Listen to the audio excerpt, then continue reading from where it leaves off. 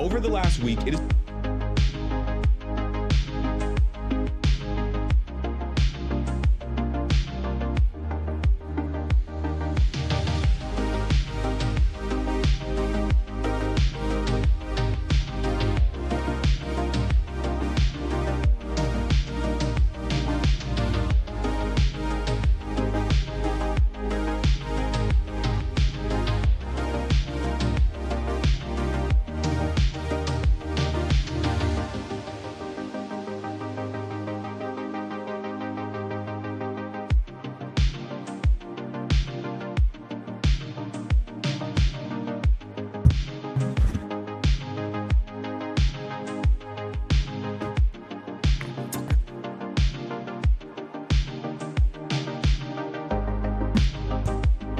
right.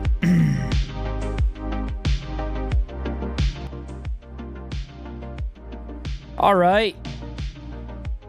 Hello, everybody. Welcome back to the Ned Ghost Ride broadcast. I'm Ned Ghost Ride. Most people call me Ghost. Welcome in, everybody. How's everybody doing on this Monday, March 10th, 2025? Hope everybody's doing good. I ended stream last night, and I kind of hung out in Crab's stream, Fox's stream, a bunch of E-Tainer stream. I was kind of all over the place last night. But in the middle of doing that, Lucia's stream too. But kind of in the middle of doing all that, I finalized that edit for that short that I edited on stream. And I think I'm probably going to post it tomorrow. Because I referenced the budget resolution that the GOP is trying to pass. So I probably need to get that out as soon as possible. So I'll probably have it go live tomorrow morning. So be sure to keep an eye out for that. I'll post the link in the Discord. Also, I went to work this morning. I went to work today.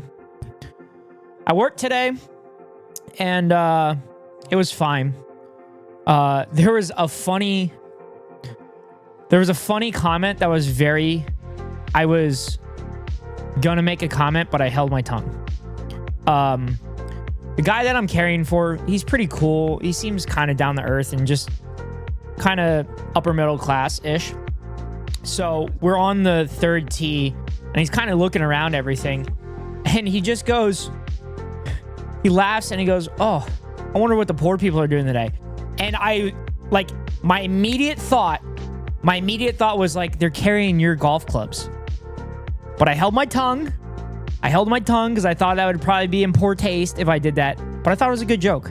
I'm so glad that I finally got to share that, because that's been sitting with me all day. And I've been wanting to tell people this.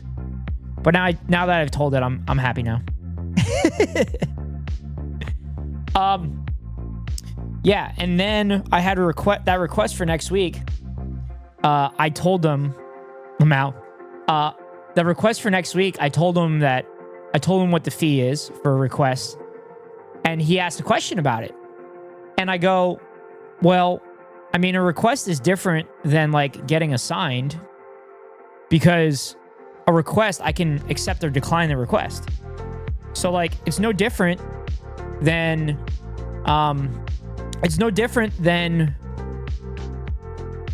going into a job saying I have a salary minimum that I would like, and then the employer offering less than that. You're not going to take that job. So I said it very professionally to this person, but they were just confused because the website says like a different thing. It's like a bag fee then plus gratuity, but I gave him like a hard set fee, and then he was just asking a question about it. So I answered him. I answered the question. He asked the question. I said, I'm like, that's my average. Like, that's my average. Like, I could get that off of a random person. But if someone's like requesting me, they know the quality of my services. So why not guarantee that?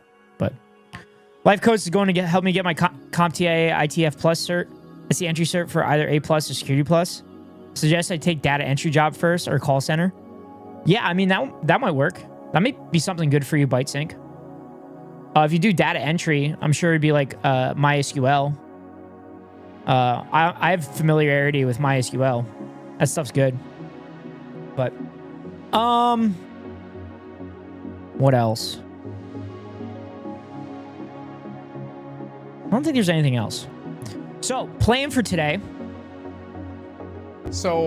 Plan for today. We're going to start with like a couple fun reacts. We're going to do a couple, not necessarily fun reacts, but we're going to do a couple reacts. One or two. And then we are going to go into Uncle Sam's Jubilee video, which Emily was so kind to place in the Discord for us. So that's the plan for today. First thing I want to look at is a tweet that I observed from the other day. Let's see. It's the same shit that I've been saying the whole time. While Dems keep thinking they need to push further and further right, Bernie's out here filling stadiums. Take the fucking hint. FaZe is Bernie's... I believe FaZe is Bernie's previous campaign manager. So he shared this video here. Filled an entire high school gymnasium of people, nuts to butts. But yeah, let's keep going fucking to the right. Fucking psychotic. I said this in Jacob Johns'. I said this in Jacob Johns' stream the other day. It is, and every time I see Bernie talk at one of these events, I like die a little bit inside. I die a little bit inside because they denied us a Bernie Sanders presidency, and your lives would be significantly easier. Absolutely significantly easier if that presidency had come to fruition. Just, it's so frustrating that the answer is right in front of our eyes and we can't fucking do it. It not only is it right in front of our eyes, but it's like, historically speaking, we know the answer. That's the craziest part about it. So, all right, so first video, why American lawns suck. So this will be fun. I gotta put the content label so I don't get banned. All right. Here we go.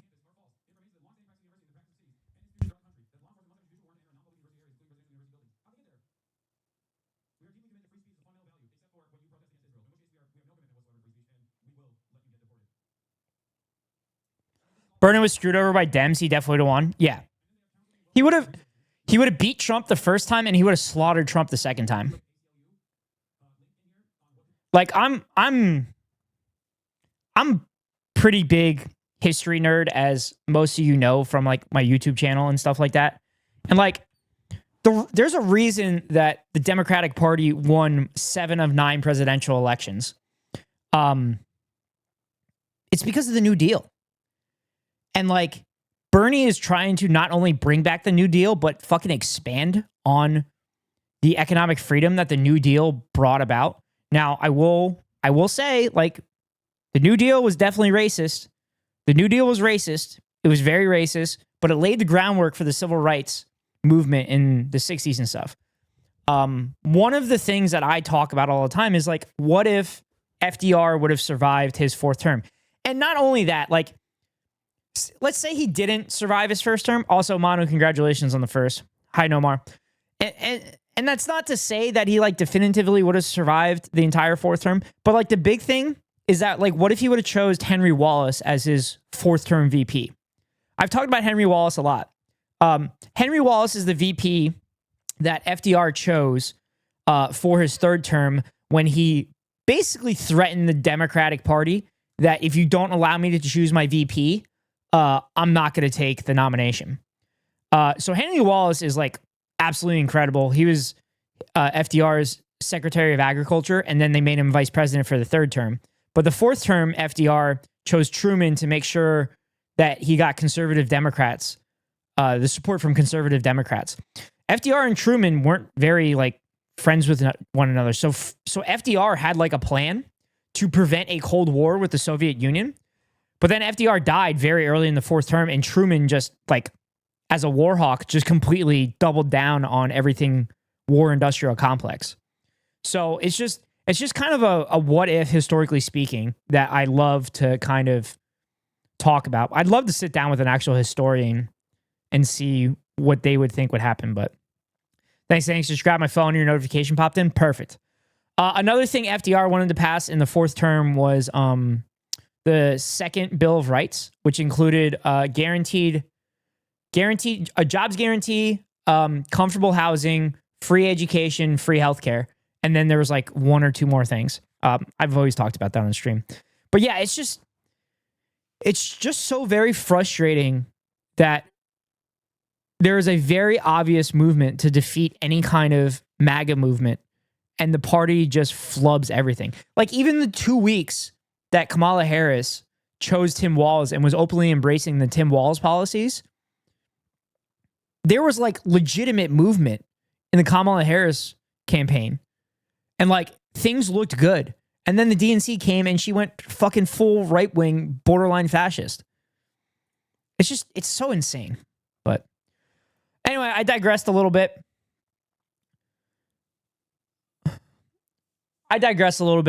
Hey, Escal, welcome in. So we're going to go into why American lawns suck. It genuinely feels like it's intentional. Yeah, I mean, I've always joked that the Democratic Party is controlled opposition because literally they have the same benefactors as the Republican Party. So they have the same donors and everything.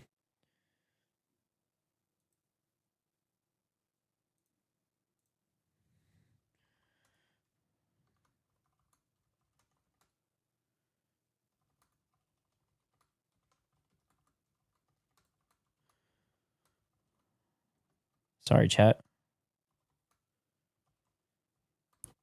So, yeah. But anyway, why American lawns suck. Courtesy Emily's playlist. Across the United States, you'll find a religiously maintained... Yeah, we'll watch this and then we'll jump right into Uncle Sam's Jubilee video because that's going to be hilariously awful and it's going to be a lot of brain rot. So I'm going to knock that out quickly and then we'll get into Satisfactory later. ...bed of grass that's usually no more than 4 centimeters tall. The American lawn. It's everywhere, arranged in such a strict, basic design that's as uniquely American in the 21st and 20th century as it was unique for the British and French elite in the 18th. America was not always a land of turf grass. The American lawn is an invention, like any other, and it's an invention that can kinda suck. When European colonists arrived in the New World, they were greeted with a thin selection of cereals, such as little barley and corn. And this was a problem, because livestock from the Old World expects old crops. The annual grasses were nutritionally weak and needed to be replanted, and alternative food for livestock was either not abundant or inedible. So the colonists wrote back to their old countries, demanding the supply of their older grasses. Unintended weeds also spread, such as couch grass, knotgrass, and the dandelion. And then there's Okay, this is highly nerd-like shit. This is fucking perfect for me. This highly nuanced takes on stuff, like going into the types of grass and everything. Oh my god, this is right down my fucking alley. This is perfect. I hate that Emily has pegged this community and this stream so perfect in such a little amount of time. It's a perfect video for this community. Pratensis, the alpha of turf grasses, a perennial cool season grass native to all of Europe, known for being highly palatable for livestock and producing large yields. Technically an invasive, it's one of the most popular grasses in the United States. It's also a nightmare for golf greens because everything eventually becomes POA and golfers hate it because they suck at golf. But what happens with the POA is it kind of flowers, particularly later in the day, and instead of the ball going straight, it'll oscillate back and forth. Sorry. It was the demand for high-yield pasture grass that introduced the materials. But there's a key difference between fields of grass that are trimmed by animals and fields of grass where no animals can be found. A lawn becomes a lawn when it has the aesthetic qualities of pasture without the actual presence of livestock. So you say it's a POA grass for golfing? And that makes a lawn a difficult I think that's a stretch. It's a POA grass? thing. Turf grasses are designed for grazed environments, and a grazed environment is not a pleasant one. For many plants, your reproduction That's how the gears are turning, but that one's over my head. If you reproduce where a predator's mouth begins, you're going to have problems, as true for plants as it is for mammals. But grasses are monoclydodons. It's not how you say it. They grow Poor at their grass base. for golfing. And this is That's kind of what I thought. because when eaten from the top, they can still... Actually, polo grass is really good for like next to oceans and stuff. So like Pebble Beach, Torrey Pines, all that. All those golf courses are good. Took me a second to follow. Yeah, Escal has like big-brained puns. So I'm not an intelligent person. So they go over my head from time to time. will survive and grow. As long as the crown remains, grass will too. Turf grass co-evolved with grazing mammals, who have teeth specifically ale designed nose? for consuming Hanging in her the grit streams? that comes Okay. with grass. It's a hardy plant that doesn't just survive where grazing animals roam, it flourishes. Able to reproduce asexually, it outcompetes plants that need to reproduce from the top. I'm familiar It's with able to Escal's puns. survive constant cutting. But this is where the problem starts. Monocultured grass needs to be trimmed if you want it to stay uniform and green, and also if you want to keep it at a manageable Ale height. like Alejandra. But if Oh, you're not Ale. going to use a cow in the 1700s, Sorry, Ale. you're going to be using labor, often Ale. involuntary. And there were only a few powerful American men who could afford that. Located in the U.S. state, Virginia, is Thomas Jefferson's home, Monticello, remarkable for being an architectural masterpiece, single-handedly designed by President of the United States, and founding father. Great music stream, no worries. What I'm used makes to it. Monticello especially unique I do my best. I do my best to get the names right. It's actually fun content too when Escal is trying to get me to say something correctly and my mouth isn't working properly. unique, though, is that it's also the location of one of the first true American lawns, a near-perfect combination of European landscape design, but located thousands of kilometers away. Dude, the from graphics in this place video it are comes amazing. from. The formalized idea of a lawn was the brainchild of a Frenchman, André Notre. He developed a wide range of gardens in France, including Versailles, where he treated gardening as a three-dimensional art, implementing complex grids with different permutations and patterns that manipulated your senses so that you'd perceive scale that wasn't Yeah, there. they went hard in this video. It's Notre who's credited with I creating... mean, they're fucking nerds. Like, they're definitely nerds. That's like the only reason that this video is like so nerdy. I love it. I love it so much. the green carpet, a plane of flat grass that created the illusion of a never-ending straight line, helping represent the infinite scale of the Sun King's power and the French male ego. The lawn was born in France, but it grew up in England, Nerdy's the best way where to the be. formal, really strict tradition would ease up a bit. Yeah. Relax. Yeah, you I know? want my videos to get nerdy and shit, but like they're just gonna take me so long to do if I get like full in-depth nerdy. In England, where Jefferson would end up traveling through as the American minister for France. There he would visit key locations, where he would see the product of the British genius, William Kent. Kent was like any other British man. He had a difficulty with maintaining a healthy relationship with alcohol while using deprecating... You need to hire humor the mask propagandist to deep-seated help. trauma and depression. He started as a painter and also made valuable contributions towards British Is architecture. that a YouTuber? But it's his impact on landscape design that is the most important. Where the traditional French use of grass was formal, arranged in complex geometrical shapes, and intended for the use of grandeur, what Kent helped create was a lawn design that navigated a fine line between that French tradition while respecting certain aspects of nature that were there to begin with. Where the French lawn was kind of kitsch and in your face, the New England... No, the one who makes propaganda for the Sri Lankan government. Yeah, I guess I could do that. I guess I could do that. I guess I could hire him. Except he's got to do his own shit. English lawn was still kind of kitsch and in your face, but in a subtle way. It's Kent and another man who popularized the English landscape design that was more natural. A subtle use of lakes, groves of trees, and also So random chat, temples. I took as though landscape the British architecture in aristocracy undergrad didn't have enough reasons to be pretentious. for my art. Of these gardens, though, For my art the most credit. important feature that Kent So this is right up my alley. popularized, not invented, was a ha-ha, a design that set in motion the separation between pasture and lawn. Ha-ha is the sunken fence that creates the illusion of a continuous landscape while also separating livestock from being Oh, too close to that's the cool. home. For the elite, Oh, I need to this is introduce the Hammond then. convenient. You can flaunt that you have long billowy fields of That's grass cool. just for the sake of it, maintain the use of perspective without being exposed to livestock, but you also reduce the need for additional labor to cover the entire field, which are now only needed on a section of the raised land. And this is what Jefferson helped bring back to America.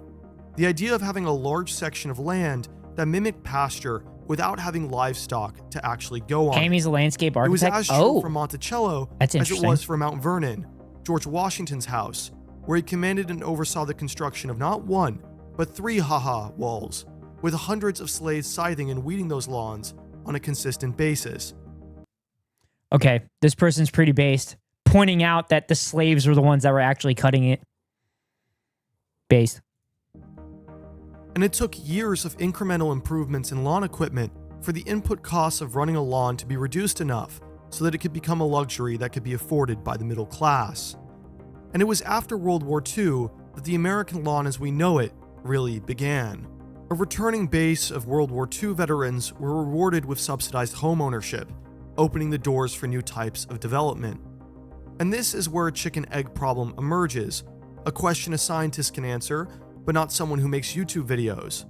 Was it a demand of incoming new homeowners that spurred the development of green lawns, because lawns were always seen as a status symbol and demanded?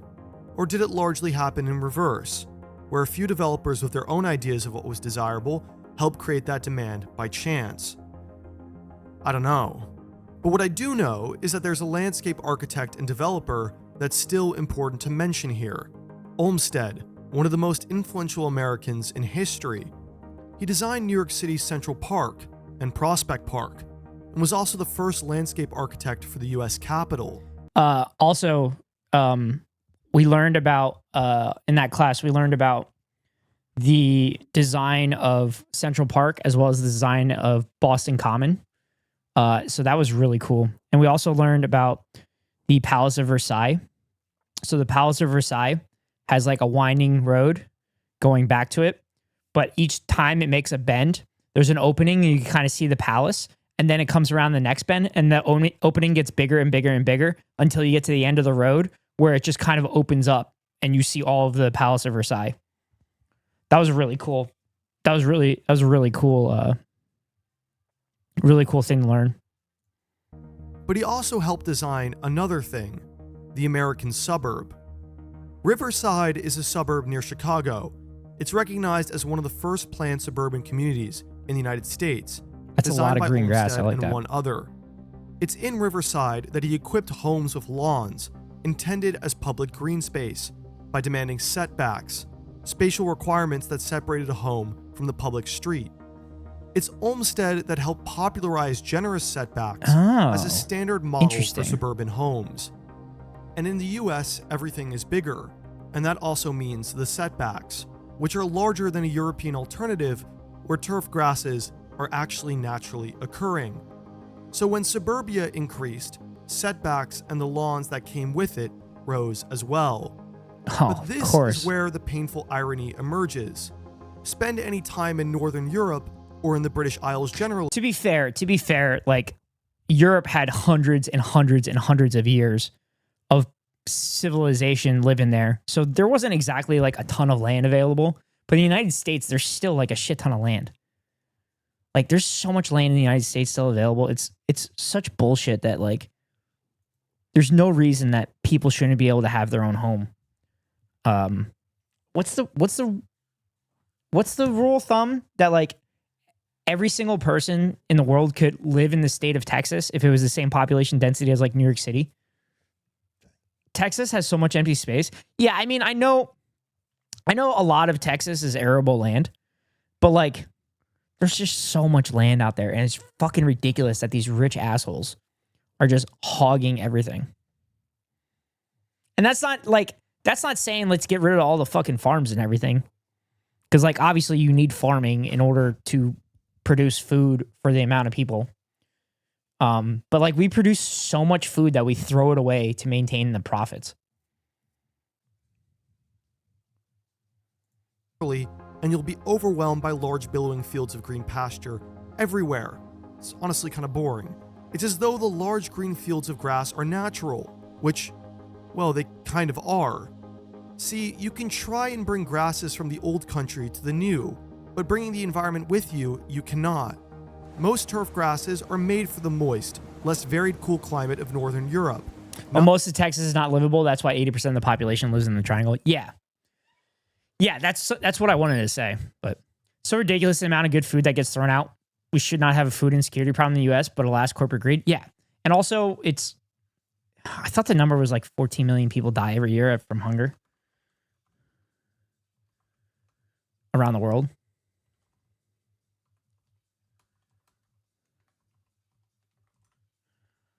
Nine million people. Yeah. In a world of wealth, 9 million people die every year from hunger. We're choosing to allow people to fucking die of hunger.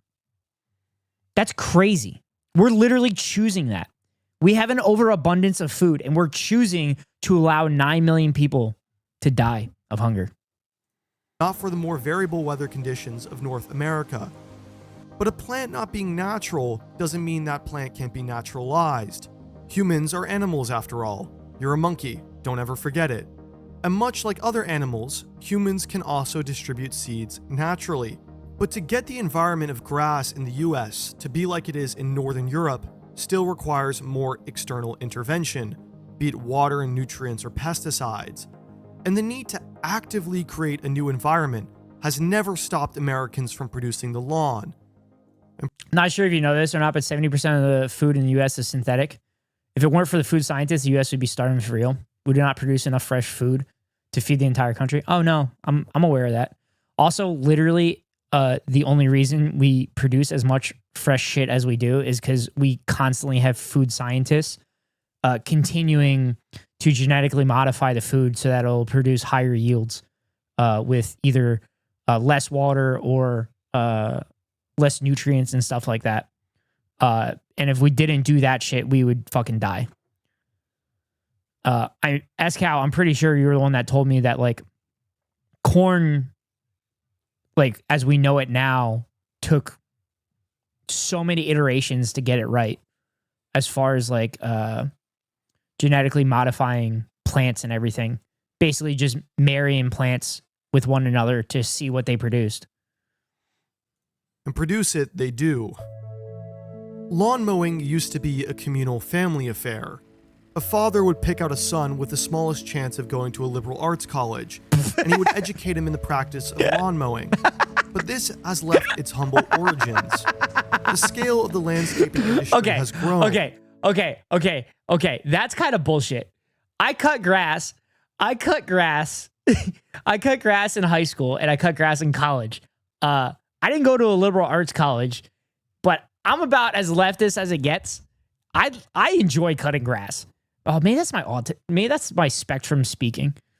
Corn is a grass. Look up grass flowers, and that's what corn came from. The Aztecs made it into what it is. Yeah, I remember you saying something about that.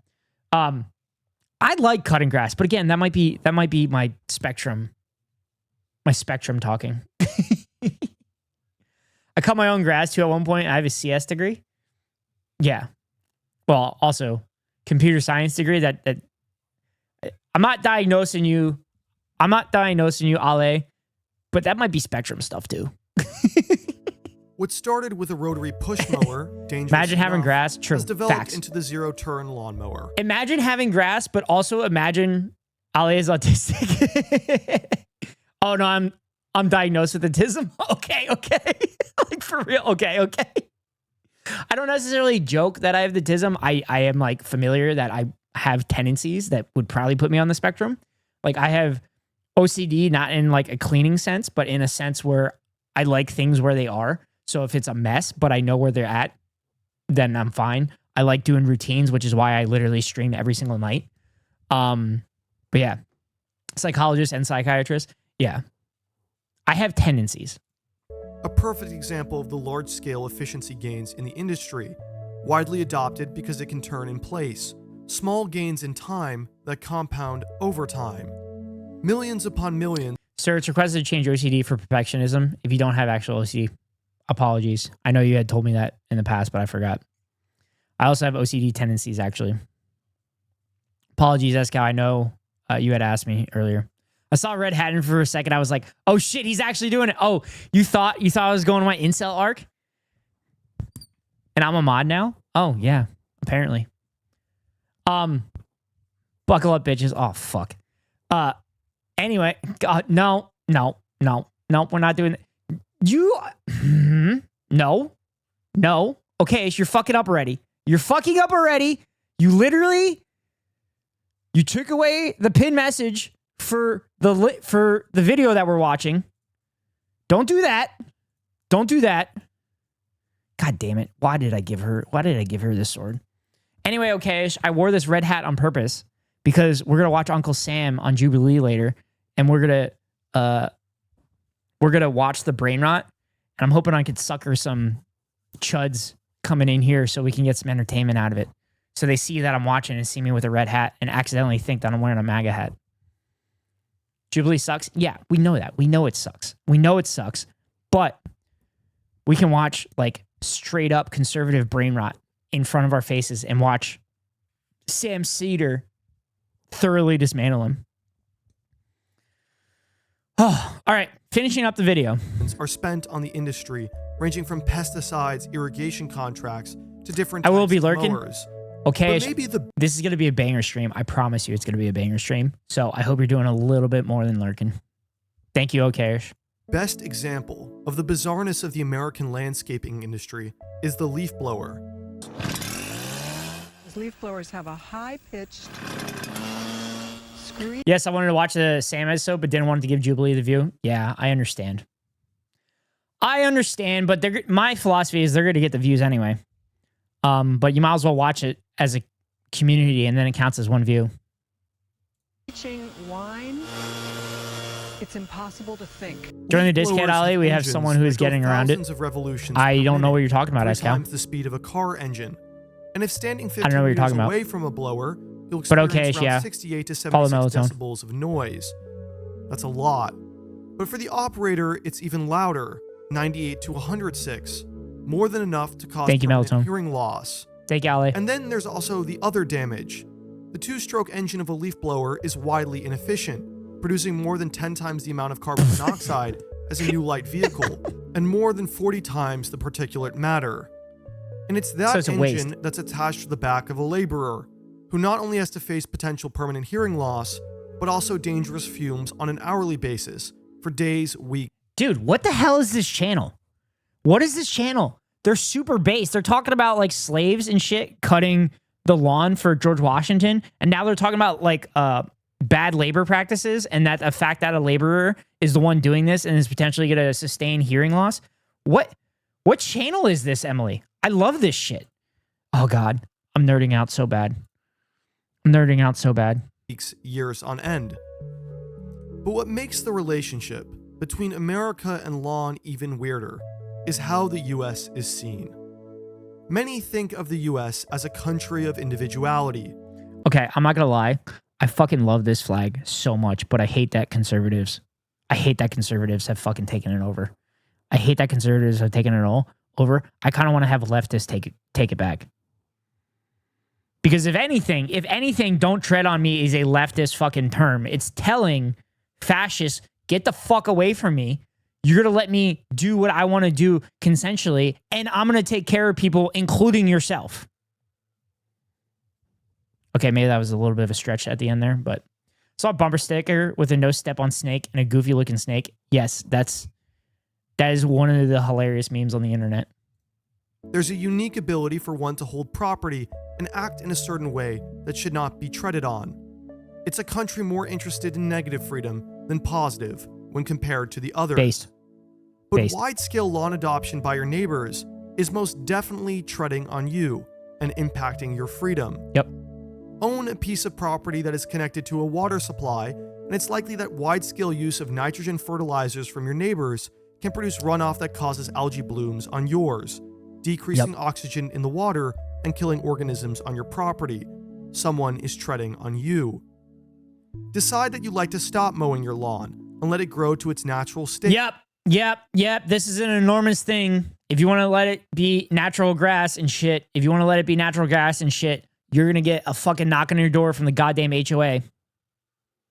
Oh God. And then I would bust out I'd bust out all the studies and everything showing that natural grass is actually better for the environment than the well manicured lawn and everything. Oh God, I'd be such. I have a friend that I've caddied for a few times, and he told me about an HOA and everything like that. And he said he joined the HOA, and he's Irish. He's Irish, by the way. He's Irish, and he's very anti-fascist, right?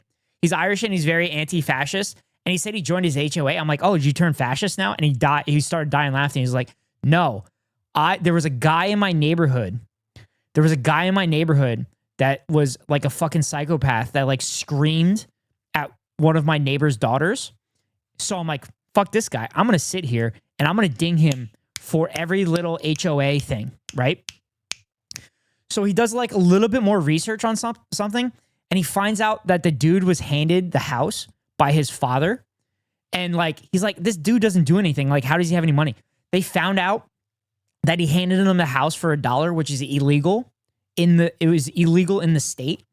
And the guy ended up, so the HOA guy, my buddy, ended up like sending the information to the IRS, and the dude ended up having to fucking move because he had to sell the house. It was the most insane story I've ever heard in my life, but it was so funny.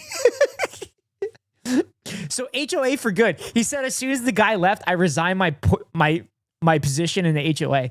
He said the HOA was him and like some other neighbor, and the other neighbor, and he told the other neighbor, he's like, dude, do whatever the fuck you want to do. I'm doing this to make sure our family's safe in the neighborhood. It was one of the funniest stories I've ever heard in my life.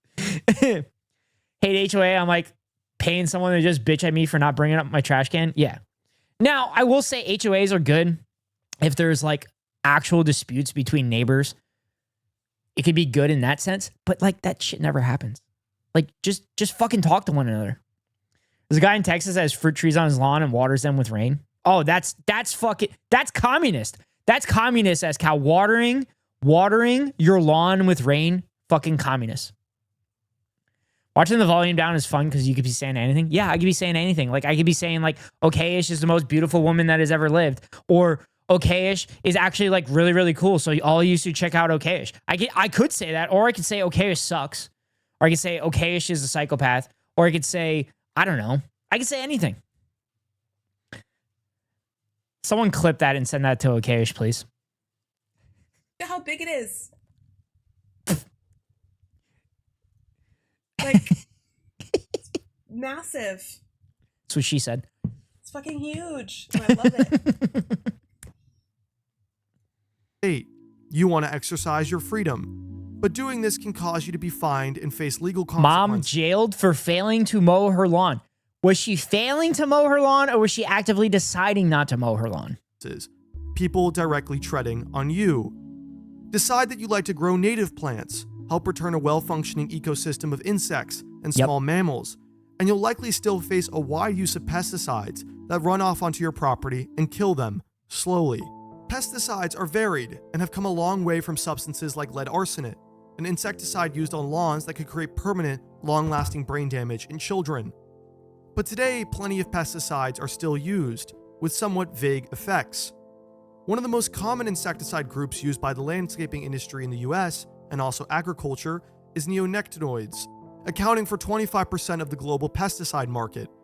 The European Commission banned 3, clothianidin, imidacloprid, and thiophoxam due to their ability to harm food chains and its connection to honeybee colony collapse disorder. They're a very efficient invertebrate killer. But in the US, there are no bans. There's also No way. You're telling me that the United States, which is completely based on like lack of regulation and everything like that, would not ban these chemicals that would literally do harm to you and your children? No, I cannot picture.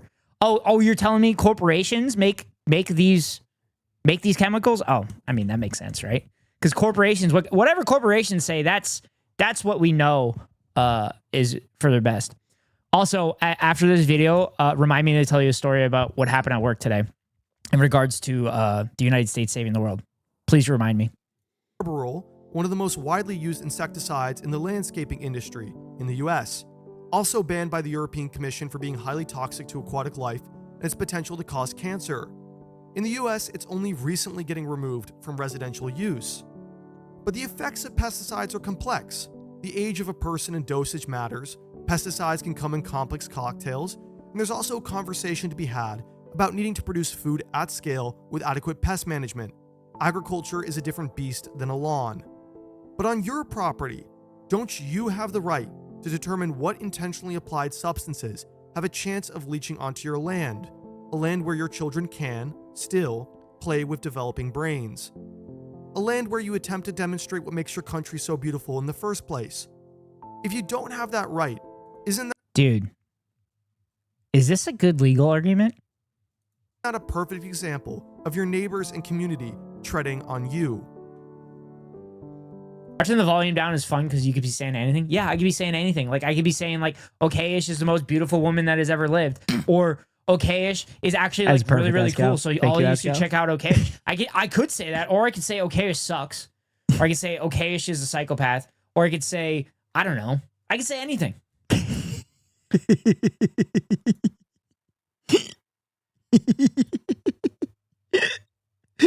Scout, thank you. I thought you'd go into the top of the hour there, honestly. Well, I didn't. It's not even close to the top of the hour yet. This is the amount of hours you have in a week, and this is the amount of time you spend on your phone. What would happen if you were to turn just 1 hour of those multiple hours each day into an hour of math and science? What kind of person would you be in a year if you did that every day? Brilliant is not just interesting because it makes you better able to understand physical reality through math and science. Oh my God, he debated me with a segue. Oh my God, 20 out of 10. 20 out of 10. Mindlessly scrolling Holy can make shit. anyone feel guilty about 20 out of 10. But spending a few hours with I like your phone that chosen each day graphic on the and getting shitter. better Yeah. at math. Now, Ethical that's reacts. something easier Ethical to reacts. justify. Ethical reacts. Just come in and say hi and bye. Makes you a Trying to have a more formidable reasonable You sleep can get it schedule, so right I'm going now to sleep. without moving. Oh, okay, And Becca. at Thanks for coming in and saying hi. brilliant.org/hoch, the first 200 subscribers who decide to take that first step can get 20% The second you said off it on your a tool phone, I that knew is it was brilliant. guaranteed to give you some of your life and Night, Becca. time Hope you back. sleep well. Imagine, if you will, God damn. a Disney movie. That was so good. That fucking ad segue was so goddamn good. It was so good. All right. One more. DI in the rise of the modern slur. One more react here, and then we're gonna get into Uncle Sam. We're getting into Uncle Sam, and I'm very, very excited about Uncle Sam. Very excited about it, chat. If you couldn't tell, I'm very, very excited for It's it. become abundantly clear that when President Donald Trump and his allies use the term DEI, they mean it as a slur, primarily against black people, but they are absolutely willing to include your group too. DEI is going. God damn it. Did I click on that? Sorry, chat. I ran an ad. I think I clicked on it by accident. Fuck. I'm sorry. I'm running an ad. It's the top of the hour, which means it's time for an ad. Yada, yada, yada. I fucked up. Negative 40 out of 10. I'm not in an ad for some reason. Yeah, just don't complain about it. Just don't complain about it. Should have done the top of the hour with the okayish clip then. I wasn't planning to do it. I literally accidentally hit the ad button again. I need to change this. I need to change this shit. I have the buttons in the wrong spot. That's the problem.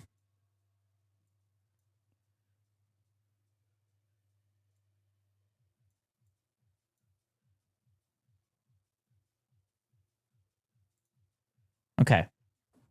That should be better now. I'm sorry, chat. I fucked up. I'm sorry if you're behind an ad. Pro streamer.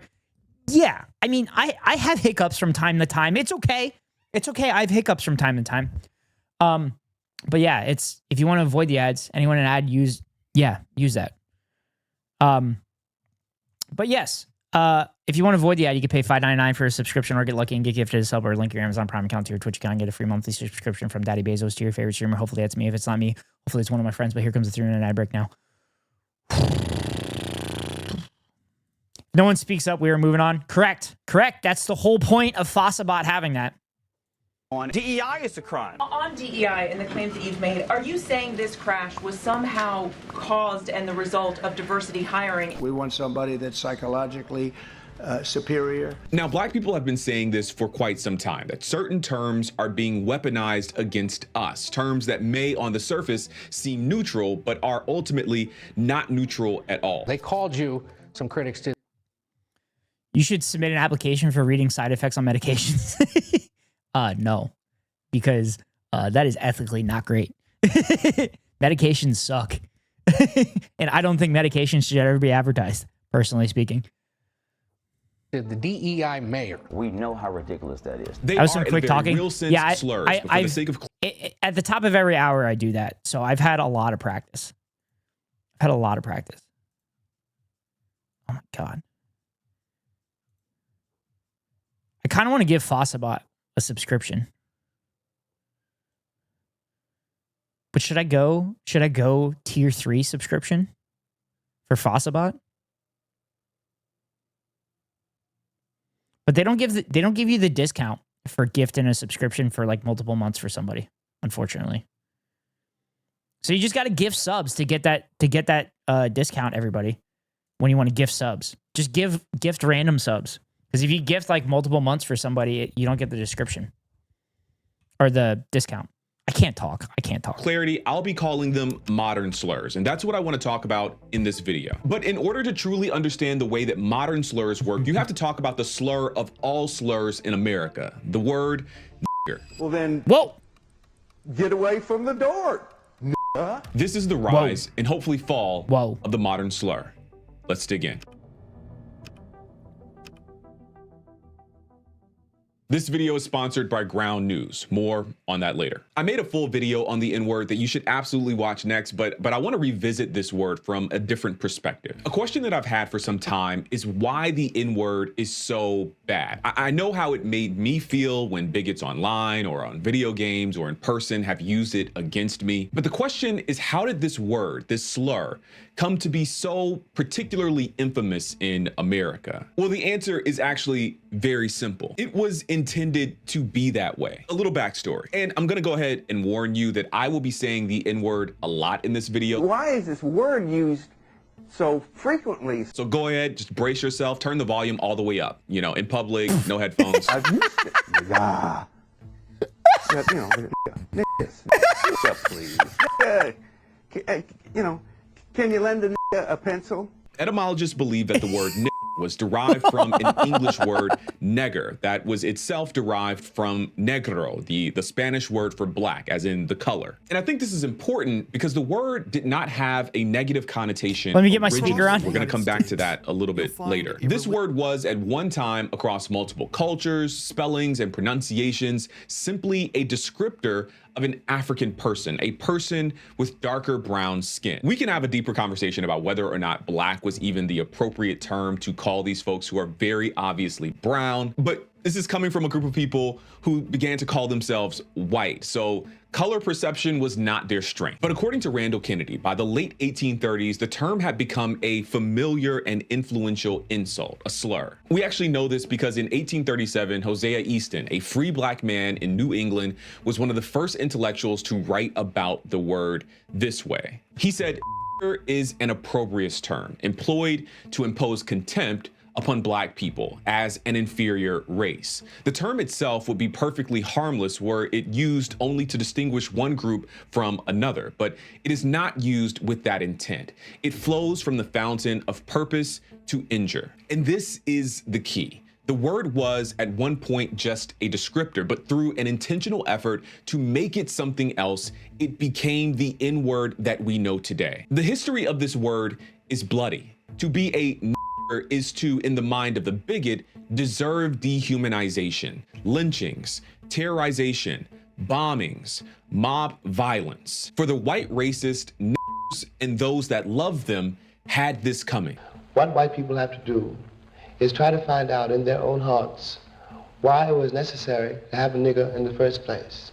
Because I'm not a nigger, I'm a man. But if you think I'm a nigger, it means you need it. The question you got to ask yourself, the white population of this country has got to ask itself, if I'm not the nigger here, and you invented him, you, the white people, invented him, And you got to find out why. But as they do, times change. James Baldwin is an absolutely incredible thought provoker. I highly recommend it for everybody. Also, when you gift somebody multiple months, you do get a discount. But I can't do math. No, I still can't do math. I still can't do math. It's a 12-cent discount, but it's 12-cent discount because it's $5.99, not $6. So I still can't do math. Wait, what's...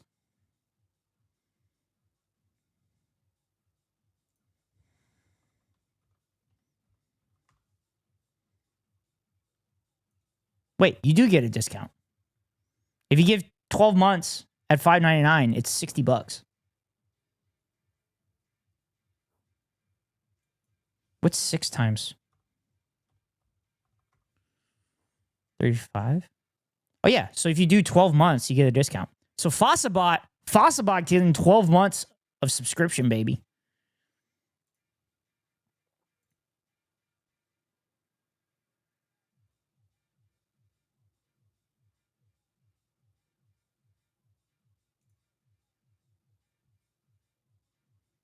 Fossabot will be using emotes. I love it. Changed. The success of the civil rights movement meant that being overtly bigoted wasn't May you do 6 months and then hit up the 12 months in September. I saved $10 doing it. I'm going to write it off anyway. Fossabot, thank you for the subscription.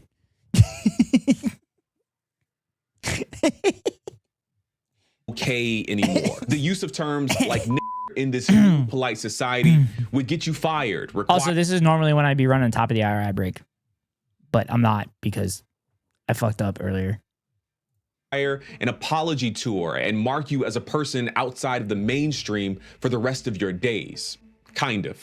I is what I is, and I'm not changing. And as a result, I think that people started to believe that racism was either a thing of the past or something that would altogether die off once all the old, stuck-in-their-ways bigots went to their graves. Which is a nice idea, quaint even. But that isn't how the world works. Racist ideas are routinely rebranded into something more palatable for every generation. And the current DEI discourse is exactly that. DEI, or diversity, equity, and inclusion, describes programs, policies, and practices that are designed to make environments, usually workplaces or educational institutions, more fair and welcoming to folks who have been historically excluded from those institutions. Think Black people, women, veterans, immigrants, folks with disabilities, queer people. I have my critiques of diversity, equity, and inclusion, mainly that, ironically, it poses no significant threats to the status quo, precisely because it is designed to uphold and serve the status quo. But to be abundantly clear, DEI is an objectively good thing, and the people who stand to benefit from it the most are the highly qualified professionals who would otherwise be overlooked by poor hiring and recruitment practices. The reality is that you wouldn't need DEI if workplaces were hiring based on merit and not nepotism in the first place. And yet, the federal government is taking steps to make DEI illegal. And all of this comes on the heels of a years-long effort to demonize diversity, equity, and inclusion programs as a handout for Black people, for women and queer folks. And this is where the modern slur comes into play. There was a time when DEI was simply the shorthand acronym for diversity, equity, and inclusion, a harmless descriptor. But DEI has become a word unto itself for these people. And that word is intended as a modern. Yeah, I'm also going to point out that this is no different than the CRT debacle that happened. Melo Ale. Melo Ale Tone, thank you for the follow. I appreciate it. But yeah, thank you so much for the follow on the accounts. And yeah, this is no different than the CRT shit that happened. Christopher Rufo literally said, we're going to make sure that any potential true historical review of anything dealing with Black people that is going to be labeled as CRT and labeled as bad. That's what Christopher Rufo literally said. And he admitted that that's what it was about. So they straight up admit when they're grifting, but nobody fucking listens.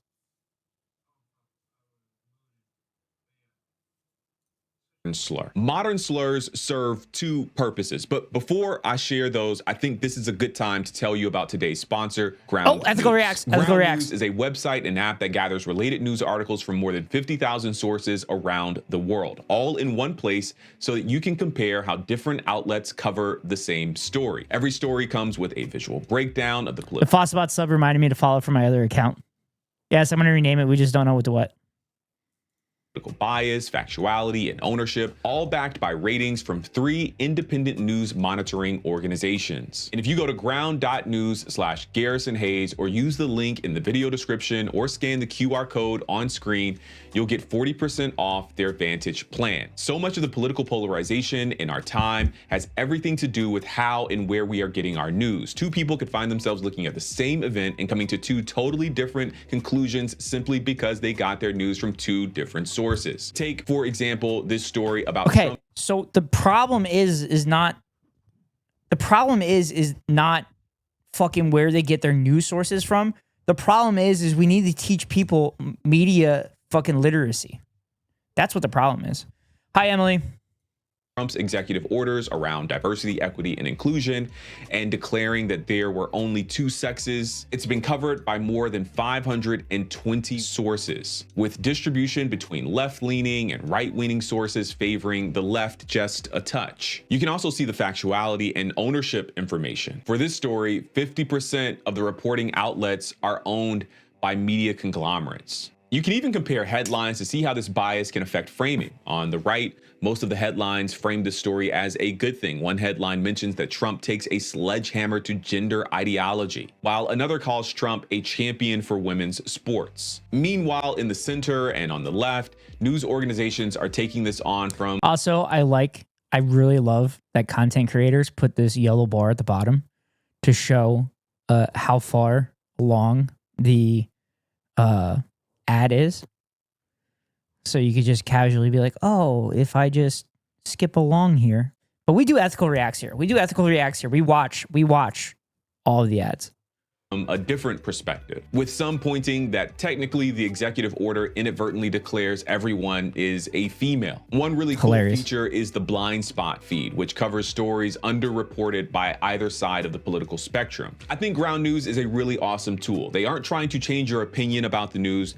They're simply trying to give you more information about where you may be getting your news and help you see where you may have blind spots. Again, go to ground.news/Garrison Hayes or use the link in the video description or the QR code on the screen to subscribe today. If you sign up through my link, you'll get 40% off of the Vantage plan, which is what I use to get unlimited access to all of their features. I hope you'll check them out.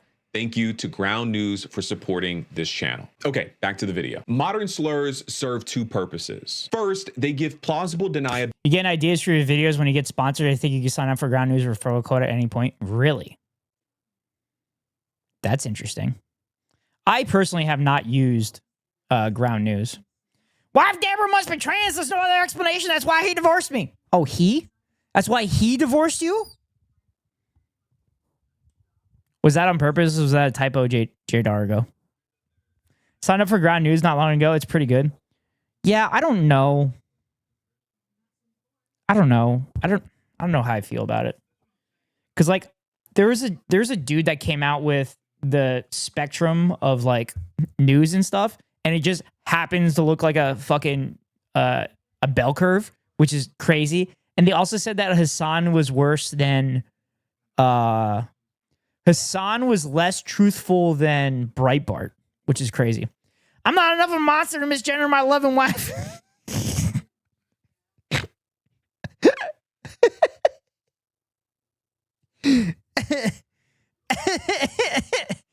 Also, J Dargo, I love how you use Haas Chud, but like you won't use Nego Chud. Like, what the fuck? Ugh.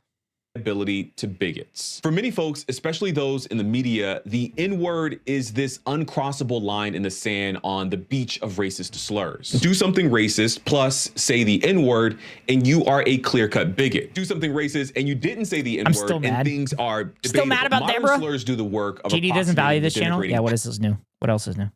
Power of the N-word without the user ever having to say the N-word, thus allowing them to speak with dog whistle clarity to their group, aka the people who know what they're really saying, while providing just enough deniability against the accusations of people who intrinsically know what they mean. This is what Dr. My Marbles W taken away?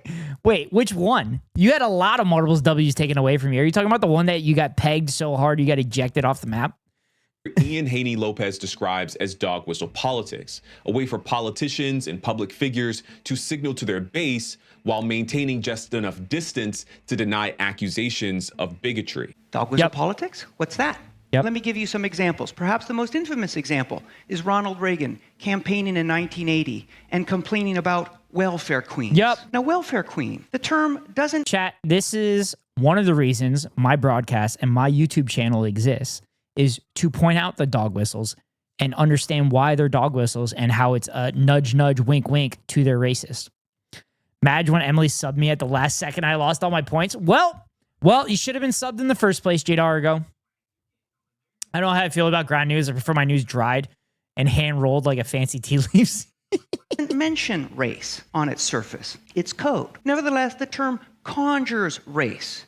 It conjures race in terms of the image of a poor African-American woman abusing the welfare system. And it conjures race in terms of who's being abused, the taxpayers, who implicitly are white. Okay, so that's purpose number one of modern slurs, deniability. But purpose number two, I think, is more sinister and more important. Modern slurs trick well-meaning moderates into normalizing the language of bigotry. When I say that modern slurs are designed to trick well-meaning moderates into participating in bigotry, this is what I mean. When Trump and the far right says DEI or CRT or woke as a pejorative, they mean there are no doubt a couple of other slurs that I think could be swapped in for this one, but let's keep it simple. When they get you to say DEI as a pejorative, they know that you may or may not mean but it doesn't matter because they mean it as a slur. Yeah. Yeah, chat. It's very fucking obvious that that's what they're implying. Like the conversation. Oh, we watched it on stream. I think it was Mason against Charlie Kirk, but they were basically baiting Charlie Kirk into getting to say that DEI, you mean black people. In reality, it also means like black people, women, minorities, yada, yada, yada. And it's usually used for like just making sure that people are all represented because like everybody's life experience is just going to make the thing a better place. Sorry for gifting you a sub, Jade Argo. You want me to give you an Asmon Gold sub instead? Is that more your speed than Ghost?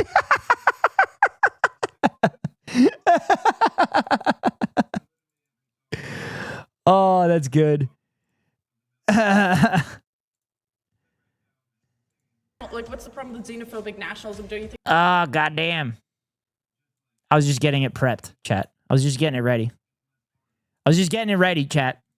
And they've already done the work to closely associate the term DEI with the idea of undeserving black people or undeserving women or queer people. So you are knowingly or unknowingly helping to normalize their framing of the term. I actually saw a lot of this online just a couple of weeks ago during the Pete Hegseth confirmation. People were routinely calling him a DEI hire. And even if they meant it as a tongue-in-cheek kind of thing, I think in a way they were helping to normalize the right-wing framing of this term by essentially saying that this undeserving person was getting a job entirely because of their race and their gender. Yes. This is an excellent point. The whole reason that we're watching this is because when we make those jokes that the people that they're hiring are DEI hires because they're like white Christian evangelicals or something like that, we are normalizing their talk about DEIs. That's why I haven't made like a ton of DEI jokes because of this point that was brought up. Modern slurs help racist ideas rebrand into something more palatable for every generation while maintaining the systems, roadblocks, stigmas, and assumptions that keep society unequal. Historical examples truly abound. When the institution of slavery was no longer fashionable, it was rebranded into a colorblind justice system, where slavery was given a convenient loophole in the 13th Amendment, except as a punishment for crime. In key ways, America swapped the yucky term slave for the more acceptable term criminal, and black bodies have been over-criminalized ever since, allowing the country to celebrate the moral high ground of emancipation while simply engaging in slavery by another name. Going forward 100 years after the Civil Rights Movement, Jim Crow terrorism was rebranded into more palatable terms like the war on crime and gerrymandering. But what was the war on crime? It was state-sanctioned violence against black people predominantly, but marginalized communities more broadly. What is gerrymandering except for the dilution and disenfranchisement of people? This is crazy. Like, this is insane. These are congressional districts. It is crazy that people are so racist and think people are so monolithic that they have to go in there with statistical analysis to make sure that they win more seats. It's insane. Woo my district? Yeah. It's fucking crazy that it has gotten to this point, but it's all about power. Politics are about violence, chat. Politics are violent. Allowing people to starve is violence. Allowing people to be homeless is violence. And these people that gerrymander like this want to make sure they're being violent against the people that they don't like. That's it. That's what it boils down to. Politics are violence. It's just a matter of how much actual physical violence and harm you're going to implement on people. If you're a good politician, you don't implement any violence. You limit the violence to people that are incarcerated or people that are like genocidal or people that are like Nazis and stuff like that. You limit the violence to them, and you redirect all that energy, all that political energy into helping people. And instead of directing that energy into being violent against poor people or brown people or anything like that, you redirect that energy into schooling, infrastructure, public transportation, public services, all that stuff. People's votes, usually black people. We use these terms not because they mean something different from the very injustices that people like MLK and Medgar Evers were fighting against. We use them because they are more palatable. They don't make us feel bad, and more importantly, they don't make us look like bad people. Today, the terms woke and DEI and CRT are being used to train a brand new generation into devaluing the ideas and social contributions and presence of black people, specifically in marginalized groups. Emily, why did you give money? I know you did it for the meme, but I can't believe you just did that. I can't believe you just gave Asmongold money for the meme. That's crazy. More broadly. At the beginning of this video, I mentioned that we talk about the rise and hopefully the fall of the modern slur. And I mentioned the fall because I think that there is a solution to this problem. Truthfully, I think it's very simple. Only you could have bought a 12-pack of road sodas for that. Yeah. Use these terms when you intend to convey their original meaning. When you say CRT, mean a complex academic and legal framework designed to interrogate the role of race and racism in society and policy. When you say wokeness, do so as a way to express I live and die for the memes. Systems of marginalization are everywhere and affect everything, and we can't afford to sleep while our rights are being compromised. Yep. When you say DEI, mean diversity, equity, and inclusion, mean anti-segregation, mean that your workplace or university has been a historically white and male institution, and that interrupting that trend is a good thing. What I'm saying is disrupt the way that bigots are co-opting language and creating new slurs by any means necessary. Okay, I think I'm gonna call it there. All of that I just said is what I think, but please tell me, what do you think? Let me know down in the comments, which is just below the like button.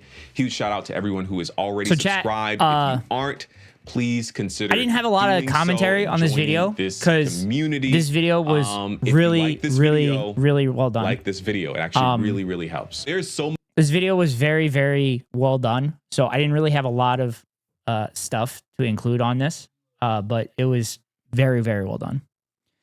Can you drop the link to this YouTube video? It should be pinned. Oh, what the fuck? It wasn't pinned, but I will do it again. I will send it again.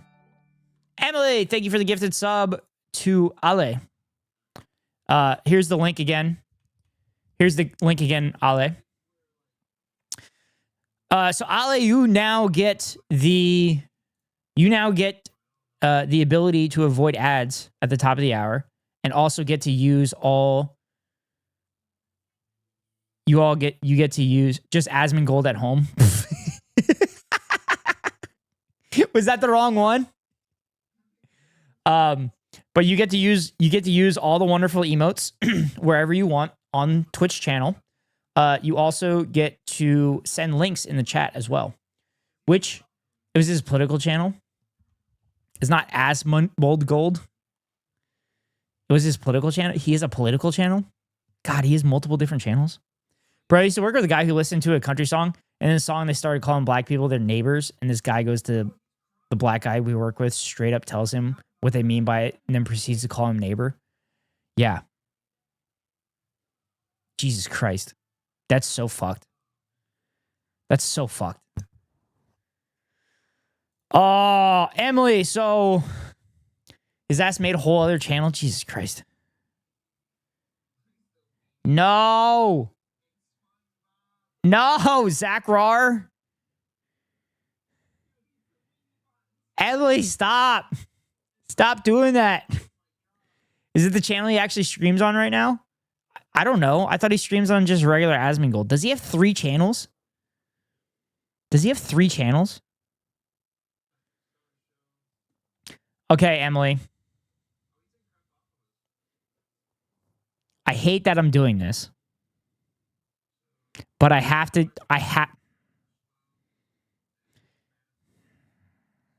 Okay, the problem is... Oh, he did it once? Oh. Zach Rohr? I don't know. I thought he streams on Asmongold. But anyway, the video that I have access to, the quality of the video is not great. It's not as good as it could be.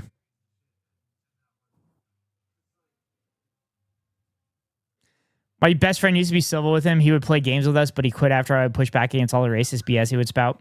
He would just regurgitate Fox, and I would give him data. Nice. Shit. I don't know how I want to do this. My Twitch account has been cursed with a harbinger of pestilence. Dude, Jay Dargo, just start using the Asmongold. Sorry, it's the only way I could upload it. They have a 500 millibar limit on Discord. Yeah, I know. I know, M. You must have Nitro. Ghost, you've heard John talk about Leggy, right? That's the guy? I don't think so. No, you're good, M. We're just going to have to give it one view, and the rest of you can check it. I do have Nitro, yeah. The rest of you can check it on the Discord. But yeah.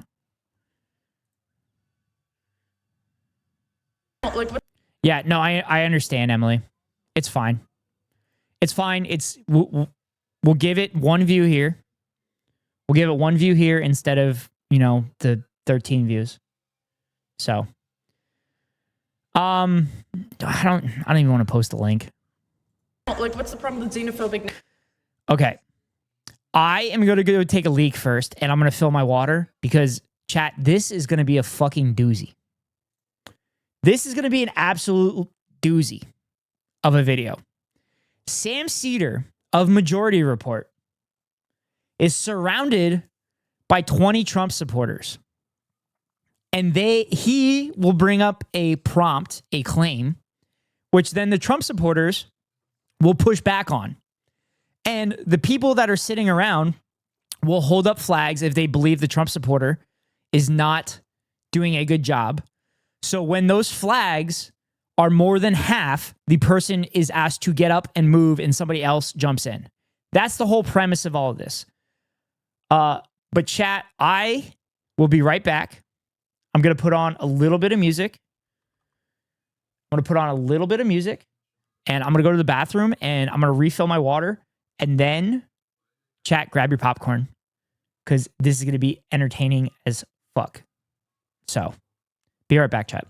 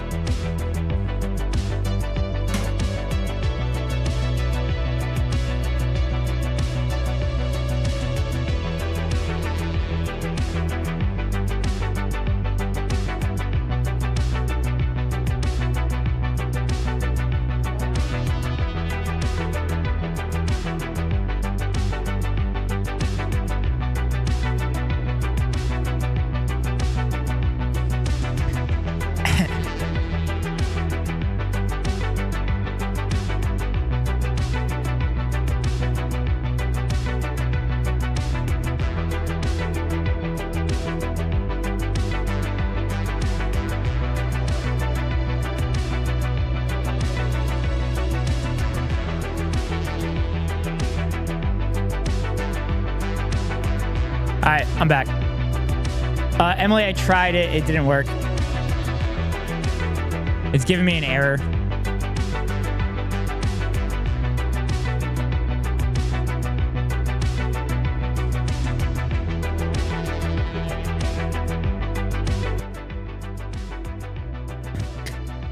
Madge, I was always glad. I meme too close to the sun. I'm a petty bitch when I want to be.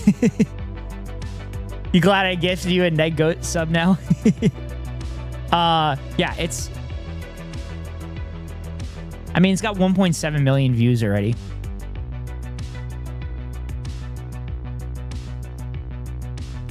I mean, if y'all are okay with... If y'all are okay with the lesser quality, I don't mind doing that.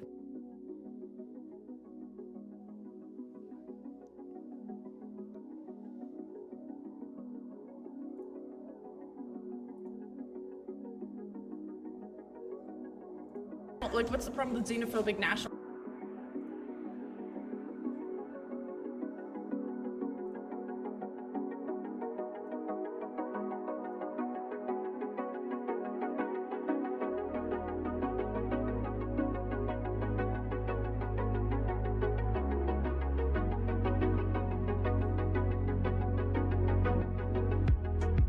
Yikes.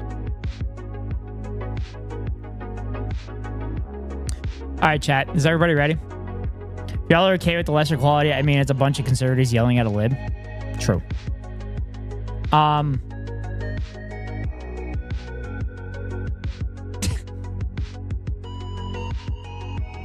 True. You're right. Like, we just need to listen. We just need to listen to it. I like having the highest quality stuff. So that's all I was saying. Anyway, chat, here we go. Like, what's the problem with xenophobic nationalism? Don't you think that's better for Americans in general? To be xenophobic nationalism is better? We should have a coherent culture. Everyone should be a part of the same culture. Which, do you get to choose what the culture is? We already not have this a one. dominant culture. I mean, look, I got to be honest with you. Like, you and I have a fundamental disagreement. We will never see eye to eye on this. Jesus Christ. Jesus Christ. Pro xenophobia, Andra. Yeah. Also, I have, I do have a Carter. I have a Carter tweet talking about that prompt. So we will be talking about. I will bring that up when we get to that point. I'm Sam Seder, host of the Uncle Majority Sam. Report, and today I am surrounded by 20 conservatives. Uncle Sam. My first claim is Trump's attack on DEI hides his real goal, which is to give corporations more power. Ooh. Ooh. Ooh, this is a good claim. What's up, Otto? These kids don't stand a chance. It's going to be so good. I'm so excited. Sorry, Sam. No worries. All right. I think The fact that she just says xenophobic like his strength is wild. Yes. Yes. Very, very wild. Here we go. Here we go. Here we go. Here we go, chat. have a slight issue with I've been so excited for this. the back end of the premise. I guess Trump's attacks on DEI being a real goal to, give corporations more power. I'd rather center the conversation around the democratic, especially as conservatives, the issues that people have with DEI and why I believe Trump would, want to support the issues that, people are voting Dude, for. this person is shitting themselves. I'm talking about his whole attack on DEI. It's actually DEIA, right? You know that. Right. In government agencies. The A being for accessibility. Right. Yeah, and I think the attack on DEI isn't an attack on people's protections. It's on. So, chat, if you notice, Sam is letting them talk. This is Sam's best tactic. If you let them talk, Lamau, is that Nandre? No, it's not Nandre. But that would be so funny if it was.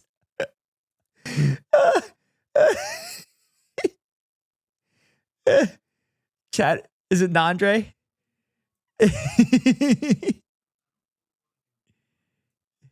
Is it Nandre?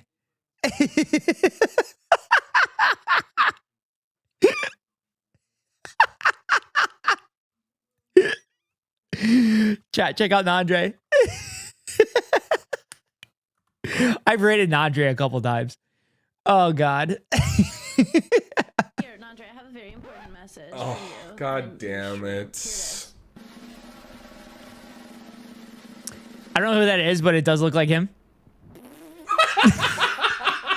Nah, he got mad in Hassan's chat earlier because someone called him Nandre from Temu. No! Oh my God, that's incredible. Oh, that's great. Okay, all right, let's do this. Let's do this. On the other end of the spectrum, right? Wanting to end DEI. What I was finishing saying, when Sam has these conversations with people, he lets them speak because eventually they're going to talk themselves into a corner and not be able to get out of it. And then Sam walks them through proper steps to do things, which depending on what the topic, it could be like a leftist look at it or like a factual way to look at it. But started uploading the full quality on archive.org when you started complaining. So when that is done processing, you can upgrade image quality. Okay. DEI doesn't want to end protections for someone being disabled, someone being... Emily, you are petty. Remind me to never piss you off, please. Inaccessible to get into a job. It rather wants to de-incentivize corporations to push them to hire these people on unfair bases, right? Okay, but DEIA is not about quotas or anything like that. It is about protections for people within these organizations, or to make sure that you have different communities that have the opportunity to apply to these things. Right. So it can mean, within government agencies, it means things like, let's pay interns so that not only wealthy people can have their kids do internships in these agencies. Or let's put out... Emily would make a good scout during a fictitious revolution. Yes. Yeah, a fictitious one.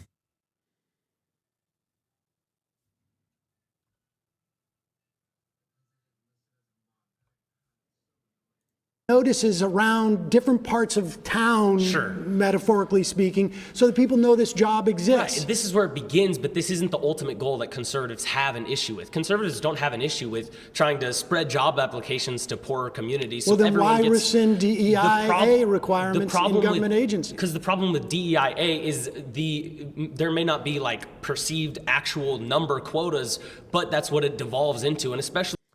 Oh, the slippery slope argument. The slippery slope argument. I'm a trans woman who was also an Eagle Scout. God damn, Emily, you are a fucking nerd. I'm sorry. That wasn't supposed to be a pejorative. We embrace nerds here. You should have heard us earlier when we watched that lawn video at the beginning of stream, Emily. We watched that lawn video at the beginning of stream, and like 30 seconds into the video, I'm like, oh, this is my shit. I'm like, this is straight up nerd shit. This is incredible. But yes, the old slippery slope argument.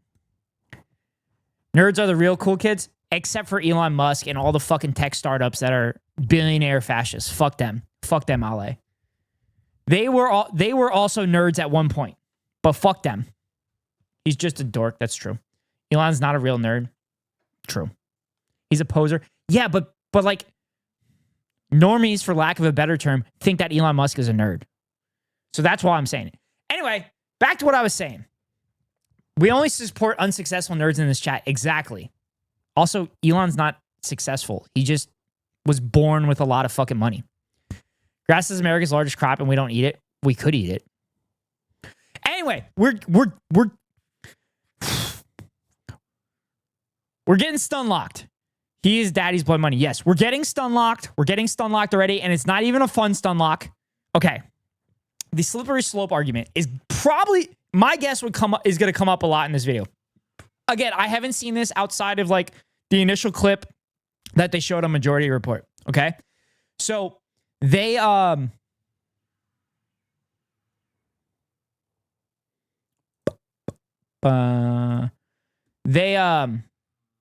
to say, oh, this is what's going to happen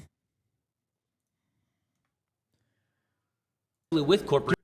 This is what's going to happen, and it's just a slippery slope argument that's going to go, we don't know where it stops. No, it fucking stops where you make the decision to stop it. That's what happened. His daddy's blood money, a small loan of $1 billion. Yeah.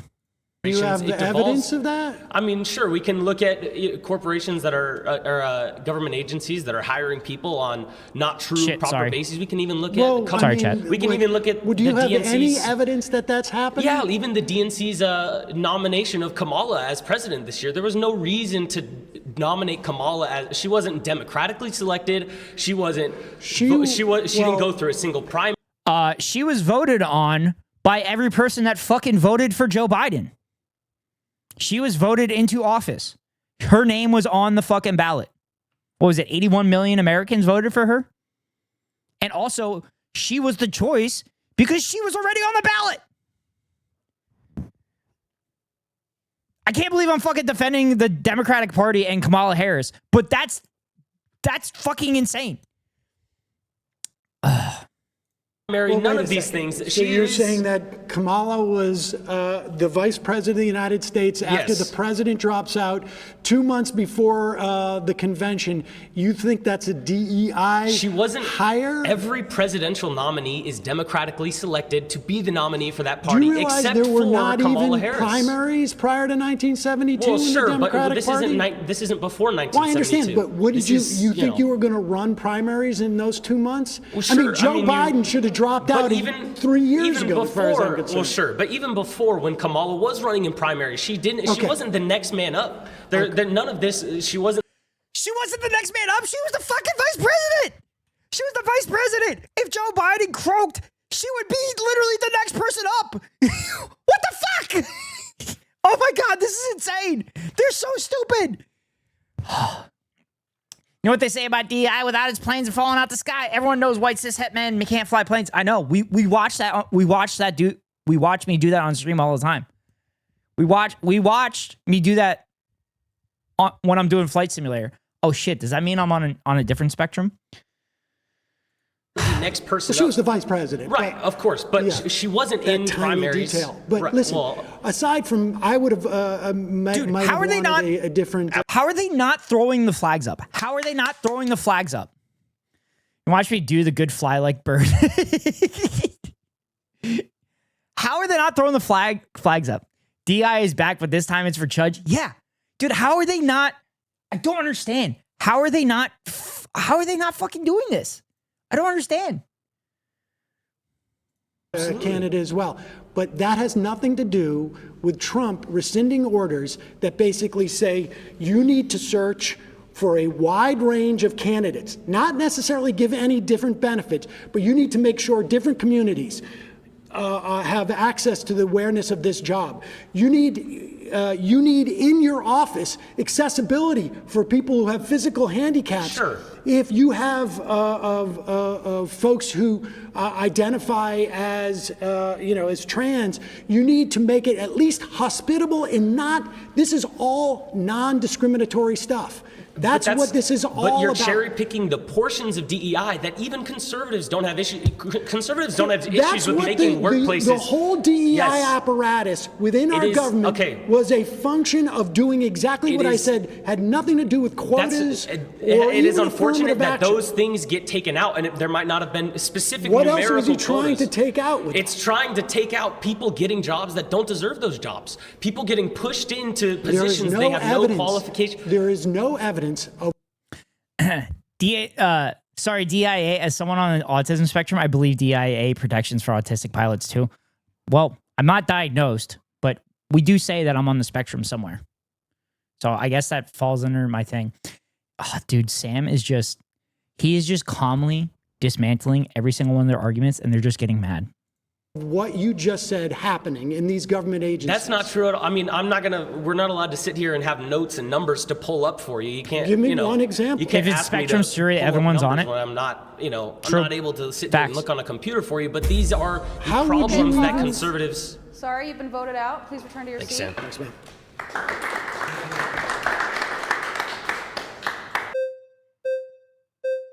Such a bad argument. Everyone's a little artistic. Okay, so I think the sad part is evidence DIA brings more capable candidates. Yes, and also literally companies that exhibit the DEI stuff and have a more diverse corporate board literally are more successful. Like, they're so fucking dumb. They're such cucks. And then, like, the hilarious part about this Jubilee is they have surrounded Sam by a diverse group of Trump supporters, which in reality, that doesn't explain Trump supporters. Like, a vast majority of Trump supporters are like, white, cishet males.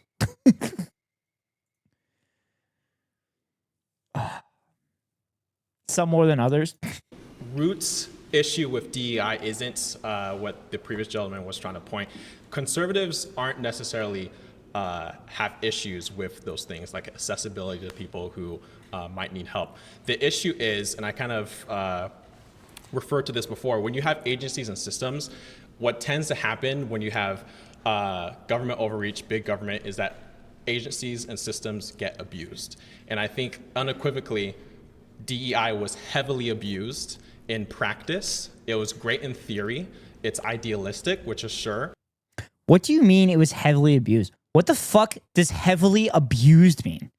What does heavily abused mean?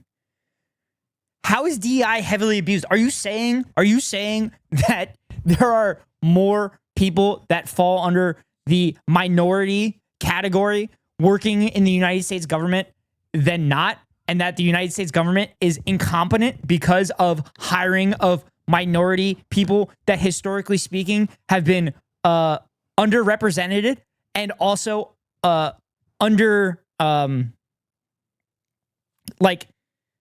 the fucking word I'm looking for? underrepresented and oppressed against historically?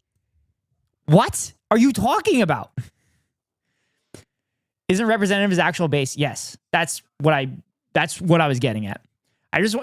Like Jubilee is literally doing they're literally doing the dirty work for fucking Trump.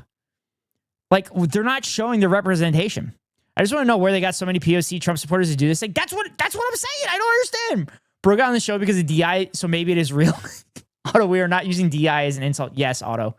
We're not using DI as an insult. Oh, hell no. They got Jebediah in the background ready to pounce. Heavily abused like wives of cops. Yes. Also, chat, you should Google cops 40% to find out why that joke is funny by Emily. Remember, cops 40%. Sure is fine, that a lot of people can get behind, but it was abused in a lot of ways. When you have actors, like we're in California right now, when you have actors, white male actors who are being told, also wives and husbands of cops, by the way. We're not going to cast any white men. Dragged the Amish dude to this. This particular kind of. Also, Jay Dario, I swear to God, if you're making jokes that came from Hassan's chat, to farm Omega lulz in here, I'm gonna be so pissed at you. You're literally gonna farm jokes from Hassan's chat. I knew that was gonna happen. You know, JD does exactly that. I fucking knew it. I knew JD was gonna do that shit. Gender, race, right? That is an abuse of a system. It's no longer fair, but more about just perpetuating one aspect of, visual compelling aspects. Because at the end of the day, what's going to happen is companies are going to say, well, we want to look the most diverse. Okay, well, I'm a mud baby. It's moral grandstanding. It's like, because we have more black women, we sell better soda. Like that. I got you. That is not. Well, this is. JD takes notes and hope you react to that thing next. That's getting a little far afield from what Trump's DEI orders are. But I can tell you, as somebody who was a sitcom actor in the 90s, I would walk into a room and everybody I would see would look like me. And I was doing a second position, which doesn't even exist anymore, where you do 2 pilots a year. And I was looking around basically every part of television when I was a kid. I was centered in some fashion. It was either this is about my mother, or this is about my father, or someone like me was centered. So, we can argue as to whether or not Hollywood is overcorrected in some fashion. But on a governmental level, the DEIA directives that agencies were following for the past 4 years, there's nothing, I don't know what you mean by abuse on it, but there is no evidence that it was an affirmative action program in those instances. It was about anti-discrimination. You cannot discriminate against these people, and you want to open up opportunities for a broad swath of people. Again, the internship is like one of the most material things that exist there, where the idea that you need to pay interns, and that's important because you want... Yeah, so like that's such a huge part of this is paying interns, because there's so many jobs where you literally need an internship to get. And the amount of people that I caddy for that say interns don't deserve to get paid and grad students don't deserve to be paid are a vast fucking majority of them. It's insane. It's crazy that you are only making a career available for a sect of people that happen to be wealthy enough that they could pay for rent in a city for 2 to 3 months. That's crazy. I couldn't even afford to be an intern. I don't know. Maybe I could have afforded to be an intern, but I don't know that. Like, my parents are like probably middle class, upper middle class, more so probably upper middle. No, they're definitely upper middle class. So like we were fairly well off. Maybe would have been able to do it, but like I don't know that. And also, as an intern, you're creating value for the company. You deserve to get that value that you create for the company. That's why I never got into electronics design. If interns are so useless, why did they make the internet? I was lucky to get paid for my internship, but it was probably because of the field. Yeah. Look at the internal memo. Low-income people to have the same sort of like opportunities to see these things as wealthy people. My kids can maybe afford to do an internship for the summer instead of going to get a job. I think what's happening is we're talking about two different things. Because but I'm talking about Trump's DEIA rescission is a way of basically driving people out of these agencies, making it you're saying Trump specifically, and I understand why you're saying Trump, but he's the fucking president. He's the president. This is his policies. This is his policies as implemented. And of course, he's fucking talking about Trump. What the fuck? I think the American people as a whole have kind of, and I won't say whole because obviously it's not 100%, but a majority. He literally did this day one, yeah. Rejected DEI because again, I don't think a majority of Americans know what DEIA is. That may be the case, but again, my point is we're talking about abuse of a system. What you're talking about? What abuse are you talking about? What people were seeing were, hey, because you're white, you can't do this. And liberals like to do this thing where they create systems and then they created the whole idea of woke and then they backed away and then liberals backed away from woke, not the people that were actively educating people on what the definition of woke is and having people understand that there were historical injustices that need to be made amends for. Oh, it's so fucking frustrating. Liberals literally co-op any kind of leftist fucking movement and then they corporatize that shit and then don't do fucking shit for it. They did it with Black Lives Matter. They did it with woke. They did it with fucking Native American reparations. They're doing it with fucking everything. It drives me fucking insane. Not just that, but the government needs to compete with private sector intern positions too. Paying interns actually gets better talent in the public service 100%. Because privatized sectors don't want to fucking pay interns because they're greedy assholes. They're greedy assholes and they like having slave labor. Why does it feel like this guy had practice session with someone? He definitely did. He 100% did. When these policies drive marginalized people out of high-paying and skilled jobs, the chuds are going to turn around and say in 20 years, look, they don't contribute to society as much per capita and all sorts of garbage. No fucking shit, Otto. No shit. It's almost like you see the long-term plan where they're trying to make sure that marginalized people no longer exist in this country. Fascism, which is the path that we are going down very fucking quickly, has a smaller and smaller and smaller and smaller funnel. When you continue to get rid of certain people, when you continue to get rid of a certain sector of your population, once those people are gone, you have to go to another one. And then you have to go to another one. And then you have to go to another one. And then you have to go to another one. And eventually, if you get down far enough on the road of fascism, you end up with a bunch of fucking cishet men because you're gonna eventually start throwing women and shit into death camps and concentration camps and shit like that. And you're no longer gonna have women to be able to procreate with. It's a gay agenda. It's the gay agenda. Oh my God, fascism is the gay agenda. Fascism is the gay agenda to make sure that's only men left. That's it. That's it. There's the gay agenda. That's it. Fascism is the gay agenda. Five-head thinking by the conservatives. Jesus Christ. I can't believe that I have figured it out. Ghost Death pre-watches. No, I fucking did it. That's it. Because the Nazis went after the communists, the socialists, and the trade unionists. And once they were eliminated, then they went to Jewish people. Once Jewish people were eliminated, they were going to the Slavs. Which Hitler also said they were vile and animals and scum and everything. That's it, chat. Fascism literally eventually ends up with just dudes. Just dudes. That's the gay agenda. Conservatives and fascists actually have the gay agenda. That's it, chat. That's it. That's it. Bro, they even went after people with glasses. Just dudes living life. Ah, God damn it. They went after people wearing glasses? That's fucking crazy. That's crazy. Conservatives say woke, and then they're like, well, we don't know what woke is. They created DEI. God forbid men have hobbies. Fuck you, JD. Yeah, because they were subhuman. God damn it. That was Pol Pot, I think. Literally said Kamala Harris is being chosen because she is a black woman, and then all of a sudden, Democrats for the rest after that said that's not why she was chosen, even though Biden literally... Okay. I wasn't streaming at this time, but literally Biden saying we chose Kamala Harris because she was black was the dumbest fucking thing ever.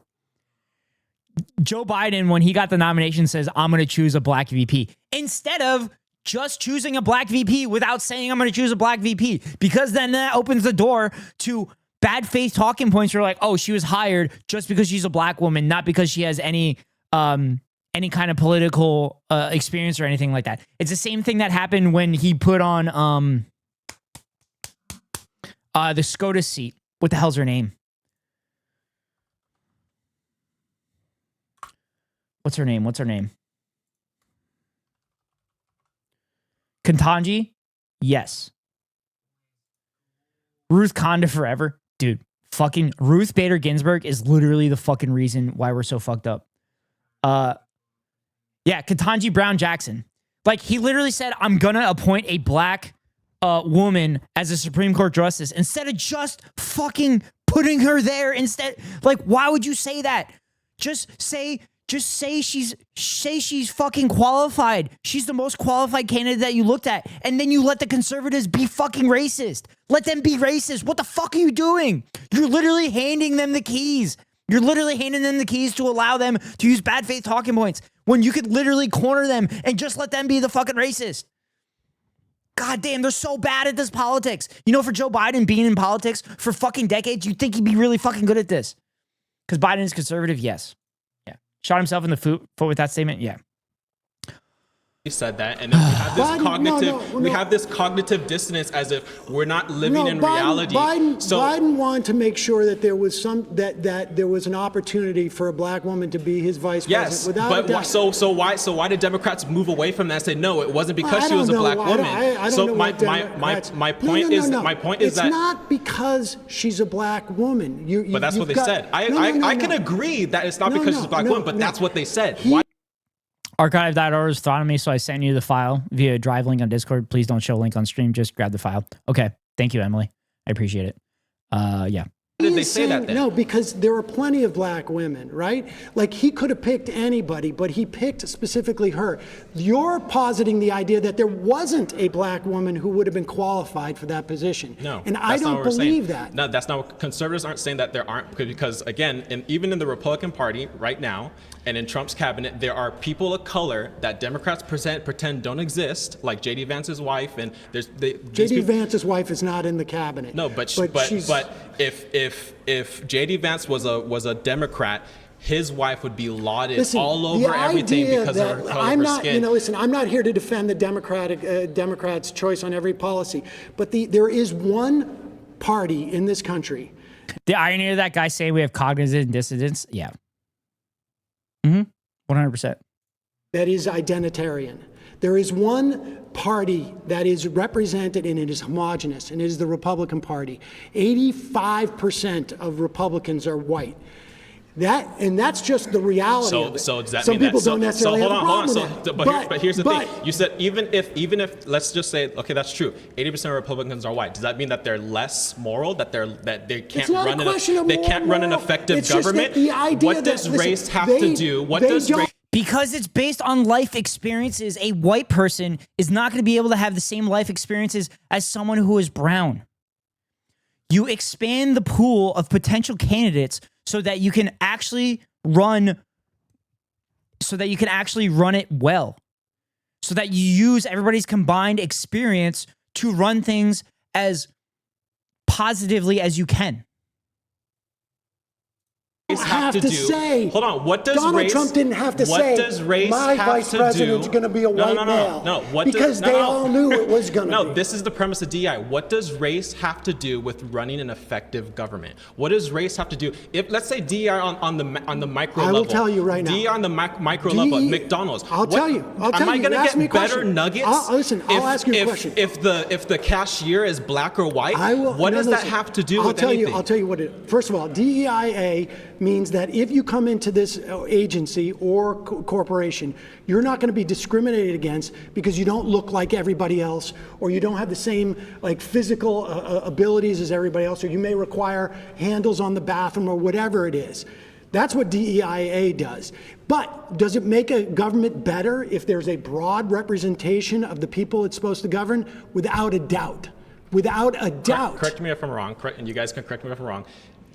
regardless of DEI, don't we already have things in our Constitution that protect people's rights, protects people? No. No. We don't? We don't. Do we or do we not? No, we do not. Tell me what government should be representative of the actual population. Yeah, that's what I'm saying, Ale.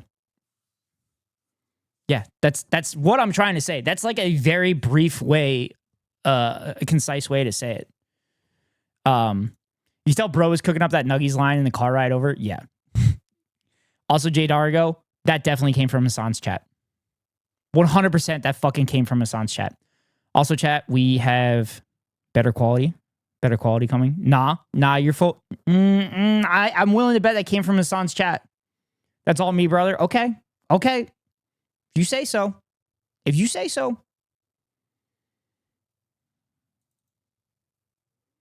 Like, what's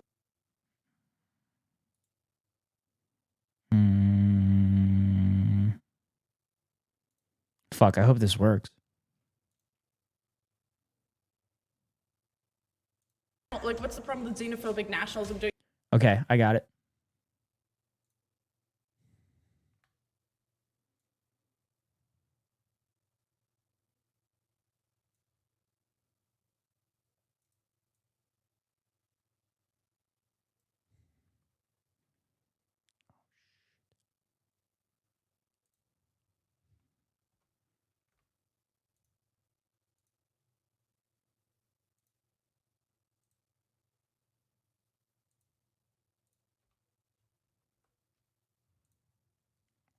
Okay, I got it, chat.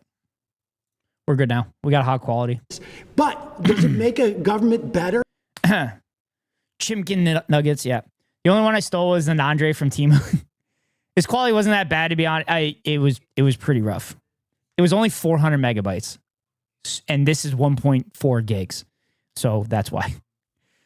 We have better nuggies if the C-suite was more diverse. I bet they would demand more seasoning. Yeah, probably. We spit on Jubilee in this house. If there's a broad representation of the people it's supposed to govern, without a doubt. Correct me if I'm wrong, and you guys can correct me if I'm wrong. Regardless of DEI, don't we already have things in our Constitution that protects people's rights, protects people? No. We don't? No. Do we or do we not? No, we do not. Tell me what. You know what else we do in this? You know what else we do in this house?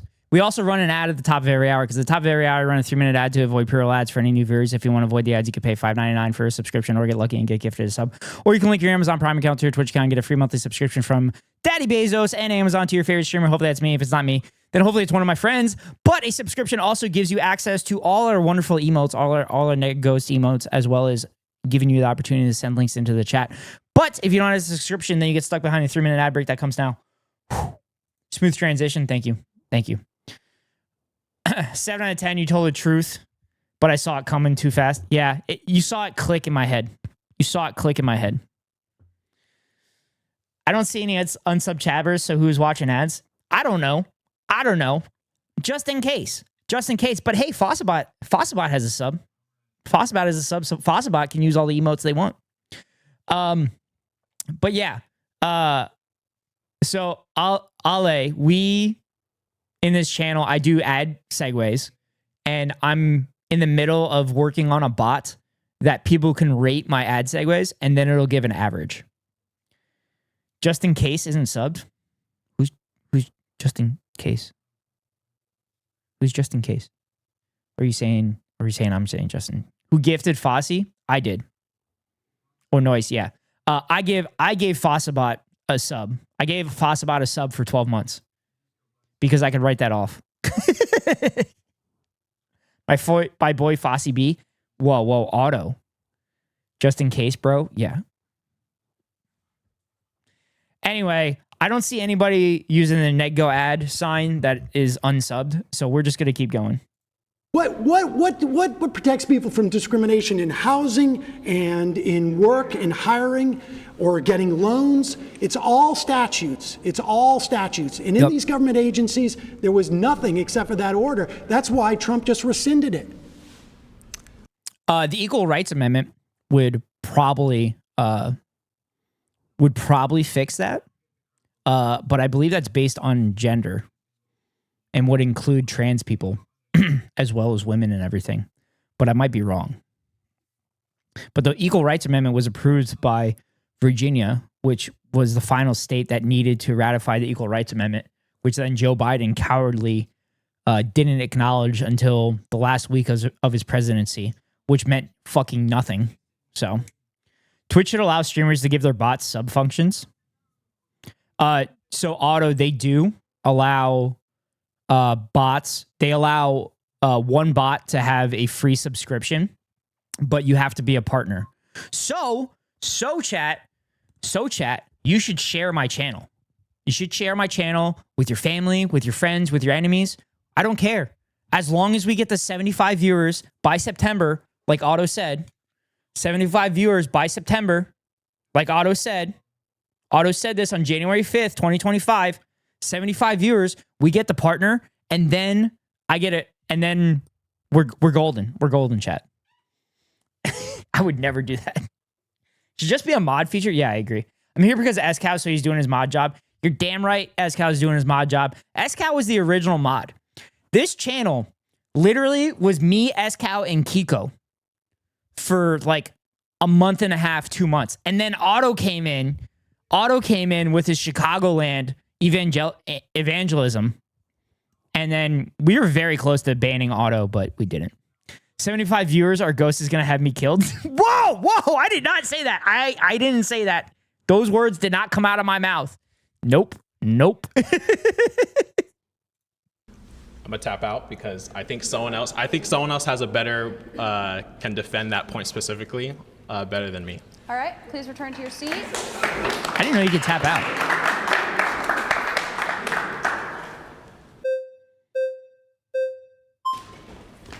Oh boy. Hi. How are you? Never seen that happen on Jubilee. Yeah, they usually, and like the fact that a conservative did that is pretty impressive. I don't think I've ever seen a conservative back down from any kind of argument, except for saying, oh my God, you're just young and you don't understand. Oh, I forgot to tell the story. I forgot to tell the story from today. A caddy that I was working with, he's an older guy, and he was talking about, the United States has saved the world 3 times. I'm like, what are you talking about? I'm like, Russia saved the world. He's like, well, what are you talking about? He's like, the United States saved the world from Germany twice. I'm like, it was Russia in World War II. I'm like, the Soviet Union turned back the Nazis and got to Berlin first. And the Soviet Union turned back the Nazis before any Americans stepped foot on European soil. And he's like, oh, yeah, well, yeah, they were good. And he's like, yeah, the United States won the Cold War. And I'm sitting there like, what are you talking? He's like, the Soviet Union, they were going to invade everybody. They're like, if it wasn't for the United States, everybody would be speaking German or Japanese or Russian. I'm like, what are you fucking talking about? I'm like, the only argument you can make is maybe Japanese, because the United States was primarily like the United States and Australia were primarily like the only combatants against Japan. But then he goes, oh yeah, Russia would have expanded too into an entire empire if not for the United States. I'm like, I don't think that was the goal of the Soviet Union. And like, before I could continue to expand on the conversation, I was going to go, the Soviet Union had a higher caloric intake per person than the United States during the Cold War. What are you talking about? I'm like, they weren't expanding. They could have expanded everywhere, but they didn't. I'm like, that wasn't the goal of the Soviet Union. The Soviet Union wasn't to become a fucking empire. It was to make the world, well, I mean, some people thought it was, but it was to make the world a better place and to expand like proletariat resistance. You can see your time in any debate. That's true. Just people don't because they want to be right. Yeah. Get ready to learn Chinese, buddy. Yeah, it's fucking shit like that. Okay, when it comes to DEI, essentially, if a person was not racist, he would hire someone regardless, right? So why would we need a policy to protect a person if we've moved past race? Oh my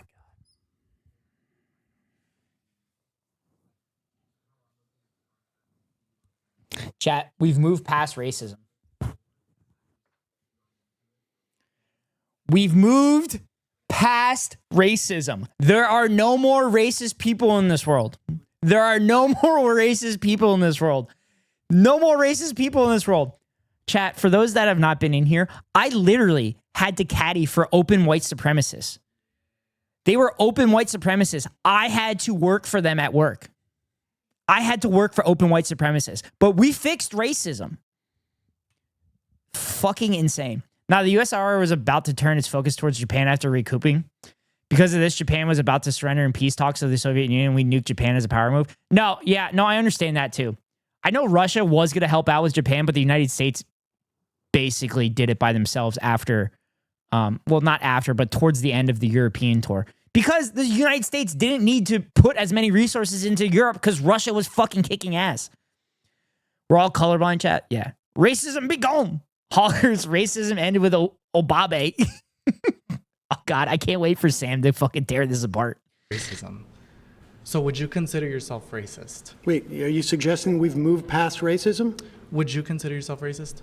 I consider myself, and sometimes I think we all practice like some form of, white supremacy. I think actually like we all do to some degree. Well, I'm glad that you're saying that. So I guess going to the LGBT topic, it seems like it's very prevalent for you as an issue. I'm sorry, what? Well, it seems like a big issue. I mean, the Republican Party spent literally hundreds of millions of dollars demonizing trans people.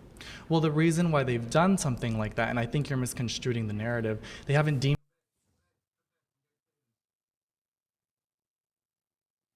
Dude, I want to live in a world. I want to live in a world that these people live in. To have this much fucking ignorance, to not see what the arguments that are being made are. God damn. He moved on pretty fast when he realized he can't gotcha him. Yeah. Misconstruing. I promised to share a theoretical Ghost Rider video with my actual mother, and he didn't see it. Wait, I missed this. Oh, if you make a short talking about how parents should treat their trans daughters, I would share it to my mom. This is a promise. I could do that. It's almost like I literally did that last night on my stream, and I could make a short out of that.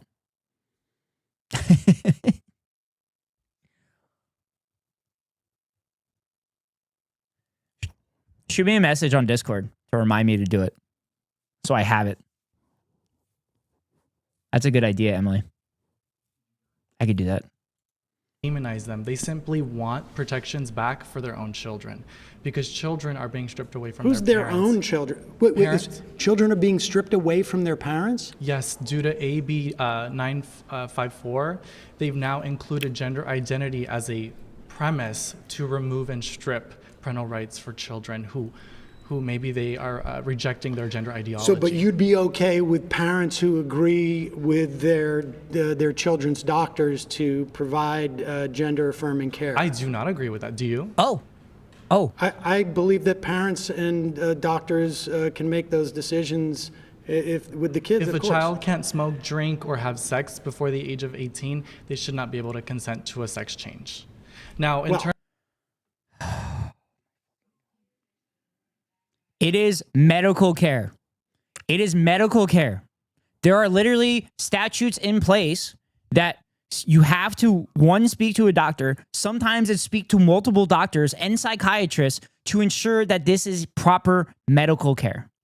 This is proper medical care to ensure that the child does not feel alienated enough that they do not want to go on anymore in this world. This literally saves children's lives. And I'm sorry, chat, I should have provided a trigger warning. But this is what it's about. It's making sure that children survive.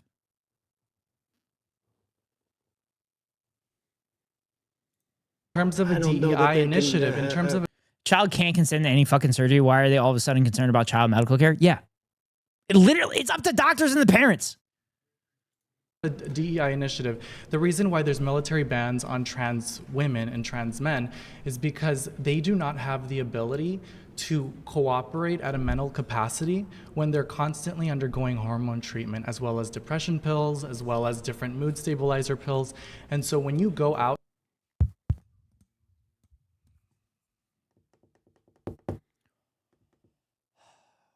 you do not have any cognitive ability to think at all. Maybe you shouldn't be allowed to have any basic medical needs.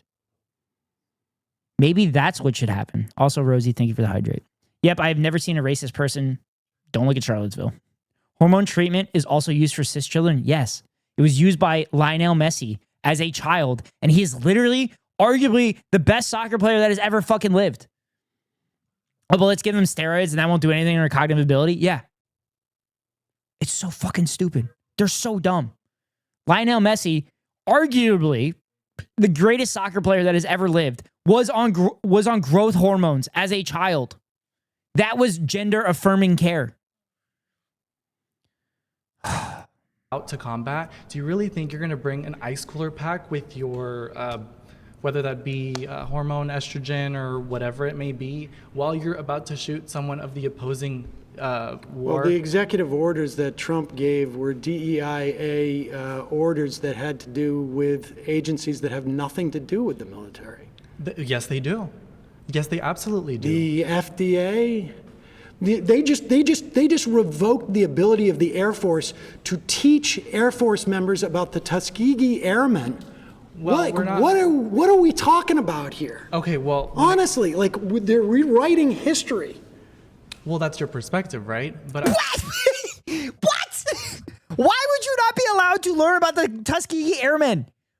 That's literally rewriting history. How are you refuting this? As a trans woman, estridiol is self-stable at room temp. Okay, that's good to know. I don't know. I don't know the medicines. I don't know the medication and everything that people take, or if it has to be cooled or anything like that. But also, you're not taking your medication on the fucking battlefield. You literally have medical units that take care of that shit. You are not personally carrying your medication on you unless you have it, unless you need it in that exact moment. Also, he's saying that diabetics can't be in the same military because they need insulin. Yeah, that's another great point, Ale. At the end of the day, if a person... Tuskegee Airmen, we can all agree, existed, right? That's a terrible argument, yeah. If you were racist, right, and you were an employer, and if you wanted to absolutely be racist and exercise that, you would. I think DEI sort of prevents people from seeing the reality. If a person truly wanted to hire you based on your intellect, based on your skill set... What about all the generals with their heart pills? Escal, the heart pills, are you talking about Viagra? Are you talking about the millions and millions and millions of dollars that the American military spends on Viagra?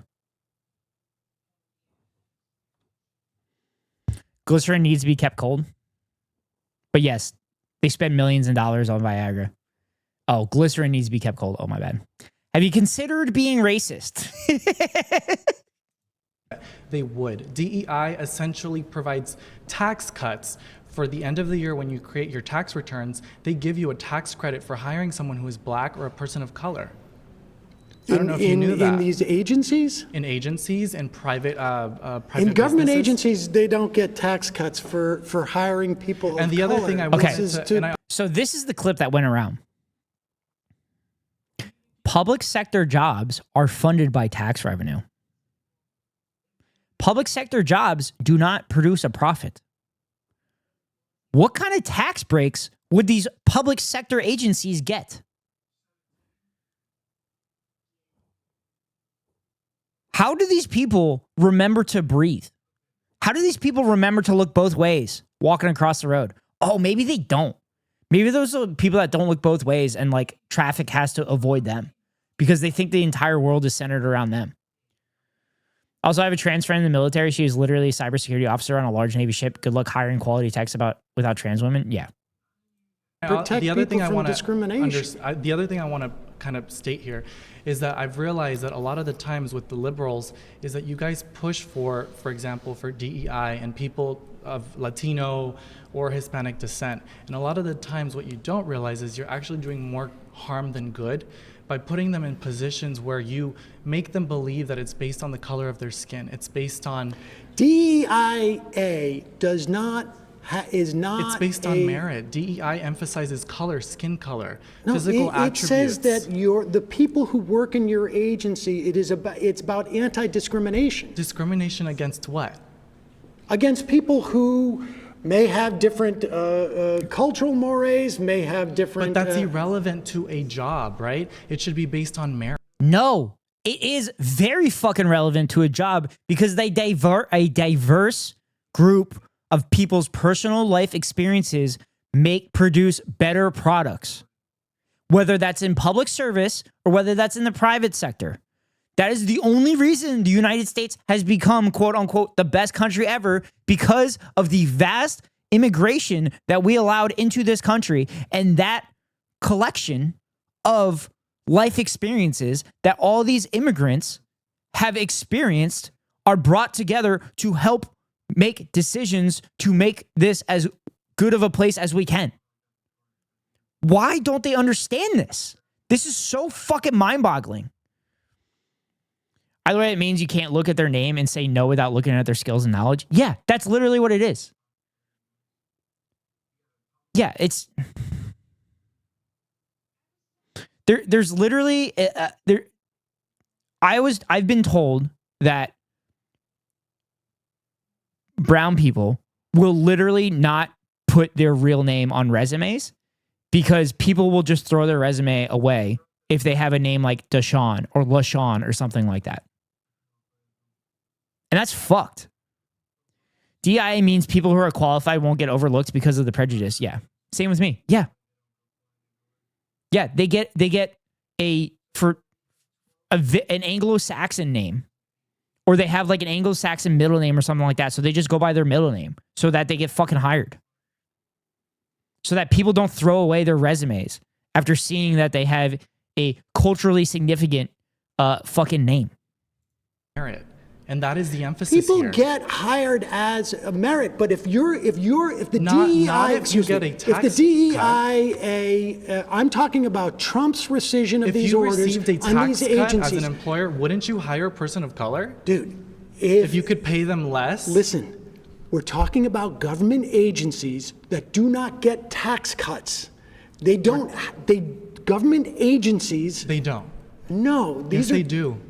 They absolutely do. I'm talking about every private and public sector gets tax cuts when you hire a person of color. Government agencies don't pay taxes. Government agencies operate are funded by the government. That is not true. That is not true. And you know what? I think here's the look, chat. Whole juxtapose here's the of look. this Right there. Right there. conversation- Right there. Chat, did you see that look? Did you see the look into the camera? Did you see the look into the camera? Oh my God, that was so good. That was so good. That look into the camera was so fucking good. DI force recruiters that have to look at resumes without names or pictures on them. They also sometimes remove the school they attended until they're in for the second round. Yeah. I mean, it doesn't matter. Fucking military recruiters go into poor neighborhoods anyway and just completely are predators to poor people in bad neighborhoods. It's awful. That's why my resumes with Mr. Auto Fellatio Expert keep on getting rejected. Yeah. Another creator I watch who is a trans man is a doctor in the military. That's also a hard role to fill in the military. God, fucking damn it. I mean, I've said this a lot on stream. I think the military should just be a jobs program. The military, the DOD is literally the largest employer in the world. Or not in the world, in the United States. No, the world, I think. Like, it's just a jobs program. That's all it is. We don't have to fucking bomb brown children that are thousands of miles away from us. Like, it's just a jobs program. Like, send out the military to fucking build infrastructure, to build schools, to build roads, build all that shit. That'd be the Chinese military, sir. Fair. Fair, S-Cow. Wait, the Chinese, I guess they have 1 billion people, so it makes sense that their military would be that big. Also, I'm assuming their military also have, like their military is actively like a jobs program where they have them do public sector jobs as well. Roman legions, they have 1 million foot soldiers. Pick up a shovel, private. China has 1 million foot soldiers? Doesn't the United States have like 3 million? Oh no, DOD probably has 3 million employees. So they're probably not just foot soldiers. This is 350,000? January. Okay, so we can agree on that. The FDA does not pay taxes. It does not get a tax cut because it doesn't pay taxes. DEIA forces them as an agency to say, if you have a job opening, you must do your best efforts to make sure that every I like that. part I love of me a society. buzzword. You must do your best effort. I love that buzzword. Okay, pause. Because you feel like you have to. You're pressured to. Yes. You shouldn't be pressured to hire someone based on skin color. No, not to hire someone on skin color, but put up notice about that the job exists. Make sure that you put it in different communities so that you have as wide an application pool as possible. Dude, he's cooking right now. All right, return to At your the seat. end of the year when you file taxes, you get a tax cut for hiring someone who speaks Please a different return to your language or seat. different skin color. I don't know how to respond to that. Dude. Oh, God. Sam's must being called a buzzword is crazy. Yeah. Dude, I can feel Sam's soul coming out of his fucking body on that one. That one was insane. Oh, my God. How you doing? So I want a little bit more clarification because I don't even know if we got it yet on which part benefits corporations, Tax like the FDA. from your perspective. Dude, I'm actually shocked. I'm actually shocked that they didn't turn around and say that the public agencies should pay taxes. Agencies, the U.S. government agencies, the vast majority of them, what they function to do is inhibit corporations from essentially externalizing their costs onto society. Sure. So the example would be, I used it before, but it's a good one. I'm making Teflon, C8, for instance, okay? And C8 is supposed to be burned because instead of deposited because it's a forever chemical. And I can go out and instead of burning it, it's too expensive to burn it, I'm gonna dump it into a river. And the EPA comes in and says, you can't do that. We're gonna fine you. You're not allowed to do this. But what the company is doing when they do that is they're gonna take the profits that come with lowering their costs by dumping it into the river. And those costs are then borne by everybody who lives around that river. Yep. They're gonna get cancer, they're gonna get gastrointestinal problems, whatever it is.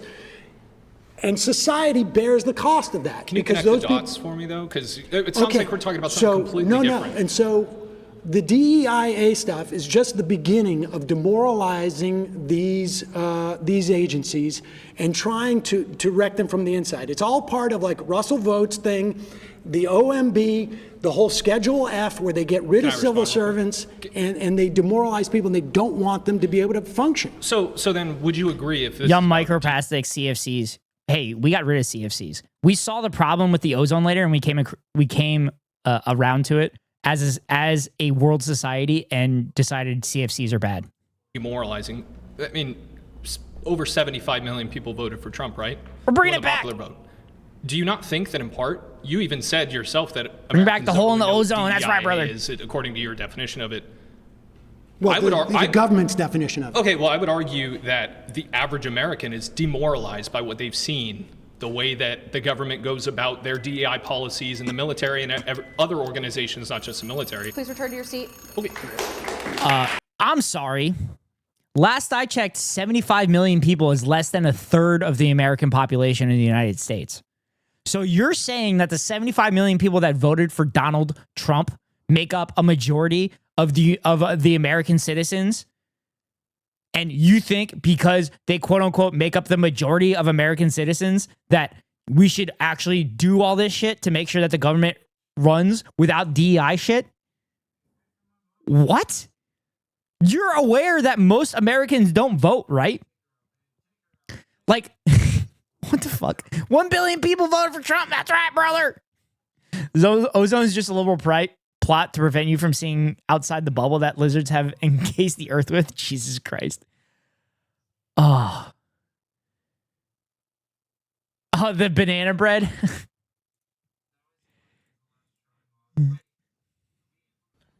Dude, I got some fucking banana bread at work today, dude. Hell yeah.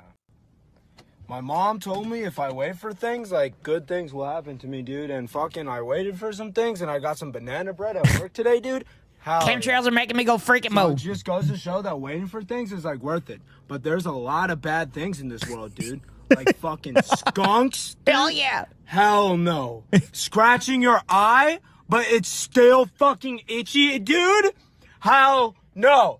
The fucking Cubs, dude. Hell no. Getting paid, not a lot of money, dude, for fucking working. Hell no. But banana bread at fucking work, dude! Hell yeah!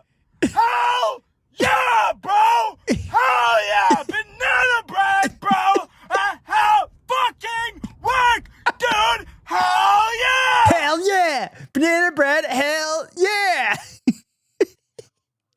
I just did the math. A fifth of the population voted for Trump.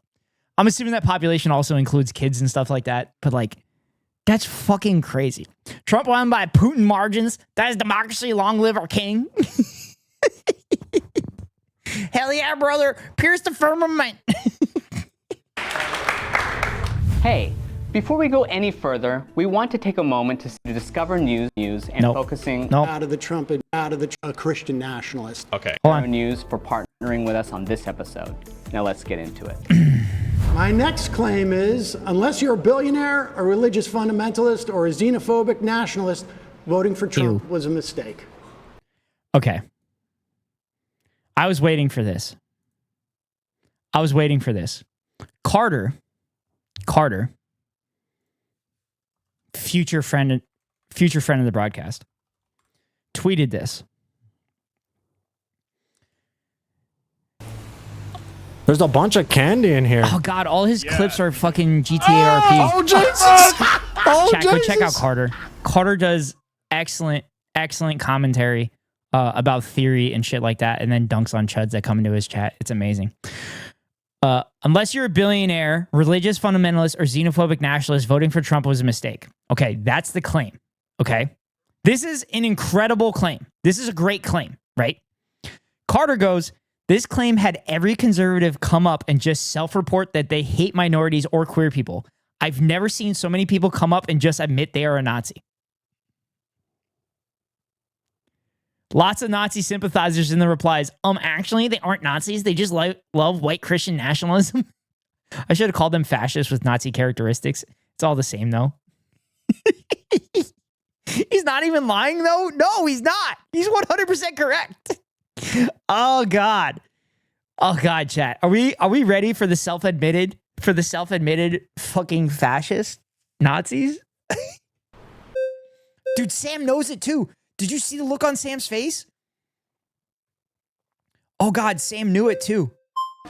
Our phones and dude, stuff like the smile on his face. Christian nationalist.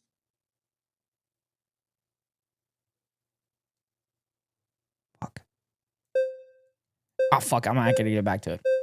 The smile on Sam's face, he fucking knew. I wonder if he must have been allowed to write out the claims himself, because he smiled at this. He fucking knew exactly what the fuck he was doing. He knew exactly what he was doing. Private and public sector gets tax cuts when you hire a person of color. Oh. Here it is, chat. Government agencies don't pay taxes. That is not true. And you know what? I think here it is. The whole juxtapose of this entire conversation. What month is this? January. Okay, so we can agree on that. So good.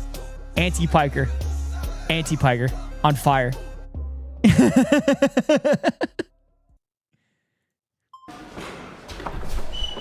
Oh my God. Okay, so let's tackle one aspect: religious fundamentalists. What benefit would religious fundamentalists get? And also, can you define what is a religious fundamentalist? And maybe you could say more of like a Christian nationalist. Okay. In this instance, but things like the attacks on. I mean, Sam didn't have to put this qualifier here. He did not have to put this qualifier, because religious fundamentalists around the world literally have the same policies. Like, I say this all the time. If you removed Christianity and Islam, if you remove them from like Iran or like ISIS or something like that, they'd be the same fucking policies. Like, the policies that Iran is running as far as like oppression of women and shit, this is what Christian nationalists fucking want. It's the policies are the same. It's just the religions are different. The policies are fucking identical. It's crazy. It's fucking insane. Like, They are no different than the Iranian regime, which the United States installed. That's another fucking story. But they are no different than the fundamentalists that the United States consistently fucking installs in these governments. Notice there are like 10 people that aren't even moving from their seat. Yeah. Bro, once round 2, let someone else talk, man. Get ready for a ton of Christian Salafist arguments in this session. Oh boy. Barefoot and pregnant, but in a hijab. Yeah. on trans folks. Also, JD, I'm gonna red flag that. I'm gonna say that was in Hassan's chat. The attacks on a woman's right to choose, the idea that we're going to get stuff like an enhanced RFRA, which is going to mean that if you're a pharmacist and you don't want to provide birth control, you may not have to. Don't you think you're assuming that if you believe that public education, we should take that money and pour it into religious schools, you're gonna get a benefit out of a Trump administration. Yeah, but don't you think you're assuming that the vast majority of Americans who are moderates? What do you think you're gonna get out of the Trump administration? Economic relief. That was what kind of economic relief? They're going to cut Social Security. You're going to have to pay for your parents. They're going to cut when they. Dude, oh my God, they're so fucking delusional. Republicans have been trying to cut Social Security since Reagan. The Republican Party has been trying to cut Social Security since Reagan, and the only reason Social Security hasn't completely fallen apart is because the only people that vote consistently Republican and vote consistently in general are old people. Oh, I think I saw that username in Hassan's chat too.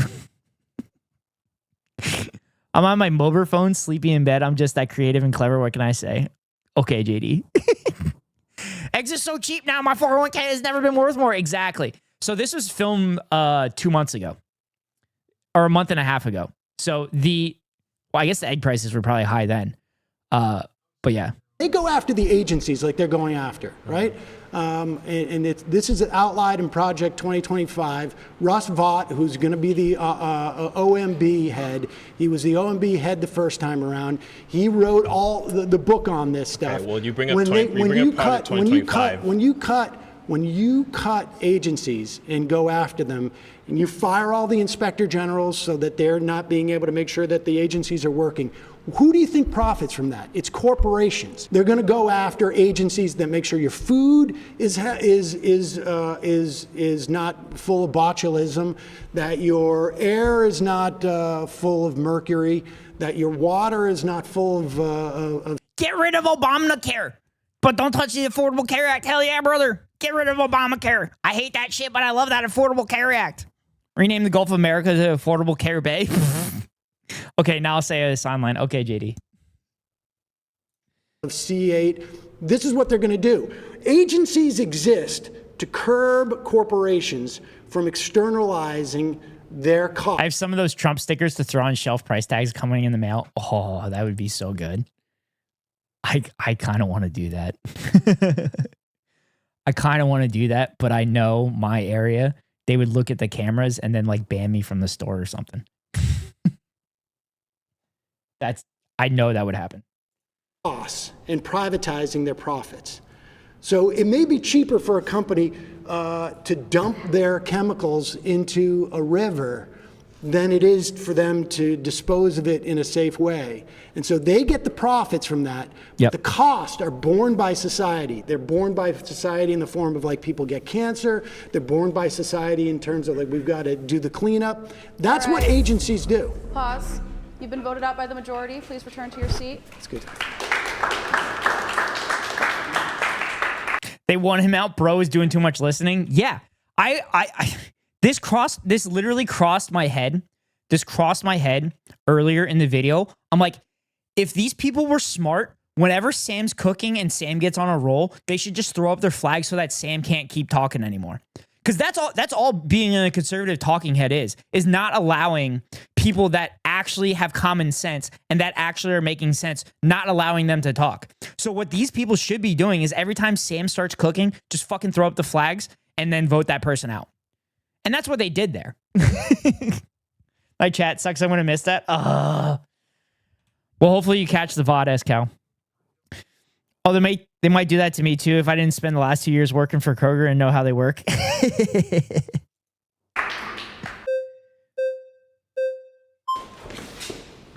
Speaking of which, I shop at a Kroger-owned store, except there's multiple stores in my area.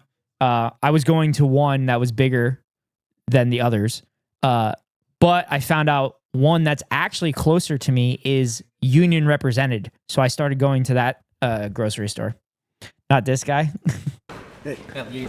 It's nice to meet you. Nice to meet you. Okay, so I would like to touch on the religious fundamentalist aspect. Yeah. Are you an atheist? I'm a Reformed Jew. I don't have a strong belief. I used to fuck with progressives in West Virginia. I don't think that religion in and of itself is bad. Okay, so what's wrong with religious fundamentalists? So like when you said trans rights and women's rights or something like that? Well, the problem I have with religious fundamentalists, and really more, I guess it's really theocrats, is that they want to impose their Chat, I'm gonna fill my water. I'll be right back. That comes from their religion on the rest of us, and Yep. I don't. But morality, from your view, is going to be a preference, right? It's not morality; it's a preference. What's so? What? What argument is he about to make? What argument is he about to make? One's in my area only partially union, sadly. Yeah, the one that I'm in, it's fully union, and then there's like unions like all down the block and everything. I also need to go to bed, but I'll definitely catch the replay. No more views for Jubilee. Okay, no problem. Thank you, Ale. Welcome in to the community. Hope you had fun. I'll be sure to try to check out your streams. Morality without a foundation is going to reduce you to a preference. Well, I have a foundation for my morality. Which is what? It's a humanist vision of what basically. Okay, I need to pause this because this is a fucking insane argument that this person's about to make.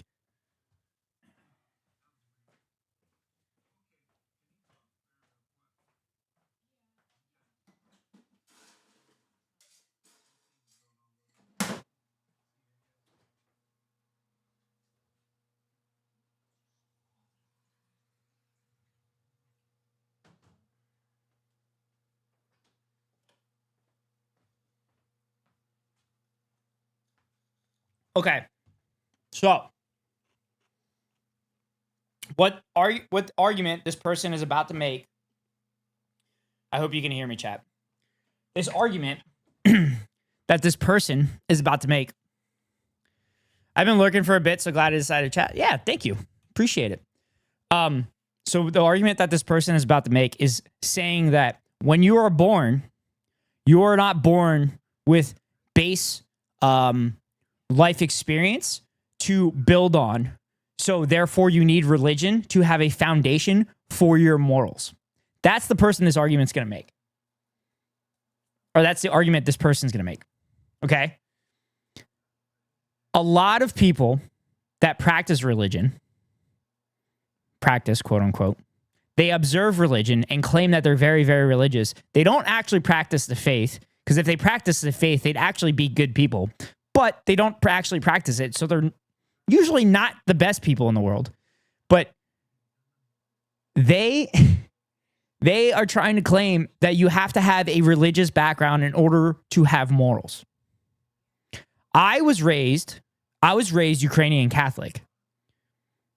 But my values and morals don't directly come from my religious background. They come from my life experience and learning how to treat people well. Now, I'm not against religion. I used to be very, very against religion, but I think religion is a good regiment for people that need some kind of regiment, and it's good guidance. It's good guidance for people. I believe it's good guidance for people. So that's my thought process on it, but what'd I miss? This guy's legit, baby brain, yeah. Damn, the arguments are making people now. I knew it. This argument might have made this human too, depending on their parents' view on whether condoms are murder or not. Yes, that's real. Yes, that is real. So when I visited Ireland, I found out STDs are pretty rampant because for decades they didn't allow contraceptives and people were still having sex anyway. So STDs were rampant because of the hardcore Catholic ideology, but Ireland's so fucking based nowadays. Why practice when you already mastered it? Yeah, I mastered religion. Technically, I could say that. Main goal when going to college was proving to myself that good people don't have to be religious. Whoa. That's a crazy goal to go to college with. No, like you don't have to be a religious person to be a good person. Like I have 3 pillars that I live life by. Never give up, do what's right, and treat others like you'd like to be treated. If you look at literally every religion has those values. I didn't get that from religions. I got that from my personal life experience. Because like the big thing is like just treat others how you'd like to be treated. That's enormous. And I found some cool people. Oh, that's cool, JD. Creates as little suffering as possible for as many people. Okay, so you're like a consequentialist? Utilitarian? What? I don't really bother myself with being a consequentialist or a utilitarian. It's always going to reduce you to a preference. So if you say that killing is wrong and I say it's right, you would really have no contention with that. Well, no, I don't base my understanding of civil society on religion. And so we have a civil society. Okay. We have laws that we have decided as a society in a democratic way. And for some people, it's okay for it to be informed by their religion. That's okay. Okay, perfect. So if tomorrow society comes together and we say, hey, trans folks don't deserve rights, you would be okay with that? No, I would be against it, but I mean. Also, bro's not listening. He just has a script. Yeah, yeah. And Sam's gonna sit here and be like, "No, I'm actively gonna argue against that because they're human beings and deserve to be treated like human beings." Like, I also disagree on the American military policy, but I'm not okay with it. Like, it's not like we decided as a society that bombing brown children is okay. I'm going to actively protest against it. Custom AI model cooked this one up for him. Yeah. It would be morally right under your view. Not morally right. No. I'm not talking about moral. Laws are not morals. Oh, Sam, please make this argument. Okay, so here's where I'm getting to, right? Religious foundations provide an ethical framework for one to live their life off of. I believe you can have an ethical framework without religion. And if we take the leftist view to its logical... Oh, God. This is so good. If abortion is murder, then condoms are kidnappers and blowjobs are acts of cannibalism. That's fucking good. That's good. That's fucking good. That's very good. Till end, to its extreme view, you have low reproductive birth rates. You have a reproductive dead end, so 2 men together can't reproduce unless they have to take from a healthy straight couple. Religion provides this foundation where you do. Yeah, we also have a fuck ton of orphans too that these religious assholes are not allowing gay couples to adopt. That you could raise them and become good people. Prioritize the nuclear family. So do you have a problem with gay people being married? It's not that I have a problem. I just don't see a justification for why they ought to be gay outside of it just feels good. What? Red hat jump scare? Yeah, I'm cringe baby. I'm cringe baby. I'm baiting conservatives to come in here. I'm hoping that they think it's a MAGA hat. So I want them to come in here because I want to have some fun. Okay. So, this person is making the argument that I don't see why people should be gay other than the fact that it makes them feel good. Okay. So, are you telling me every single romantic relationship that you've ever been in has had a specific purpose for breeding, and that's the only reason that you're with a person? Is this the argument that they're making? If gay, no pregnante? Yeah. No, this is the argument that they're making. But again, there are orphans under the welfare protection of government services, as well as Catholic orphanages or Christian orphanages that will not allow gay people to adopt a child. But if they would allow them to adopt this child would be raised in a loving home that would provide them a leg up on society. Pro-life, just adopt. Oh yeah, I don't adopt. Yeah. Yep. Can you give me another justification for it? Well, I think maybe that's the way they were born. Okay, what about pedophiles? Are they born that way? Breeders are cringe. They may be, yeah. Okay, so should we let a pedophile off the hook since they were born that way? No, I think we as a society. Whoa.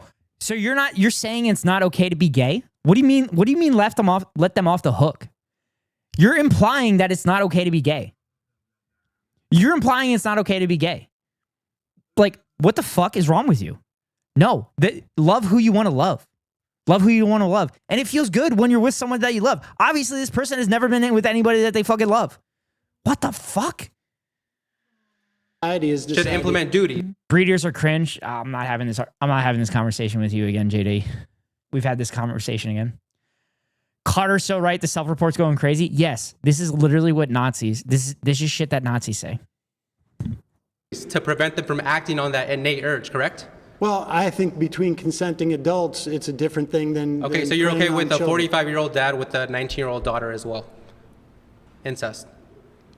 What? That's not consent. That's not consent. That's not consent. That's a power dynamic. Also, why are you self-reporting your fucking fantasies?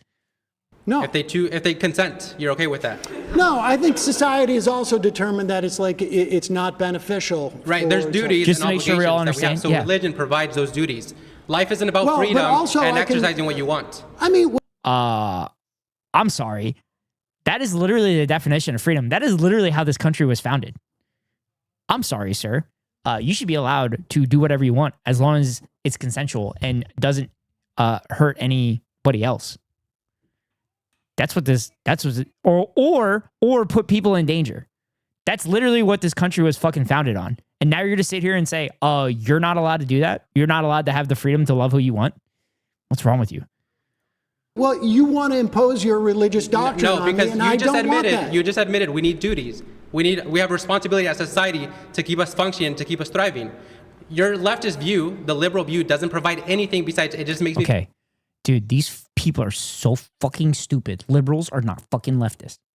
Liberals are not leftists. Why? I hate how undereducated in American society is. It's so fucking frustrating. Now, I, myself, was also this uneducated not too long ago. But I learned. I continue to learn because that's what you're supposed to do as a society. You continue to build on previous life experiences and you continue to learn from new information and you build on it. You learn more and more information. Feel good. Religion does. So what's your argument?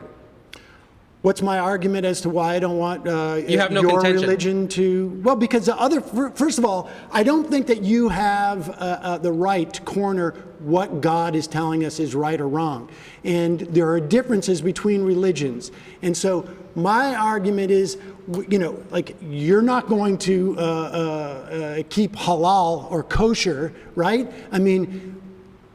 I don't believe that someone has a corner on religious truth. And the reason why we have a democracy is because we didn't want a king.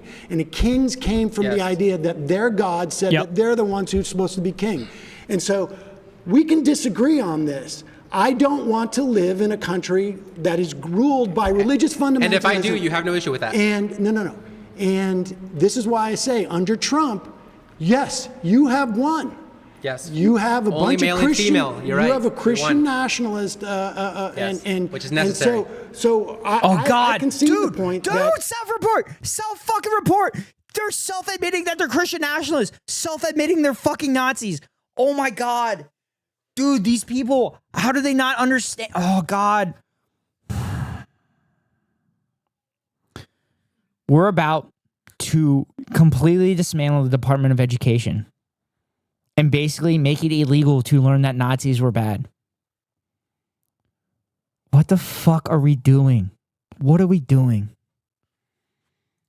Under Trump, your Christian nationalism has gained an advantage under this. Sorry, we're going to have more kids. We're going to have less abortions. We're going to have more family. We're going to have stable family households. Sorry about better education. People, gay people should be outlawed.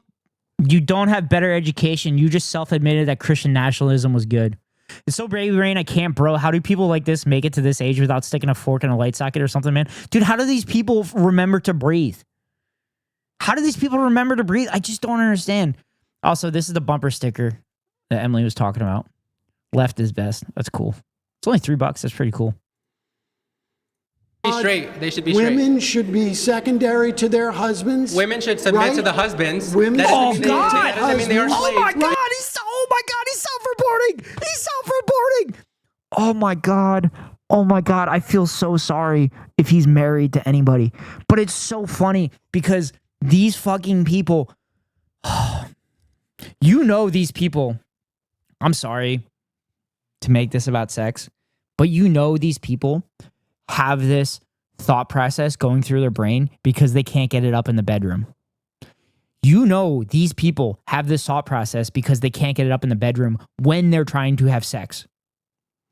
They can't get it up, so they have to impose power on everybody else. They say, if I can't have sex, nobody else can have sex. Nobody else can have fun. Jesus fucking Christ. That's right, Deborah, submit to me. This whole section was so crazy. None of them even tried to prove him wrong, just prove Sam right every time. 2 pump chumps. Dude, they can't even pump. They can't even pump. They can't even get hard enough to pump. It doesn't mean they are chumps. It means they are protected. Okay, let me ask you that. Let me ask you. No. Should women be drafted? Should women be drafted? Listen, I think if they're equal, should they be drafted? I think this. Yeah. I don't have an issue. I don't have an issue with women being drafted. I don't think the draft should exist personally. But if the draft is going to exist, then women can be drafted. Sure, I don't give a shit. Who fucking cares? I mean, maybe that's like a dumb fucking take by me, but I don't give a shit. Women can fucking serve in the military. I've met women in the military that are more fucking competent than any men in the military that I've ever fucking met. It's fucking insane. It's insane. Anyone can shoot a gun. Yeah. It's crazy. That's crazy. These are the type of guys to pressure you into butt stuff because it feels better for them and then claim sex if you're making babies. I don't have experience with that. No more feet and hand jobs as breed. I don't have experience with that. Cringe, baby. But it sounds like you're familiar with it, whether it's personally or from friends or something like that. But that is very funny. He's not getting any head because that doesn't have a breeding purpose. Yeah. Yeah. No blowjobs. No blowjobs. Only no blowjobs at all. You can't have blowjobs because they only feel good. There's no positive byproducts of receiving a blowjob. Swallowing daddy's cummies is my tummy feel crazy. This is the vision that you have, and I think Trump supports it. Yes. I think the Christian nationalists he has throughout his government are all going to work towards your vision. Yes. And my hope is that when people look at this, they say, hey, wait a second. I don't want my life to be dictated by the notion of a Christian nationalist prescription. Now, you may win out. I mean, certainly, like if you look at a country like Iran, they have a theocracy there, and apparently that's good for them if they want it. My final point is whenever but I don't want to live in a theocracy. My final point is whenever we see people live out Christian values to its full extent, we see a great society. When we see people whoa. I'm sorry. What country has lived to a full extent of Christian values? They're literally making shit up. They're making shit up that is probably in the Bible somewhere, saying that if you follow the Bible's values, it creates the city on the hill. What country has followed Christian values to full extent? These are the same people. These are the same people that say, oh, we just need to free the market. The market isn't free enough. If the market was freer, we would have a perfect society. No, that's not how that works. Dude saw Handmaid's Tale and thought it was real and thought it was good. Oh, definitely. I haven't even seen Handmaid's Tale, but I have a pretty good idea what it's about. Deviate from that. That's where all the problems arise. All right, I think you are at home in the Trump. Thank you very much. You've been voted out. Please return to your seat. Oh my God. Like, dude, my brain is killing me. My brain fucking hurts from that conversation. Just like it'll hurt chatters who aren't subscribed to avoid the top of the hour ad break, because the top of every hour I run a 3-minute ad. If you want to avoid the ads, you could pay $5.99 for a subscription or get lucky and get gifted a sub, or you can link your Amazon Prime account to your Twitch account and get a free monthly subscription from Daddy Bezos to your favorite streamer. Or actually you get a subscription so you can share these wonderful emotes that we have here everywhere across the Twitchverse, and you can send links in the chat. But if you don't have a subscription, then you get stuck behind the 3-minute ad break that plays now.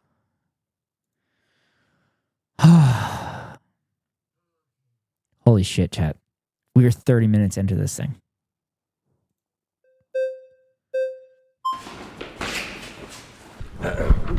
Oh, look, it's Nandre from Temu. I think I have an issue with the implications of the prompt. I mean, of course, I'll stick on the religious fundamentalism. I think it's unfair to view Christianity separated from the ideology that Christianity informs, right? You have an ideology that you vote upon because you view it to be the truth that benefits everyone in a society. That's how a democracy works. I, as a Christian, have an ideology that informs my opinions, and I believe that it is the most moral and correct way for a society to function. So I think if we put religious fundamentalism in a box where you say any moral implications that I draw from this, religion is unable to be voted upon, unable to be pushed onto you. Whoa, that's not what he's saying. That's not what Sam is saying. This guy's implying that there's religious discrimination in Sam's statement. That's what he's implying here. Okay? That's not what Sam is saying. You could bring up something that is of religious backing as far as like laws and stuff, like not murdering people. Technically, that's part of the 10 Commandments. You're not supposed to kill anybody, right? But we still have that as a law. I wouldn't say that's based in fucking religion. That's based on being a human being. Don't fucking murder people. Because simply it's a religion is unfair to view it that way. Religion is an ideology like all ideologies are. It's you vote away. I don't mind you. I don't dispute the idea that you could have a religious ideology and want to see it imposed upon others, and it's not inconsistent with my claim. My claim is that Donald Trump is ushering in an element of Christian theocracy that I can't remember his name, Alesia, and you may be excited about, but I'm not excited about it. I don't think the vast majority of Americans are, but maybe I'm wrong. I mean, I don't think this country was set up to be a theocracy, and I find it problematic that it will be, but others will be happy about it. I think it's unfair as well to label any morals that comes from religion inherently immediately theocratic. No. Sam is saying the fundamentalists, the people that are trying to impose their religious will onto others, are the problem. The theocracy. So what they should say to these people and be like, listen, if you happen to be living in Iran, would you be okay? Because that's religious fundamentalism. And they would say, no, I'm not okay with that. And they're going to say that it's because it's Islam. It's a terroristic and Sharia law, yada, yada, yada. Sharia law and the Christian values are no fucking different. They're both religious fundamentalists, fanatics, rules to impose, to oppress as an excuse to oppress people that they don't like. That's all it is. Having a theocracy is something different than having... I think love thy neighbor is a good precept, and I don't know that we should necessarily legislate it, but I think it's a good precept. Cool. I think there are things from religion that are good. Yeah. I interviewed Desmond Tutu years ago, who said that religion can be... is like a knife. It can be used to spread butter or it could be used to stab people. But that doesn't mean that I want religious doctrine to be the same as the law of the land. We have a democracy, and it was founded on trying to get out from some type of like religious oppression, which means one religion shouldn't dominate in this country. That's my sense. Yeah, and I see that, but I think I have an issue with where you would perceive religious doctrine is derived from, right? A guy doesn't at least in Christianity, a guy doesn't go in a room and come out and say that he is a secret message from God that everyone now has to follow. Bro, have you discovered Mormonism? That's literally how Mormonism started.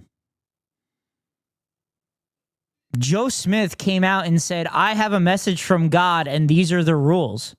And then every time Joseph Smith got caught breaking the rules, he came out of another room and said, oh, actually, God said this. What? That's a crazy statement for a Christian to make, despite the fact that literally there are Christian religions that started that way. Wow. Religious doctrine is ruled over, it's reasoned over, the same way any ideology is discovered.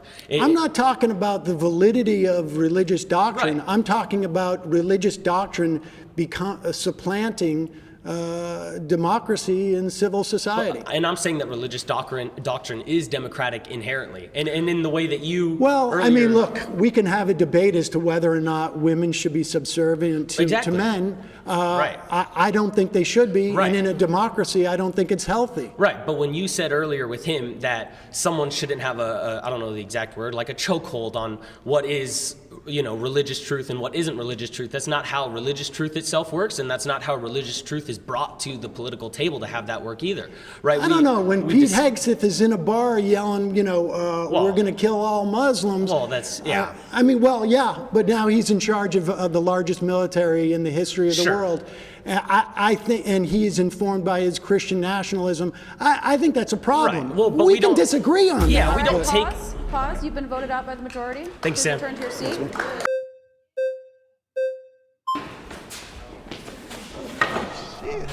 What? Okay, so... Wait, that guy touched the chair first. Why did this guy... Oh, Eleazar mentioned his views on gay marriage, and I saw that you believe that essentially conservatives don't believe that gay marriage should be allowed. I want to ask everybody in this... That's the overwhelming majority of conservatives don't believe that gay marriage should be allowed. This will be an interesting take. I'm pretty sure it's going to backfire. Room, is there any law or legislation that Donald Trump has passed to prohibit same-sex marriage in the last 4 years? Okay. Oh, the last 4 years? Oh, the last 4 years. Donald Trump wasn't president the last 4 fucking years. Joe Biden was president the last 4 years. So how could Donald Trump pass any fucking anti-gay marriage laws in the last 4 years? Sam, please fucking cook him. Please fucking fry him right here. Is there anyone in here who would potentially oppose two people kissing in public that are of the same sex? You could raise your hand if you want. Yes, in public, kissing in public. No law against it. Just your own opinion.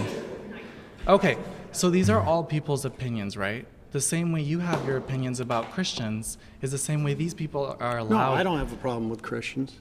Well, you do not believe that theology should be at its We should not have a theocracy. Correct. And so what I'm saying is, I think that Christianity, I'm a Catholic, I think that Catholicism is Christianity, by the way. I wonder if this person knows that. Is, I think, fundamentally very important to instill family values in myself as well as every person who wants to have children. Now, let's talk about... I'm okay with that, too. Let's talk about Order 14,166. That is an executive order that Donald Trump just imposed on identifying what is male and female. So I personally believe, as well as many transsexuals, friends of mine, believe that a woman is a biological female.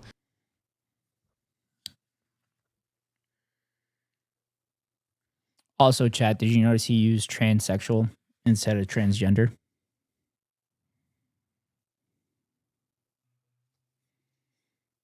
This guy's going to lose this argument, and he's going to argue that biologically speaking, there's only two genders, but it's like completely fucking wrong. And we saw that judge what was that, last night? We saw the video of the judge completely destroying the lawyer's argument, and that there's 30 different possible combinations of gender identifiers. as well as a man being a biological male. You are assigned what you are at birth. You are not assigned your gender later on. What you choose to express is something that is similar to wearing a garment, similar to what you decide to put on your face. And I don't think there should be laws or legislations dictating people or imposing laws to manipulate children, for example, to castrate their bodies at such a So circumcision should be illegal then? young age.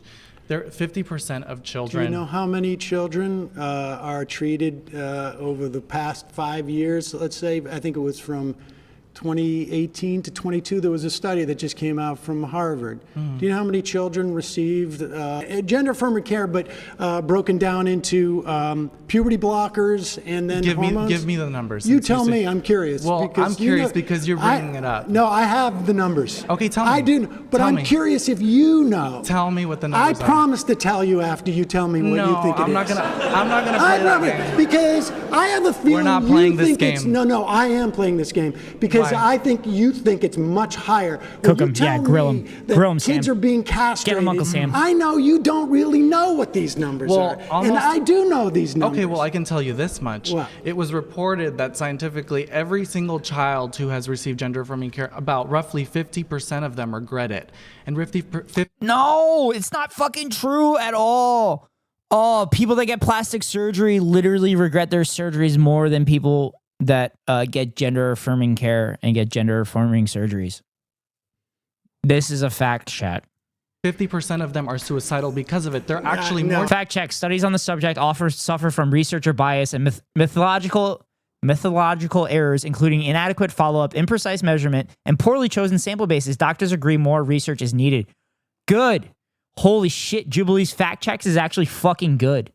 We're depressed because of it. How many of those kids? How many? A psychologist. This dude has graduated from Libs of TikTok University, yeah. How many over the course of 5 years? Well, tell me. You tell me. Tell me. Just give me I know what you're trying to do. You're trying to put me in this chokehold of like, no, I'm not trying to put you in a choke. No, this is definitely a gotcha moment because I'm suggesting to you that. No, bad fact check, not good enough. Okay. Emily, I apologize. For the fact checks that I've seen from Jubilee, that was significantly better than any of the other fact checks that Jubilee have done. I set the bar very fucking low, and I apologize for that, Emily. Because if it's a fact check, it should be a genuinely good fact check. Like you just shared in the chat. For search result. Regret after gender affirmation surgery, a systematic review and meta-analysis of prevalence. Background, unknown percentage, yada, yada, yada, who undergo gender-affirming surgeries that experience regret. Regret could lead to physical and mental morbidity. Results, total of 27 studies pooling 7,928 transgender patients who went under any type of gender assignment surgery were included. The pool prevalence of regret after gender assignment surgery was 1%. Overall, 33% underwent transmasculine procedures and 67% went transfeminine procedures. The prevalence of regret among those patients undergoing transmasculine and transfeminine surgeries was less than 1% and 1% respectively. A total of 77 patients regretted having gender-affirming surgery. 28 had minor and 34 had major regret based on Paflin's regret classification. Majority had clear regret based on Cooper and Cohen Kennenis classification. What? Conclusions. Based on this review, there is extremely low prevalence of regret in transgender patients after general assignment surgery. We believe this surgery corroborates the improvements made in regard to selection and criteria. However, there is a high subjectivity in the assessment of regret and lack of standardized questionnaires, which highlight the importance of developing validated questionnaires in this population. Also, plastic surgery regret number, I'm like almost positive on that one. I believe that's higher than what this study's saying.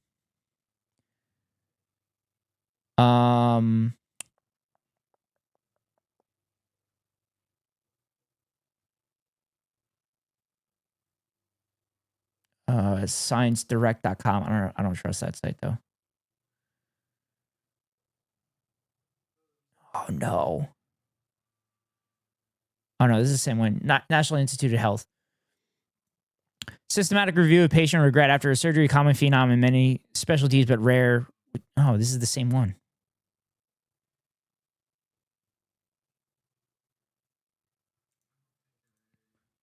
Is this the same study?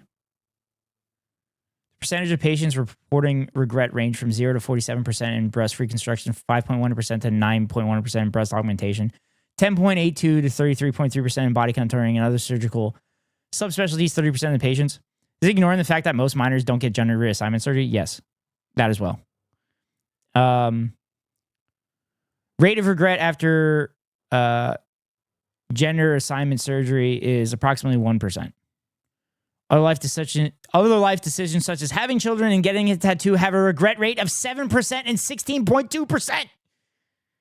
Chat, more people regret having children than getting gender affirming surgery.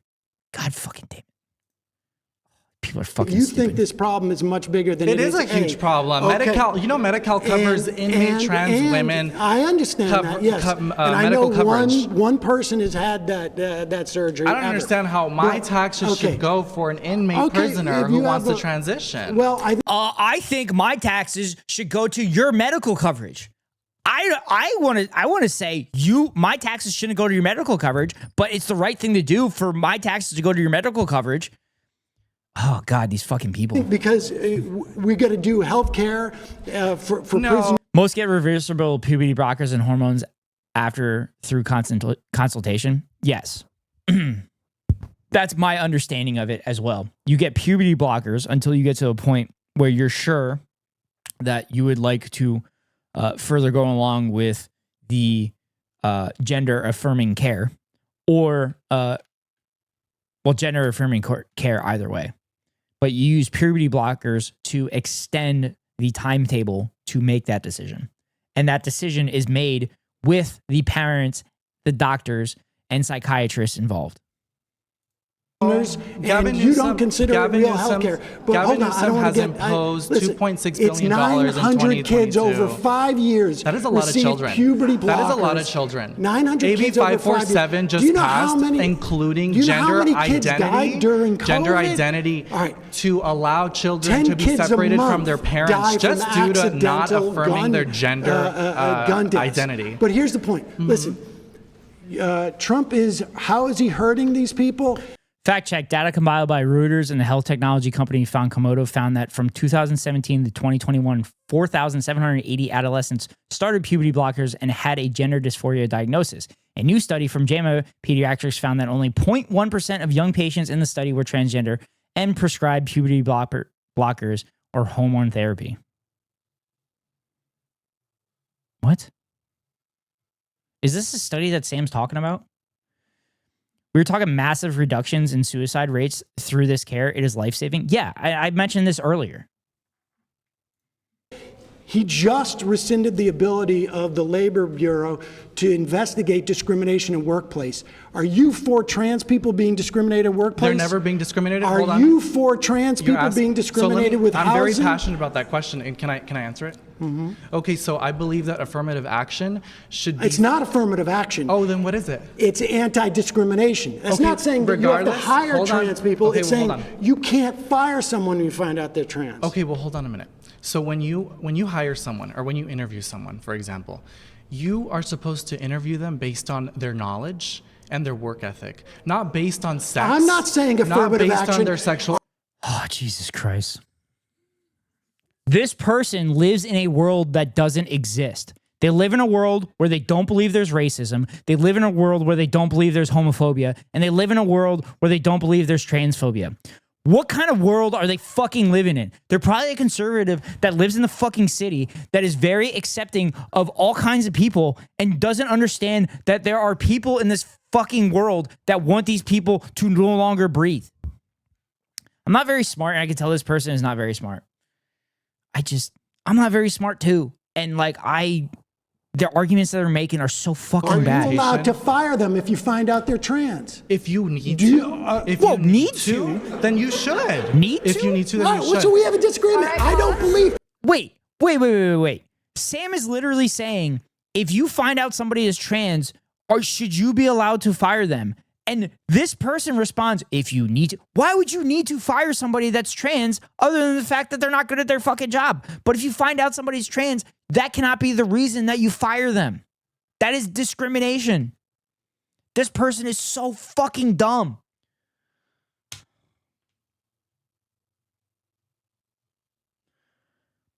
My taxes paid for this person's education. This is sad. My taxes paid for the road that this person used to sit in this chair and argue that the world, that we are past racism now. Oh my God, this is,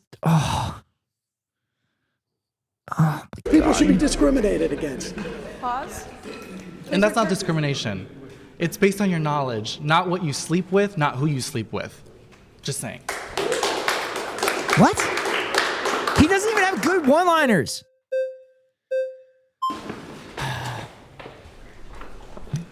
The flawed cast review is used by the UK in an attempt to ban trans care. When it was released, the New York Times and every paper had transphobic op-eds ignoring the flaws in the report. Meanwhile, this report recommending trans care came out this week and only trans journalists in the US covered it. Everybody claps. Yeah. Dude, the one-lines were so... Yeah, this is conservatives fucking showing solidarity. Oh, fuck. New German, Swiss, and Austrian guidelines recommend trans youth care slams cast review. The recommendations released by the Association of the Scientific Medical Societies in Germany come at a time when the U.S. politicians erroneously claim that Europe is pulling back on transgender care.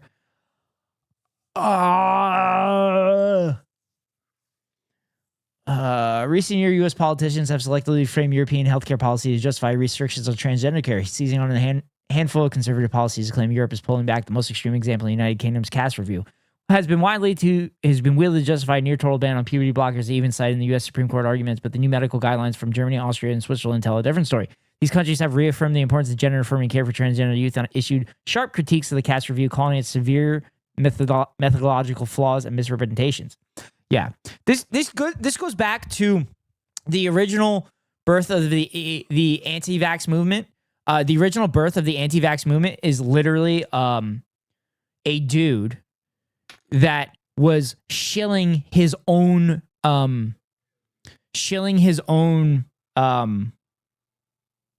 like vaccine, and he lost his medical license because of it.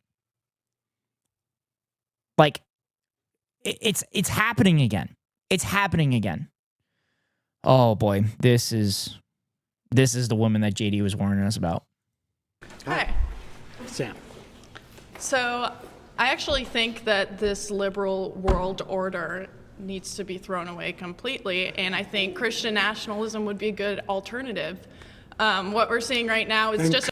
So you're a Nazi. You're a Nazi. You're a self-admitted Nazi. Congratulations. Yeah, and thank you. And yeah, I think what we're seeing right now is a culture of death. This is the most suicidal generation ever. We have millions of children dying by abortion. People aren't even reproducing.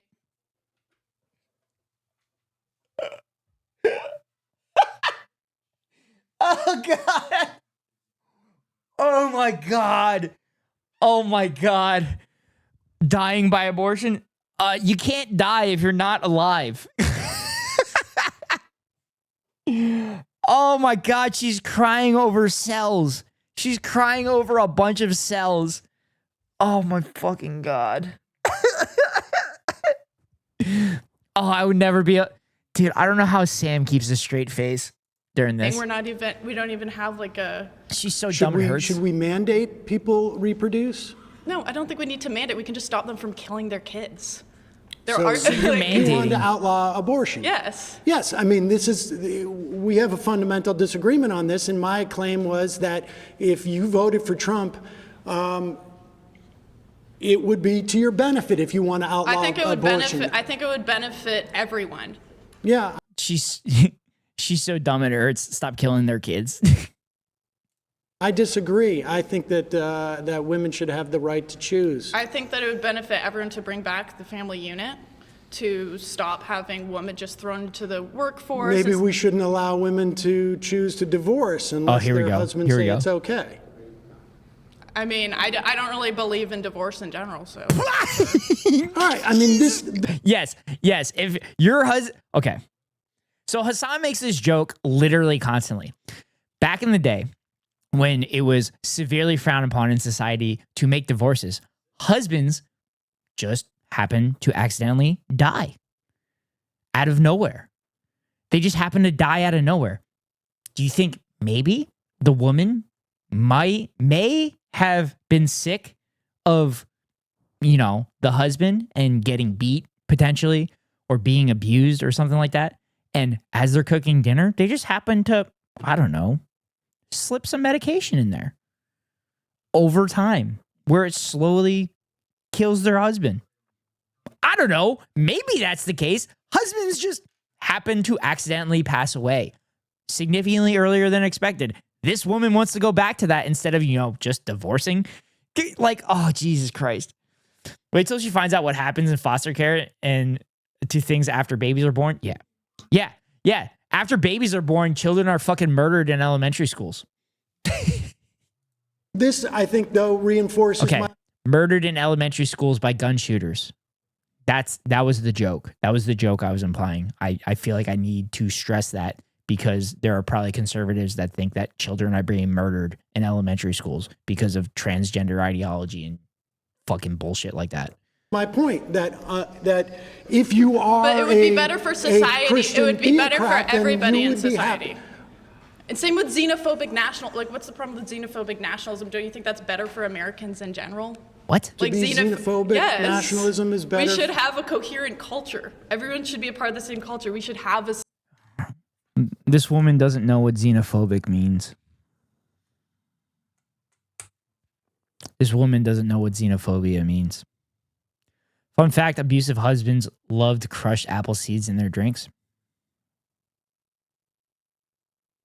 That's what... I'm just going to leave that comment there. Assimilation. Which, do you get to choose what the culture is? We already have a dominant culture. What is based the dominant on culture? European and Christian values and identity. That is the dominant culture. White Christian, it's rooted in European identity. White. So your argument is that has been the dominant culture. Just to be clear, and we're not letting people. There's cyanide in apple seeds. Emily, you didn't have to say that. You didn't have to say that. You're lucky that your first message wasn't directly addressing it to people. You were just stating a fact that abusive people happen to like apple seeds in their drink. You were just stating. You were just making a statement. You weren't implying any kind of violence. I worded that so poorly, but I was in the psych ward a few times as a minor. Nothing crazy, just big sad. And you get girls who are bruised and busted who would literally say shit just to get put in psych away from their foster families. I've firsthand seen the abused children in families who do not want them. Clump of Cells is not going to beg for you to stop hurting it, Sorry for trauma dump. No, I understand. I know that shit happens. And it's sad that it happens. As I just reviewed, there is more regret to having children than there is regret to getting gender affirming surgery. Assimilate to that. We're saying you should keep your culture, and this is why our culture is so divided. It's a really important topic. Nobody's speaking up for the kids that are actually alive. Yeah. No, these people don't give a shit. These people don't give a shit about children. These people only give a shit about children when they're still in the womb. As soon as they're outside the womb, they don't give a fuck about them. As I was saying earlier, there are a lot of gay couples that want to adopt children that do not have homes to go to. But these psychopaths are not allowing these couples, these loving couples that want children, to raise these children into a better life than living in a foster home. Your argument is that Trump is good for those who want a dominant white European culture. I mean, that is what America is. It's rooted in European identity and Christian values. That's what it has been. Would you really disagree with that? What is it then, if that's not the identity of America? Well, I think the identity of For the America... majority of time, America's been a country. You don't think that's been the identity? Well... I mean, I think that has been the identity of those that have been in power. I don't think that's the identity of the United States in general. The identity of the United States in general is that a bunch of immigrants came together and used all of their life experiences to make the world a better place and to make their communities better. I don't work in CPS, but I work for a local state agency that helps families, so I know what you mean. Yeah.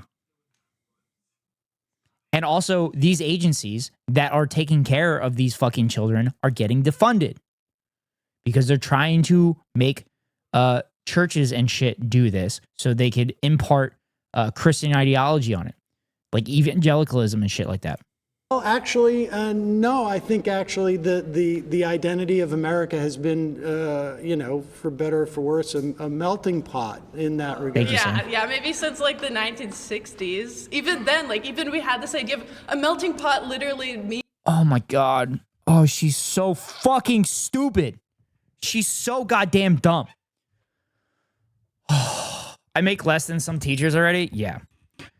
Oh God, she's so fucking stupid. Is she not aware the only reason that her white ancestry from the fucking South exists is because of black people? Is she aware that the only reason that the Trans-Pacific Railroad was built was because of Chinese laborers working from the West? Is she not aware that most shit was built by Irish and Italian immigrants that came to the United States in the early 1900s? That's a fucking melting pot.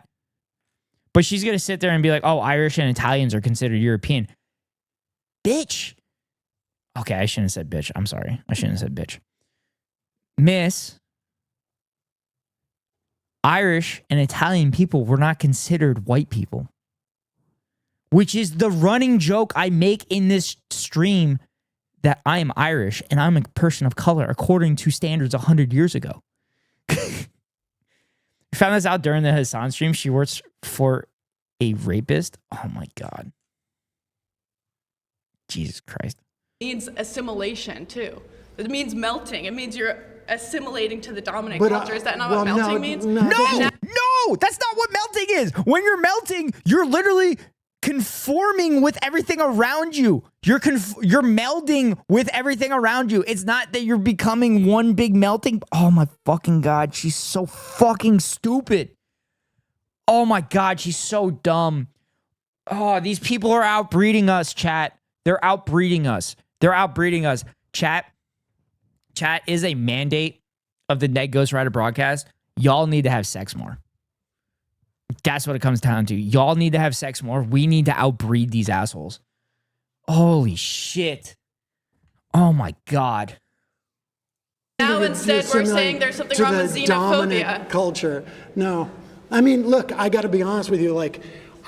You and I have a fundamental disagreement. We will never see eye to eye on this. It's a choice. And people, I think what you're expressing, though, is... I left and all I heard was have sex more when I came back. Yeah, that's what I said. I said, these psychopaths are outbreeding us, and it is a mandate. As a viewer of the Ned Ghost Rider broadcast, y'all need to have sex more. We need to outbreed these psychopaths. Really what the Trump movement at its heart is about. And I think that's problematic. I disagree. I don't think Trump's anywhere close to being a Christian nationalist. That's ridiculous. Trump's basically a Democrat from 15 years ago when it comes to social issues. So you don't think that he's conservative enough for you? Oh, definitely. Nowhere close. He's not xenophobic enough for you? No, he's trying to import a bunch of H-1Bs. Are you kidding? Right. Oh, so you want to get them out too. Yeah. Holy shit, dude. She is straight up fucking racist. Holy shit. She is a straight up Nazi. Oh my God. She doesn't want anybody with any melanin in their fucking body. Holy shit. Dude. Oh my God. To anyone in chat, I'm fertile. I have great mother instincts if anyone needs help. Just doing my part. Oh my God. I cannot believe she just said that.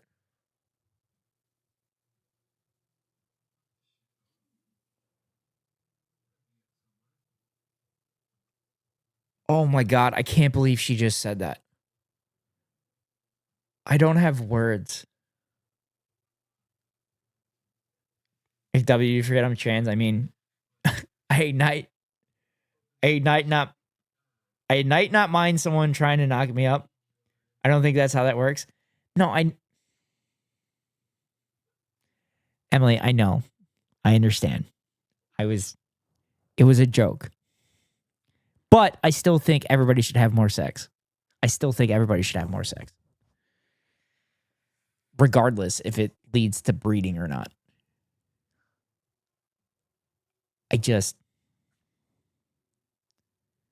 I can't get over the fact that she just said that.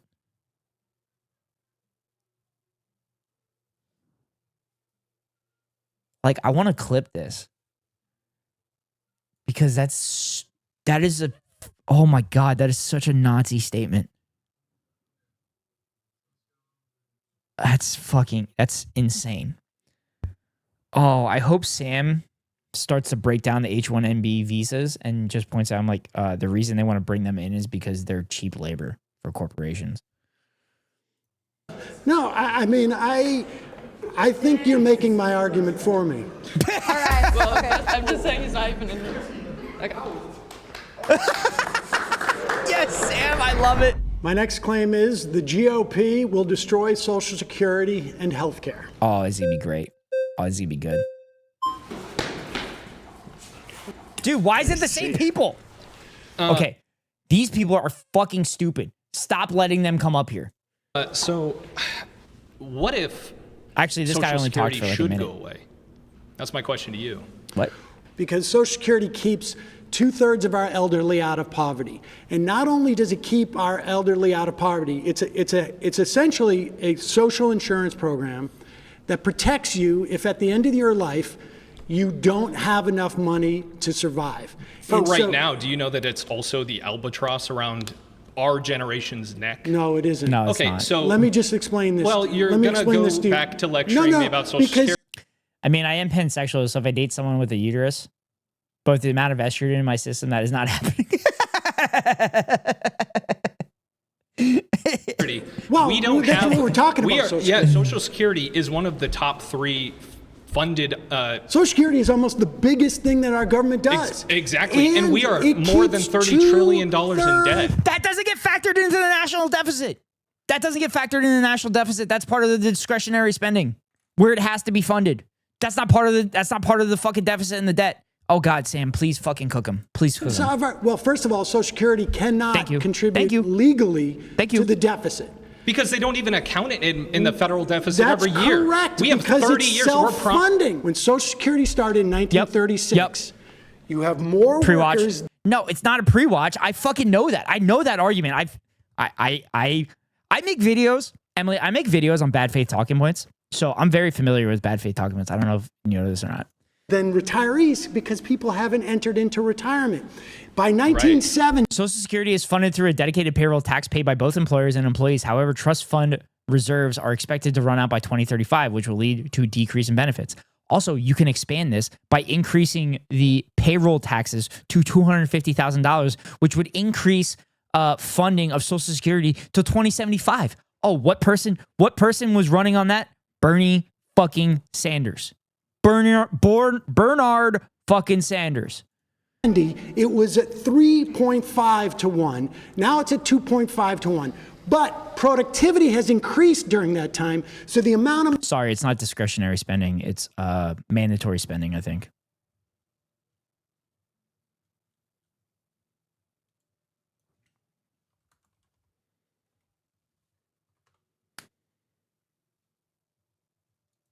Yeah, it's mandatory spending and discretionary spending is what gets factored into what gets factored into the national deficit. Just remove the cap entirely and pay people a living pension rate. Yeah, I agree. I fucking agree. That's like literally the start of the fall of the American Empire, is the fact that they removed pensions for people and have now made people think that the market is like their retirement. Like they need the market to go up because their retirement is based on the market. That's like the biggest fucking thing. Yeah, it's mandatory spending. Mandatory spending is Social Security and Medicare and everything like that. That shit has to be funded by law, which is what Sam is grilling them with. It's mandatory spending and discretionary spending is like military spending and everything like that. Money paid into Social Security has been up there. The reason why we are running out of money just for the trust fund, not for Social Security. Like I say, if we do nothing with Social Security now, it is statutorily unable to contribute to the debt. The math is right there. The reason why the trust fund is running out is because wealth inequality has hoarded. 1940, the ratio of covered workers to covered retirees was 159 to 1. Since 2010, the ratio has been below 3 to 1. Holy shit. That's crazy. There's one big reason why I want to stay working for the state. Your girl will have a state pension. Yeah, it's a good idea, Emily. It's a great idea. So much money above the cap. You don't think it's because the government does a terrible job managing their money? They have a huge spending problem and they go, oh, look at all this money we have for Social Security that's earmarked for 60 years from now that we're just going to spend on something right now. 40 years ago, they predicted this. This is an actuarial. Dude, this guy's a psychopath. I'm going to say it right now. This guy is a fucking psychopath. He has no idea what he's fucking talking about. And he's going to sit there and just get visibly angry and just start yelling. That's my bet. That's my guess. This guy is just overly confident and not smart. Table, accountants sit there and look at it. This is a very easy math problem. Accountants in the government are always right? That's totally the thing that you're saying? They are. That they're always correct about money, right? Yeah, they are. They're actually very fucking good at the auditing. They're very good at it, which is why they know what the national deficit is at. If they weren't good at it, they wouldn't know what the national deficit is at, which is fucking ironic that this dude is making the fucking argument. If the accountants weren't good at their job, how would you know what the national deficit was at? That's why we have a $40 trillion debt problem. The problem isn't the math with the $40 trillion debt problem. It's the you have tax It's cuts the spending problem. I totally agree with you, which I would argue is part of why Social Security's gone in the hole already. That's simply not true. Oh, okay. So we're out of money from the Social Security bucket. No. Statutorily, by that I mean by law, Social Security pays for itself. If we do nothing, the 6.2% that your employer and your employee pays into it will pay out 78% of benefits starting in 2033. And why is it going down? If everything's so much better, why is it only 78%? If we raise the cap, there's a cap right now at $176,000. Here it is. Employers and employees each pay 6.2% a year up to $176,000 in income. The self-employed workers pay 12.4%. Yes, and then I can write that off. I am a self-employed worker, by the way, chat. So I have to pay the 12.4%. But I think I can write off half of that, if I remember correctly. But I have a CPA do that shit now. So for instance, if you make $100,000, you pay $6,200 into that. A year, a year. But if you make $4 million, do you know how much money you pay into Social Security? $6,200. And so why should wealthy people pay a higher percentage? No, they should pay the same percentage.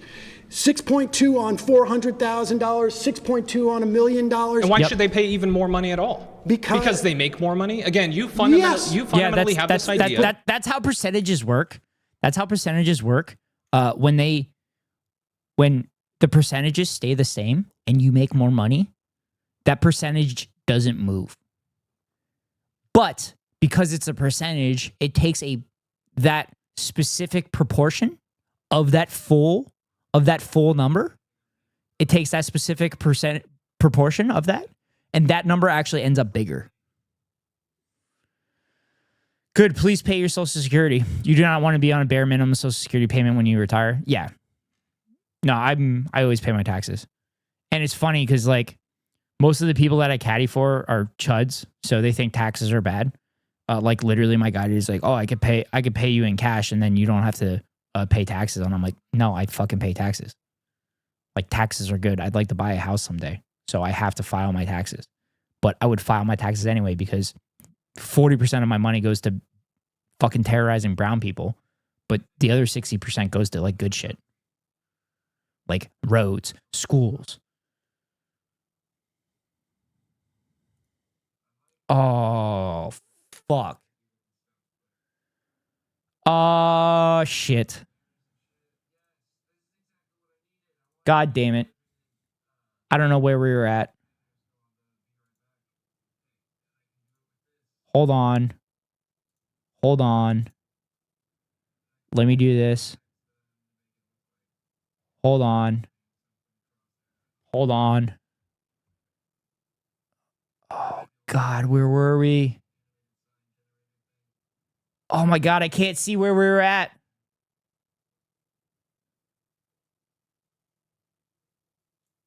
We were 47 something. Oh, God. Oh, God, chat. Fuck. Oh, fuck.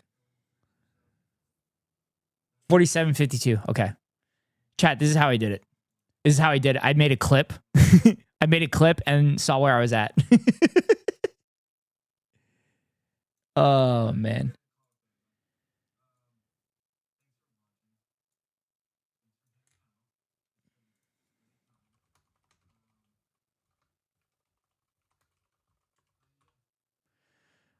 All right, it was 47.52. Okay. We're there.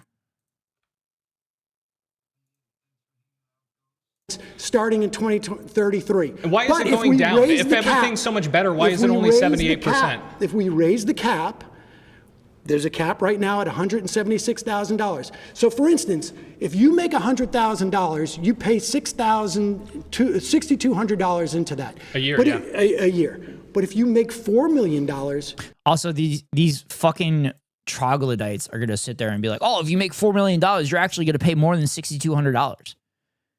So, but I think Sam is arguing, he's like, oh, let's just say the cap is $100,000, but it's like $176,000.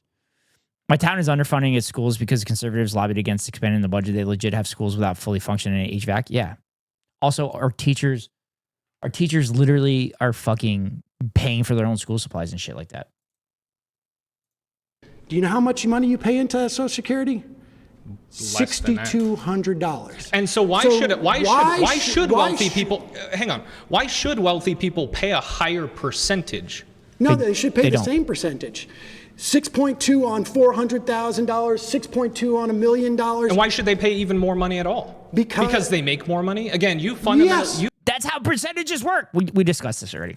You fundamentally have this idea that because somebody, you have an idea that because somebody makes more money, that's fundamentally wrong.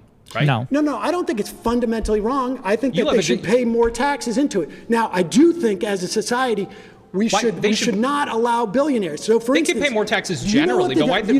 The highest tax rate was and the greatest expansion of our economy. Hang on, does a billionaire get more money from Social Security if they went to go take it than I would? No, of course not. So why should they pay more? I'll tell you why. Because it is a Dude, this guy's a fucking moron. He's a moron, and he's like, yeah, let me tell you why. And he's like freaking the fuck out. Like, this is a conversation. You're having a conversation, and he's like, I'm gonna tell you how. Dude sounds like almond golden if he ate a dictionary. Yeah.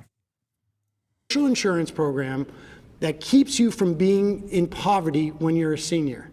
And the reason why I think billionaires should pay more taxes than other people, even a higher percentage, is because it works better for society. The greatest expansion we've had in this country in terms of economics and the least amount of wealth disparity was in the 40s and 50s and 60s in this country. Do you know what the top marginal rate was? It was high. Do you know what it was? I don't know the exact number, but if you made over $470,000 in 1955, every dollar you would make above that was taxed at 90%. So I have a question. Yes, I love that he specifically said every dollar you made above $470,000 is taxed at 90%. It's wonderful when you can point out how marginal tax rates work, because people are not intelligent and don't understand how marginal tax rates work, because they think that if you make that much money, all of your money is taxed at 90%. 90 cents on every dollar was taxed above 470. So if we had in today's dollars, which is wild, by the way. But and it's also the greatest. In 1955, individuals making more than $200,000, $2.4 million today, or married couples with an income of more than $400,000 were taxed at a 91% highest tax bracket. Oh my God.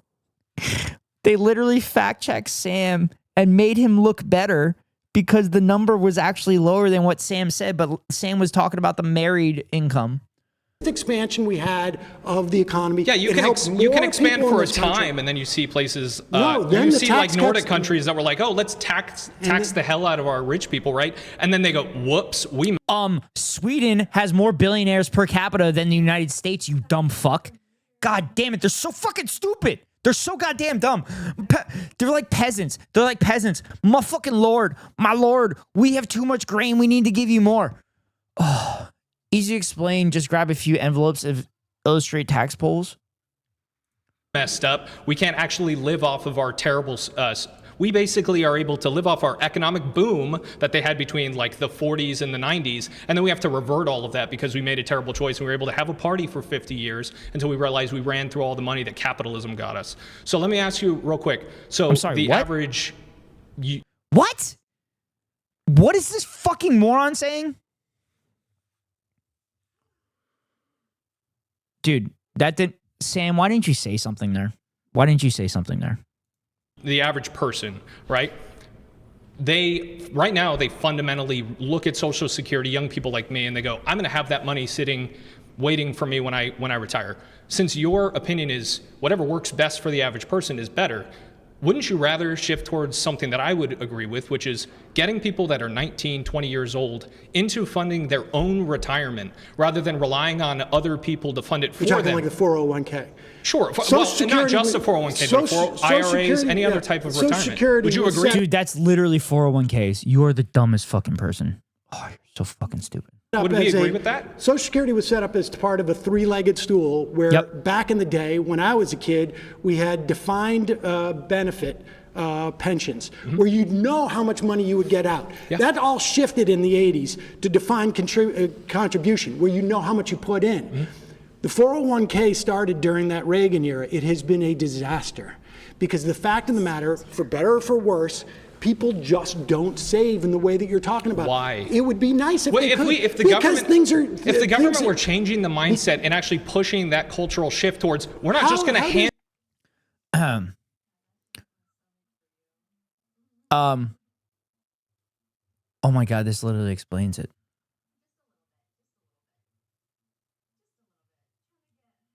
Oh my God, that's fucking great. Thank you, Emily. This is very fucking good. But people don't understand how this works. People are uneducated. They don't understand how this works. You money when you're 65. You have to plan for it right now. We've had a 40-year experiment with the government affecting the cultural mindset, and it failed. We've had a 40-year experiment of everybody. You know what my parents say? Do you know what grandparents say? They go, well, I'm just waiting for my social security check to come in, rather than I have $800,000 waiting for me because I thought about it when I was 19 and 20 because I didn't have this grab bag. That's because they got rid of pensions because they were reliant on the stock market for the retirement funds. And on top of that, greedy corporations have been stealing money from them, whether it's through healthcare, or old folks' homes, or buying houses for themselves. Corporations are bleeding everybody dry. Like, what the fuck? Those grandparents need to get into that grindset mindset. That's the problem. Yeah. This guy's a fucking idiot. Of money waiting for me. You're assuming Hey, man, that it would be young great. people. I try and tell my kids. So we to agree. save So we money agree. too. We should get rid of Social Security and phase it out. Well, no. So we should phase out.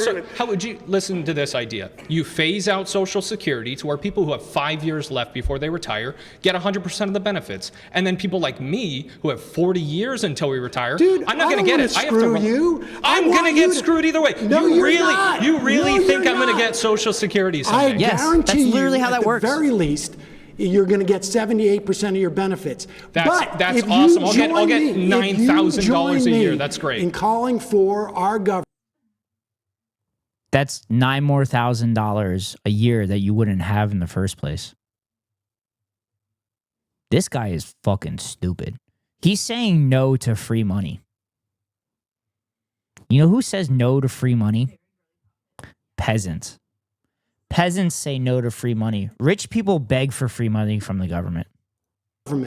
To increase the cap, in fact, get rid of the cap, then your grandkids will get Social Security. I would 100% much of their rather, benefits. and again, maybe we'll just disagree, but I would much rather result to, hey, 20-year-olds, please save for your own retirement, invest for your own retirement, because the government is bad at dealing with money. And what happened? You are worse at dealing with money than the government. Crazy statement, I know. Crazy statement, I know. But you are significantly worse at investing your money than the government is at being efficient with the money. I know I'm going out on a limb on saying that, but like, it's the fucking truth.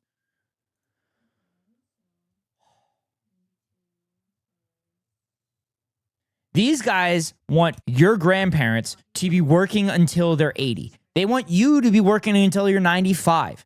They are so fucking stupid and peasant-brained. Rely on them. What happens if what? What happens if those 20-year-olds don't listen to you? The same thing that happens if a 20-year-old just doesn't go and get a job because I tell them to. No. They're going to have a problem, but that's not my fault. No, I got news for you. It's not your fault, but there used to be in New York City 30,000 people sleeping on the Bowery. No one in this room was alive before Security. Social Security. We've all lived under this, just like the And it income has tax. been the most successful government program in the history of our government. Things that are successful don't just start to die out and It's end up not in the dying It's not going to die out. It's the grab bag of Dude, money, this guy's the not massive listening to anything. excess that was there in the early years because of the 42 to 1 No, there beneficial. wasn't. It wasn't a massive excess in 1936. 42 to 1 Dude, is that was a just massive because excess. There weren't that many people who had entered into the Social Security program. And the fact that in 1970 it was 3.5 workers to 1. Now it's 2.5, but productivity has increased it. I've told you why the Social Security Trust Fund is running out. It is because of wealth disparity. Billionaires hiding and hoarding their money above the cutoff line, which is 176,000. That's the cap. If you hiding remove and the cap, hoarding their money. your grandkids Billionaires aren't keeping $2 billion under their mattress. They're investing it back into. They're not paying taxes on it because their money is in the stock market.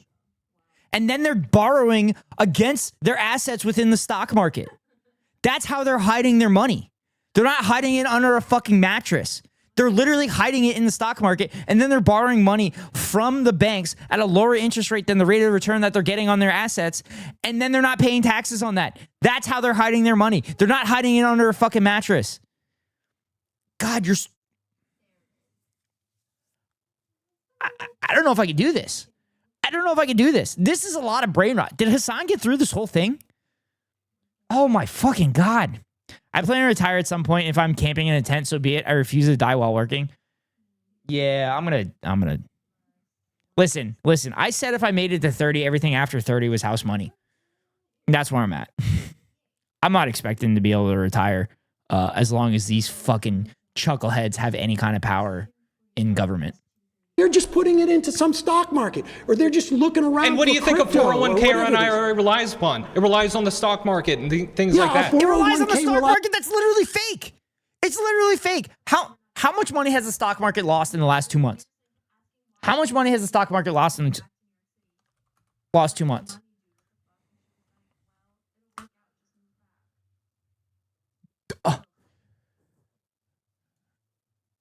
The U.S. stock market loses $4 trillion in value. It lost $4 trillion in value. But you want to put money into this? You want to rely on this? My dad said he's going to retire in like 5 years and says, yeah, I'll definitely be able to do it. I don't know if he's going to be able to do it now. I should actually text him and ask him. It's lost $4 trillion. I need to see the time frame. $4 trillion. Was that $4 trillion today? I just need to marry someone with an 8-figure income. Yeah. Oh, God damn it. What's the... President Donald Trump's tariffs have spooked investors with fears of an economic downturn, driving a stock market sell-off that has wiped out $4 trillion in a month. $4 trillion. But yeah, let's put our money in the stock market so these fucking speculators can lose all our fucking money. $4 trillion. Chat. The student debt number is what? $1.9 trillion. You could pay back everybody's student debts twice. Twice. With $4 trillion, you could buy, I don't know, a subscription at the top of the hour. Because at the top of every hour, run a 3-minute ad. If you want to avoid the ads, you could pay $5.99 for a subscription or get lucky and get gifted a sub. Or you can link your Amazon Prime account to your Twitch account and get a free monthly subscription from Daddy Bezos to your favorite streamer. Hopefully that's me. If it's not me, hopefully it's one of my friends. But if you don't get a subscription, then you get stuck behind the 3-minute ad break that comes now. $4 trillion fucking dollars. But yeah, let's put money in the fucking stock market. We have a psychopath at running the country right now. Running the country off the seat of his fucking pants. Out of the seat of his pants. He's just fucking throwing shit to the wind. He's lost $4 trillion in a month. It's just incredibly awful. It's incredibly fucking horrendous. Don't you just love that all of our industry is tied to large real-time gambling machine? This system makes way more sense than central planning trust. Yeah. It's literally legalized gambling. I've been saying this for years, that it's legalized gambling. Oh, it's just so fucking idiotic. I knew people who were retiring in 2008 when the stock market tanked and they got screwed. Well, that's a whole other problem. I would argue that's actually driven by the government being once again terrible with policy. No. That was not driven by the fucking government. That was driven by the speculators at the fucking bank. That had nothing to do with the government. The government bailed those fucking banks out because they were reassuring the bank's investment. The government backed the bank's investment and covered its losses. They shouldn't have done that. The government shouldn't have done that. But prior to the government doing that, the market collapsed because of the speculators within the bank. Bad economic hazards. Social Security is there regardless of what happens with the stock market. Okay, pause. You've been voted out by the majority. Please return to your seat. I couldn't do this. Micah. Hey, Micah. Good to meet Sam. you. Nice to meet you. There's an idea that you have that basically government can kind of fix all these problems, right? If you didn't save for retirement, well, then the government can just come in, swoop in, and save you. The government also kind of allowed banks to do all that crazy shit, and the erosion of bank regulations was done by whom? Well, Bill Clinton. But it was started by Ronald Reagan, and the Democratic Party embraced the Ronald Reagan policies. Bill Clinton repealed the Glass-Steagall Act, which literally allowed the stock market, which everybody says constantly goes up, to slowly go up rather than these incredible cycles that we go through where we literally have a recession every fucking 8 years. Well, not that. Swoop in. It starts on literally the day you get your Social Security. Sure. It swoops in once you retire, right? Once you can. Well, you pay into it. Right, exactly. And so you believe this idea based. Bill Clinton was a Republican, I know.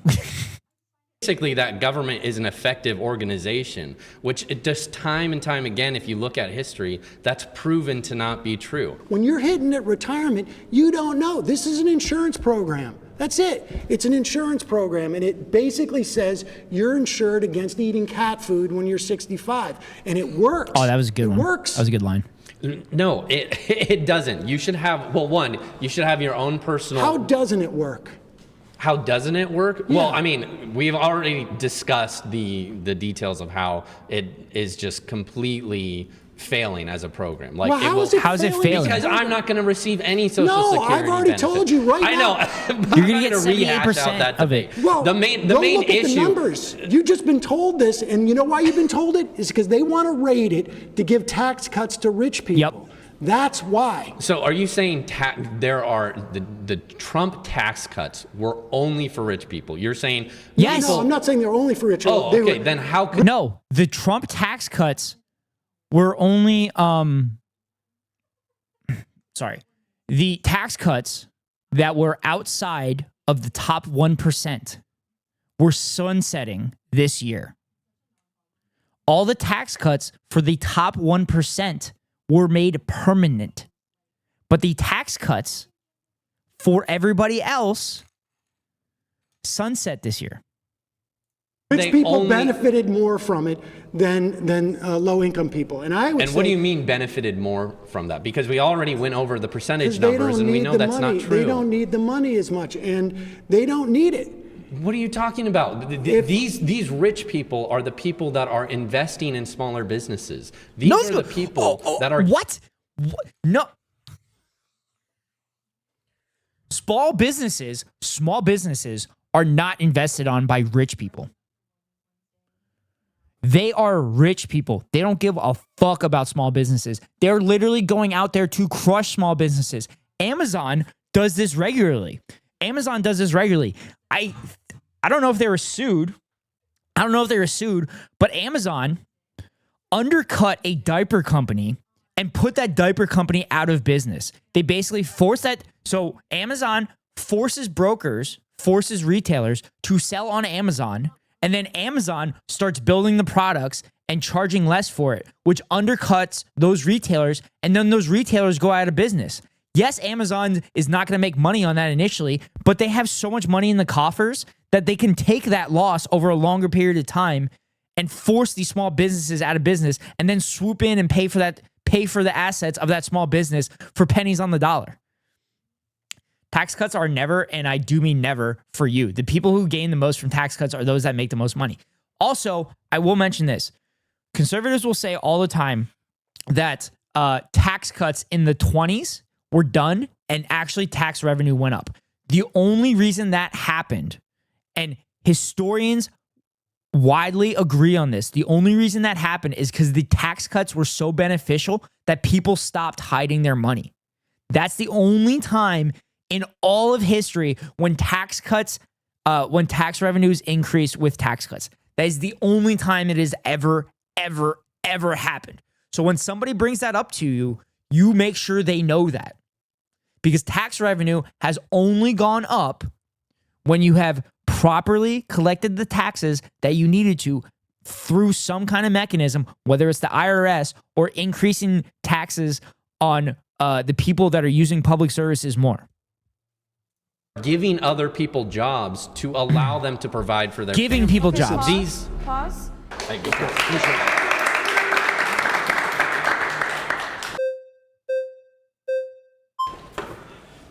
Oh God, this guy's got notes. Good to be back. Nice to see you. Okay, yeah, nice to see you too. I want to zoom out a little bit. Okay. So obviously you're pinpointing on Social Security, and there's a reason for that. And healthcare too. Oh, okay, but Social Security is the program that you're very concerned about, and that Medicare. I'd love a Medicare for all program, but go ahead. Yeah, so I think the reason you're focusing in on Social Security precisely is because Social Security is the most successful in a shadow of social welfare programs and government spending. That it's like the Democrats. It's also the biggest bucket of money. Sure, it is the biggest bucket, but the Democrats have these social programs and this deficit spending, and it just never ends. It's never enough money.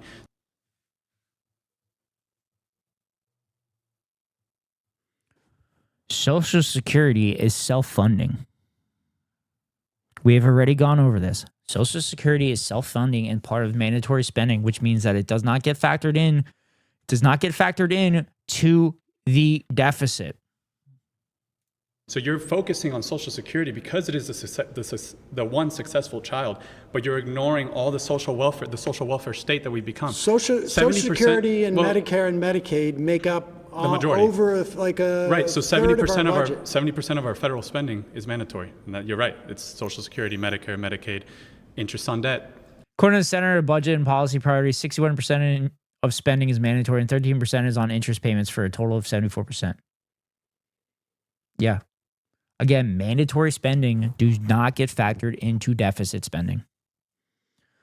I personally believe that we should hire mobster-style IRS agents to go encourage the wealthy to pay their share.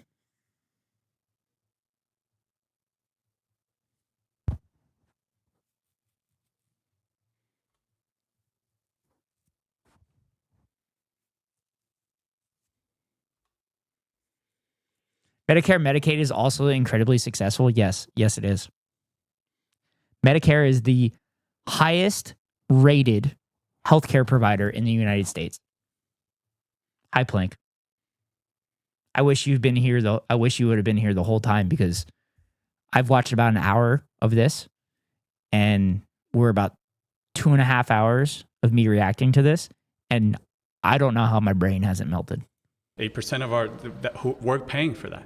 So the Democrats run on this, essentially they want a welfare state. So yes, Social Security might help a lot of people, but it's like we're closer to a welfare state than we've ever been. 38% of the GDP in the US is government spending. That's the highest since World War II. So us conservatives, we're trying to tell you, like, you guys are fiscally really so are you worried irresponsible. about the tax cuts and what that does to the debt and debt? Shit, I didn't see that. Fact But check. the Democrats Sorry. have these social programs and this deficit spending. I watched the whole thing. Yeah, but you didn't watch me react to it. I haven't seen any of it. But I've I've said some shit that looked like a pre-watch though. And it's just never ends. It's never enough money. So you're focusing on Social Security because it is the one successful child, but you're ignoring all the social welfare state that we've become. Social Security and Medicare and Medicaid make up the majority. Over like a right. So 70% of our federal. P-Lank the dumb. Sorry, it sounded cooler in my head before I started typing. Now I'm sending it for humor. Federal spending is mandatory, and that, you're right. It's Social Security, Medicare, Medicaid, interest on debt. 8% of I read that already. We're paying for that. So the Democrats run on this, essentially they want a welfare state. So yes, Social Security might help a lot of people, but it's like we're closer to a welfare state than we've ever been. 38% of the GDP in the US is government spending. That's the highest since World War II. So us conservatives, we're trying to tell you, like, you guys are fiscally. According to Treasury Department, government spending is equal to 23% of U.S. gross domestic product in 2024. In World War II, it peaked at 40%. The most recent peak was 31% of GDP in 2020 at the height of the COVID-19 pandemic. So this person's lying. This person's lying is what I'm hearing. Really so are you worried irresponsible. about the tax cuts and what that does to the debt and deficit? The tax cuts increased revenue. No. Yes. No. I want to tell you about Kansas. Okay, tell me about Kansas. Sam Brownback in 2012 brought in Arthur Laffer. Oh my God. Oh my God. This is such a good example. Oh my God. This is such a good example. I completely forgot about this example. This is so good. This is going to be so fucking good. You know the Laffer curve, right? That's the argument that if you cut taxes, you're going to get more revenue. And that's exactly what happened. Kansas. No, that's exactly what happened to TC. Kansas enacted tax and spending cuts in 2012 and 2013. Brownback argued that this fiscal potion would generate an explosion of economic growth, but overall growth and job creation in Kansas underperformed both the national economy and neighboring states. Destroyed Kansas by 2016. Let's a look at the Republican numbers. legislature raised taxes again. They destroyed their education Reality system. is against you, my friend. Look up Kansas. The In numbers. fact, The numbers during say the Trump administration, they sent Sam Brownback. They made him the ambassador to faith because they didn't want this guy if around you because want it was to tax a the disaster. rich, you should vote Republican because they pay more in taxes under Republican. It was the same Revenue as went Reagan. down. It Look was at the same as Kansas. Trump. Look at Kansas. the US. He's lying. Chat, he's lying. I'm correct on this. I'm 100% correct on this. Tax revenue, the only time tax revenue went up during tax cuts was the 1920s, and it was because the wealthy did not hide their money. This guy was so annoying. He's just blatantly fucking wrong. Tax revenue did not fucking go up under fucking Ronald Reagan. It didn't happen. Yes, look at the U.S. We have the numbers for this. It was the perfect Obama's experiment. best year, It destroyed federal income Kansas. revenue is pales in comparison to Trump's worst year. Do you get what I'm saying? Does more taxes necessarily equate to more revenue? Yes. Yeah. No, that's where you're wrong. So if you look at TCJA, and I'll say the numbers again, the top 1% paid more into the system. GDP grew, wages grew 3% year over year under TCJA. So when you're saying tax the rich, it sounds like you're actually a Republican. You just don't know it yet. You're confusing causation with correlation because Obama's economic recovery was way too slow, and I agree with you on that. Way too slow. Way too slow. When you have tons of stimulus, what you're doing is you're creating the Great Depression for the bottom 90%. All the assets inflate. So who does that benefit? Your policies benefit the 1%. Inflation disproportionately. I'm sorry, what? Stimulus? Brief history of how Kansas Republicans destroyed their state. Kansas experiment in small government created a big mess. In 2012, Kansas Governor Sam Brownback launched a real live experiment in the conservative government. He slashed income taxes of the top earners and limited them by more than 330,000 small businesses, promising the cuts would be a shot of adrenaline into the heart of Kansas' economy. Instead, the result has been disastrous. By the end of 2015, the state had lost nearly $3 billion in revenue and was behind most other states in job growth. And when the courts challenged the constitutionality of the bare bones budgets, Brownback and his allies launched an all-out war on the state's judges. Wow. Over the objections of many fellow Republicans, Brownback signs a tax cut bill predicted to gut the budget and slash school funding. 2 years later, the state Supreme Court rules that Kansas is violating the state constitution's mandate that schools get equitable funding, and it orders the legislation to devote tens of millions of dollars to low-income districts and ask lower courts to re-examine school spending. Brownback retaliates by signing a bill that strips the state Supreme Court of the power to appoint chief judges to the district courts. Oh my fucking God. Dude, they're fascist. They're fucking fascist, chat. They're literally fucking fascist. They're fascist. As soon as somebody pushes back on anything, they're like, "Oh, we're gonna remove them. We're gonna remove them." They're not establishing my truth. They're not establishing my truth. Actually benefits oh my God. 1%. It's an immoral tax on the poor. Listen, and that's exactly what happens when they stimulate. Inflation was not a function of monetary stimulus. It absolutely was. No, it they wasn't. Increased the money supply by $6 trillion, No, I man. understand they did that. I understand they did that. And they could pull it back on taxes with the wealthy if they wanted to. You're making an argument for higher taxation. Okay, do you think taxing people makes the country wealthier? Is that what you think? Does it make the country Do taxes wealthier? make us wealthy? Is that government increasing taxes? Are we now more wealthy? Do you think that the only way you create wealth is by producing? Now they are trying to pass a constitutional amendment to elect state Supreme Court court judges directly. Oh, really? Kansas is doing that? Oh my God, that's fucking hilarious. If you tax and spend, government stimulus can, yes, increase GDP, of course. Is GDP wealth? Is GDP wealth? If we import 10 million immigrants and our GDP goes up, are we now wealthier? If the housing costs more. That's literally the argument that people make all the time, that the higher the GPA, the wealthier your country is. So you don't understand how people talk about the wealth of a country. This guy's dumb. He's all over the place. If CPI goes up because there's more people. No, I understand. And inflation is under control, and we haven't pulled that money off the table. Right, but I'm just saying that inflation is back down because we had a problem. The welfare with state logistics. makes us all poorer. Yes, it does. And you can see it doesn't. Across history. If you compare, people want to come here for economic opportunity. We don't want handouts. We want opportunity. That's why, as an immigrant, that's why my family came here. We left the socialist paradise. It's garbage. Actually, it does make the general population more liquid. Yes, it does. It increases economic. It increases economic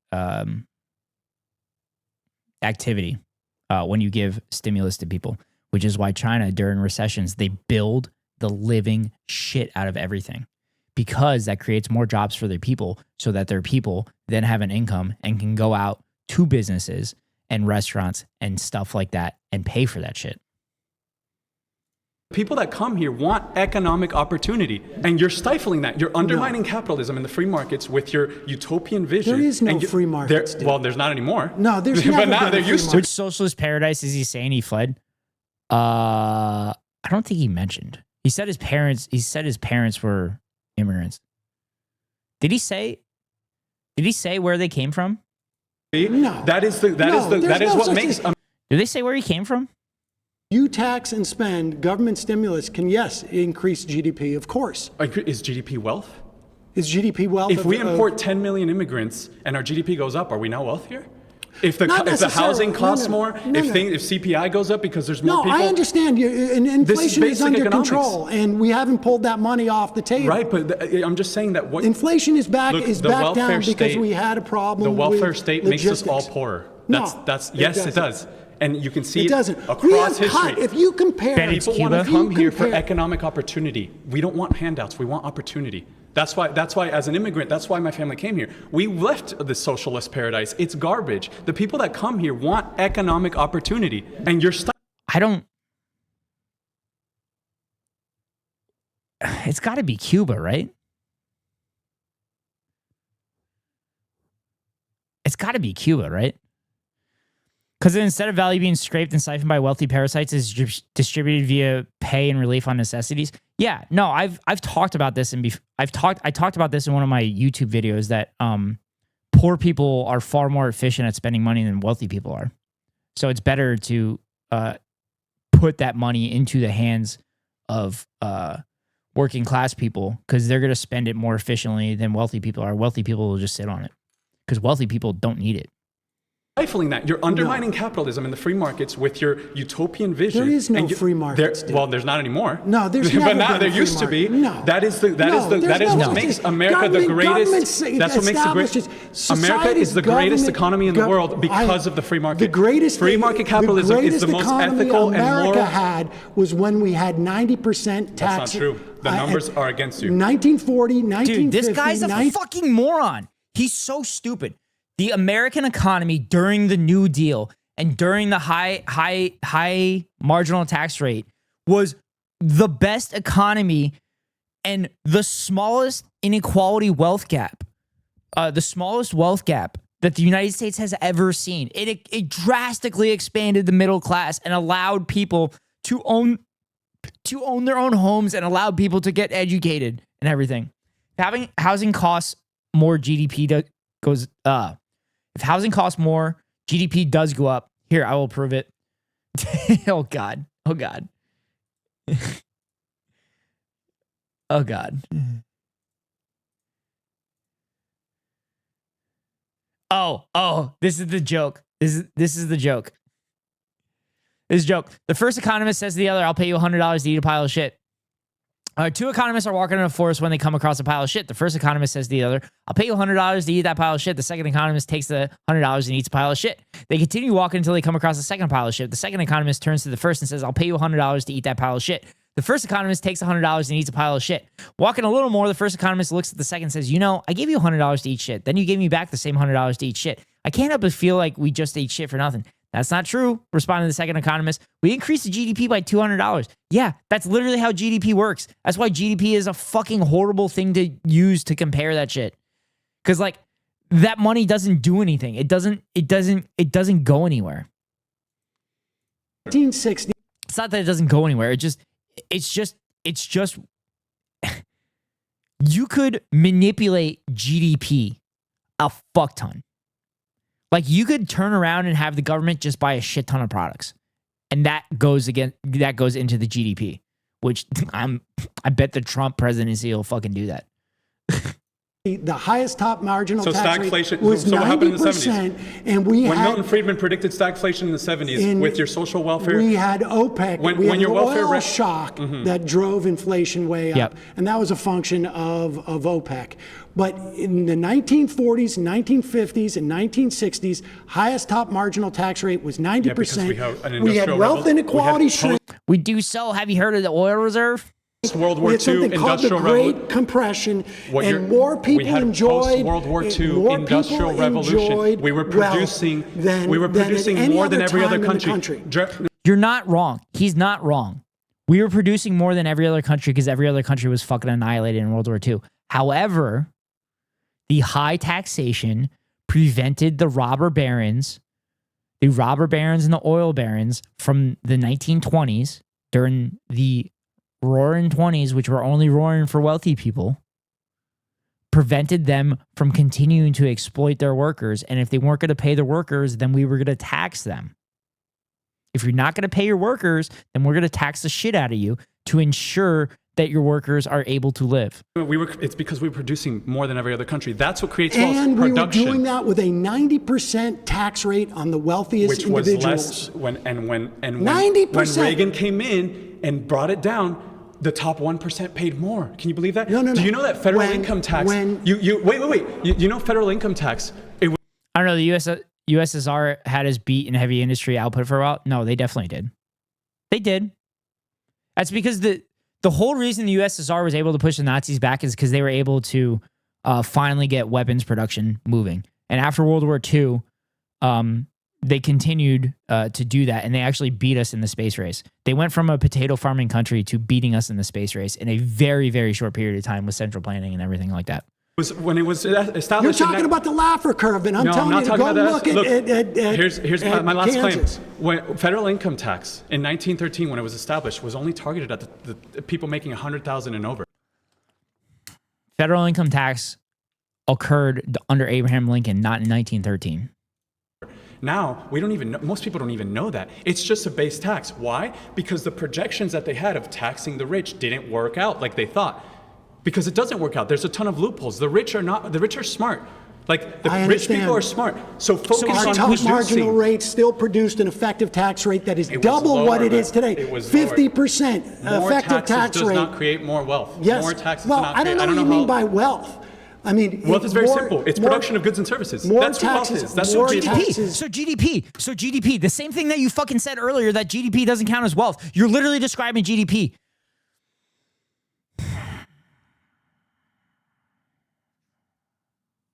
We're so cooked, chat. We're so cooked. Money, people think money is more wealth. Taxes money buys wealth. Creates less wealth inequality, and then you have wealth that is shared by more people rather than being in the hands of a plutocracy or a plutonomy. And then you get stuff like an oligarchy. We've seen like what happens when you punish your top producers over and over again. They leave. They stop producing. The government. That's not true. That's not fucking true at all. That's literally not true. That's not true. During the New Deal, they did not fucking leave. Fucking tell them. Get out. See ya. See ya. Also, you can't sell your goods here. That's what you fucking do, chat. You tell them if you're not willing to pay the taxes that we're going to implement on you because you are not paying your fucking workers in salary and benefits, then you're not going to be able to sell your goods here. That's it. You want to leave? See ya. Don't let the door hit you on the Don't let your door hit you on the ass on the way out. And also, we're going to take over your fucking factory. And then we're going to produce those goods. And you're not going to make shit. Get the fuck out. See ya. GDP goes down as well when wealth people hoard money. That is, if that money is real. Yes.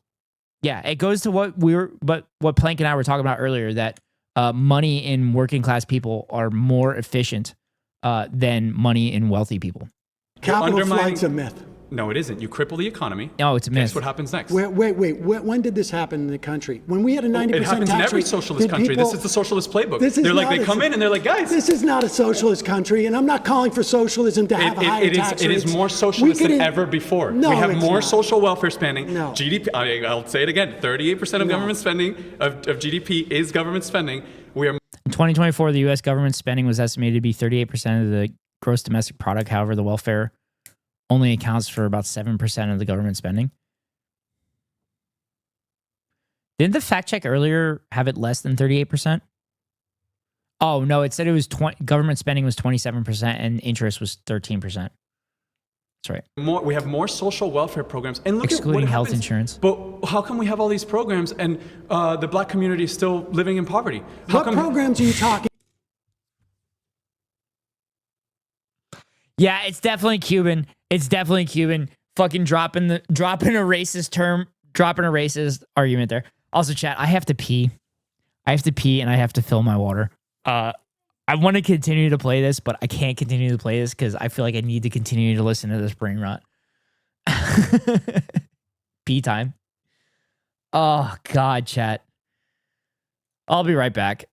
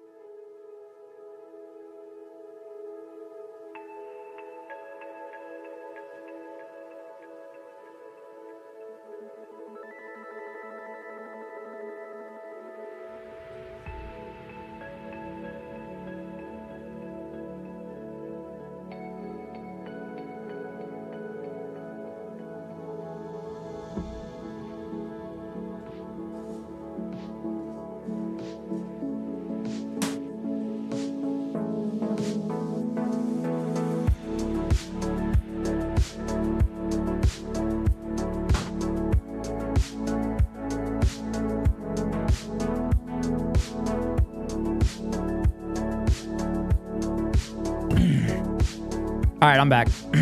I'm back. Let's oh God. Let's fucking get back to this brain rot. Oh shit. Here we go. About that are geared towards the black community. We during in 2021. What do you mean, also, this is why I said that money's not real. How do banks actually create money? Hundreds of years ago, banks stored gold for investors, but they realized it was unlikely everyone would claim their gold back at the same time. Yep. So they began to loan some of these gold deposits out to other people. This made money for the bank through interest and helped power the economy by allowing idle deposits to fuel new business and trade. As time went on, the bank started issuing banknotes, or IOUs, rather than physically giving out gold, and these IOUs started being traded in the economy. This meant the amount of money in circulation was much larger than the value of the gold held by the banks.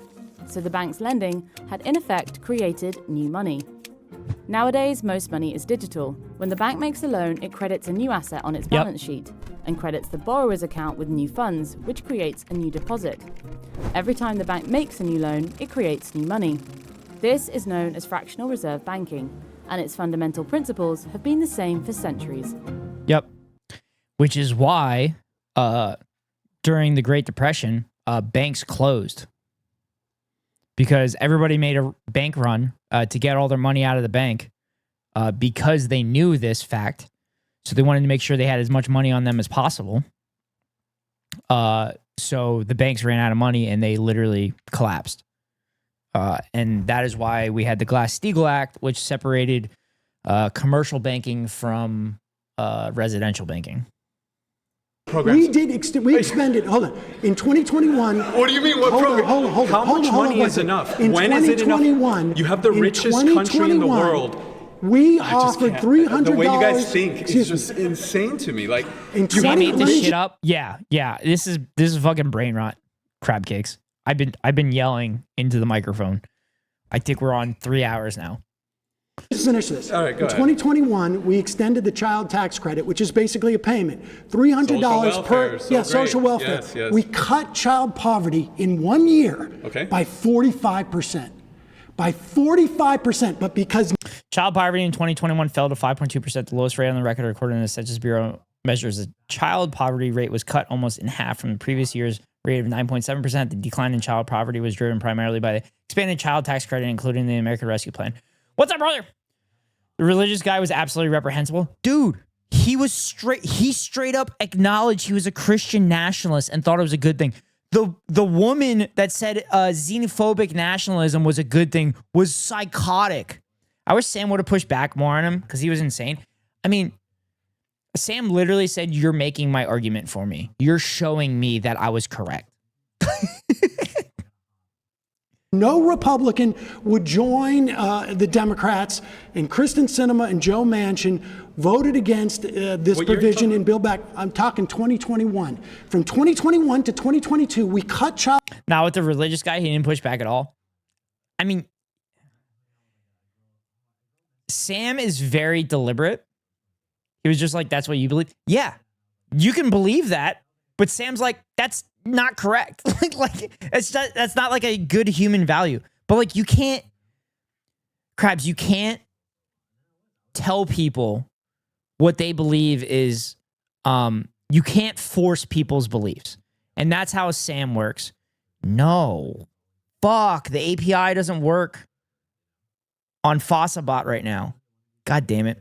He didn't say he wasn't correct, though, or call him out on why he was wrong. But, like, no. He didn't just take it. Krabs, he didn't just take it. Sam stuck to the prompt. No, he didn't. Krabs, he did not. He sat there and said, I don't want a theocratic government. And this is what you want. I don't think that's a correct thing to do.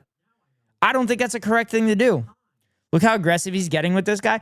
Yeah, this guy's a fucking dumbass, though. But, like, again, Sam purposely made that claim so that the people would basically self-report themselves as Nazis. Should have done the same with a religious guy. Krabs, you can't do that.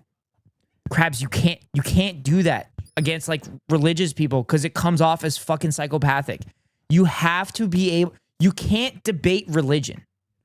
And you can't debate people's beliefs, right? You can't debate their interpretations of the Bibles and stuff. The comments were all saying he got ate up by the religious dude because he didn't push back. I mean, that's fine. I don't agree. I don't agree with that assessment. I think he made the guy look like a psychopath. I think he pushed back enough to make the guy look like a psychopath. And then I mentioned this earlier in the stream. Sam is very, very good at allowing these people to continue to talk and make themselves look really, really bad. To the people who already agree with him, yeah.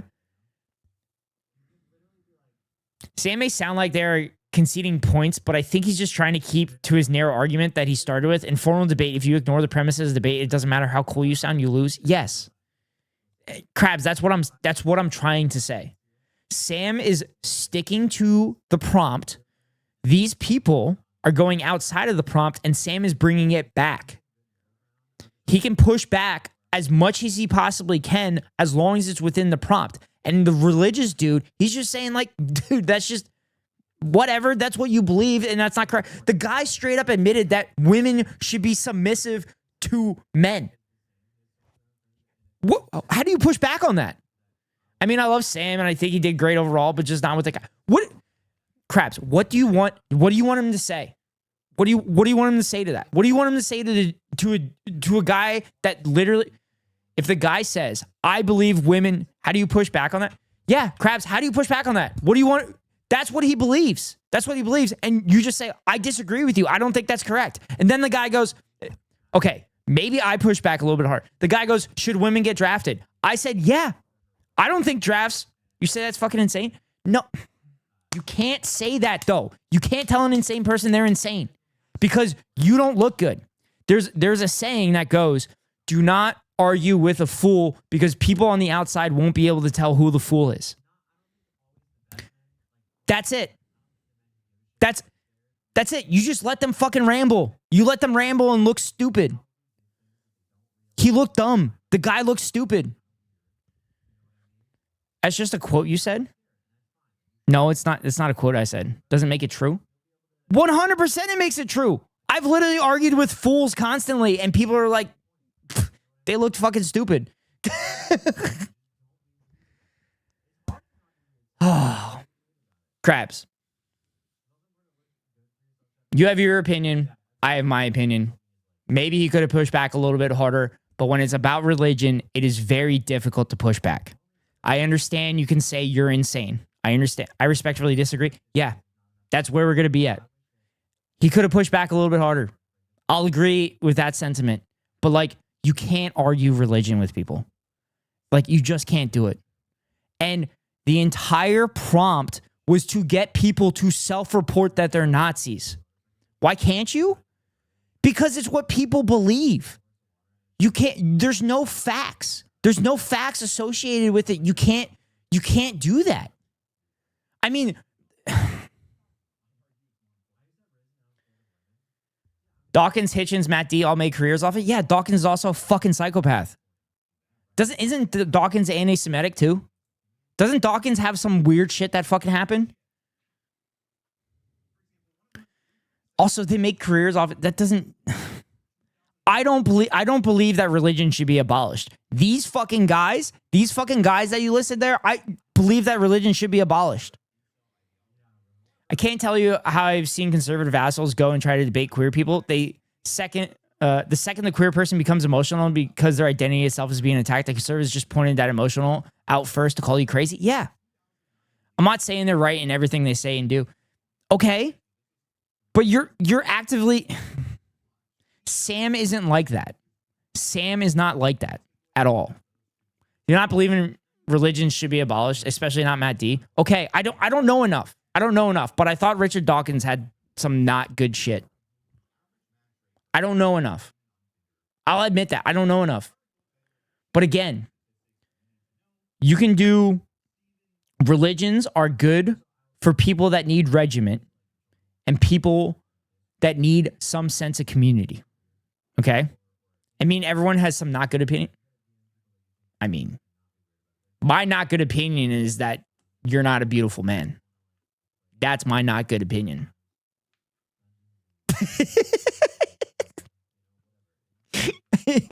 I'm fucking with you, Crabs. Crabs? I mean, you're right. Okay, Crabs, I've been reacting to this for 3 hours. So I'd like to get through this if I can. So let's agree to disagree. I agree. He could have pushed back a little bit harder. On the person. I'm chilling, dog. Okay. I agree. He could have pushed back a little bit harder than a religious person. When there's somebody that is that psychotic, Sam always lets them look like a fool. He always lets them just speak. Okay? And that's what Sam was doing. All right? I believe that was what Sam's intent was in that moment instead of pushing back as hard as he did. True, he do that. Yes. And he does it. I said this in the very beginning of this react. I said he just lets people talk and he lets them, for lack of a better term, he gives them as much rope as possible and then lets them hang themselves with it. Again, that's a metaphor. It is a metaphor. It is not saying that they're actually doing that, but it's just a phrase. Okay? All right. Let's get back to this psycho that we're pretty sure is from Cuban descent. Poverty in this country by 45%. Look it up. I feel like when I look at it, I guarantee you, I will give you my phone number. You call me, and if I was wrong. All right, we'll call. I'll do it off camera. And you will see that we cut child poverty in a year by 45%. I'll look into your claim. All right, guys. All right. Anyway, we'll talk after. Oh, God. My next claim is Trump's policies make the rich richer and the working class poor. Boom. Oh, this is going to be great. Hello, sir. Hey, Hunter, how are you? You know, I'm sorry. I think China was right. I've heard conservatives complain that China restricts the Christian denominations that are allowed to practice there. I have no clue if that's true, but if it is, maybe it's a good thing in the end. That's not for me to judge. I'm not Chinese. I'm so glad he actually did this. He's been talking about doing it on this show forever. Really? So, like, we've discussed in this community that Jubilee is fucking horrible because they literally put LGBTQ people in a room with people that don't believe that they should exist, which is fucked up, very fucked up. And they turned people that are they turned this into entertainment rather than this affects people's lives, which is why we are not giving it any views. But yeah, love, you know me with my videos and my stream. I hate bad faith talking points. I hate bad faith talking points. I dismantle bad faith talking points. And to see Sam just fucking thoroughly dismantle these people and see how psychotic these people are and how out of touch these people are is just so satisfying. But nobody's ever going to change your mind because debates don't change people's minds. It does get people more interested in social issues and politics, though, whether for better or for worse. Also, Krabs, I'm going to send you that short I was telling you about. I'm sending it to you on Discord. Let me know what you think. Oh shit.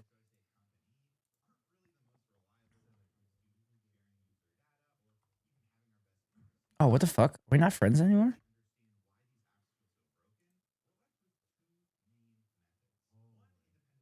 We're not friends anymore?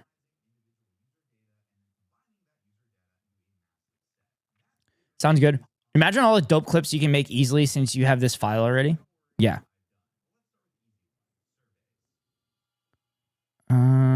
Oh, there you are.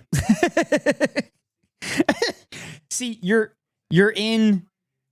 So I was looking up crab cakes, and I ate crab cakes, and you weren't there.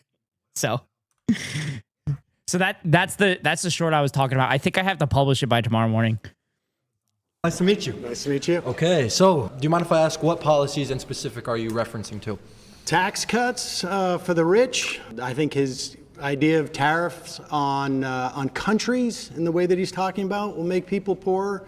I think all the work that they're doing in terms of attacking the government agencies will make people poorer.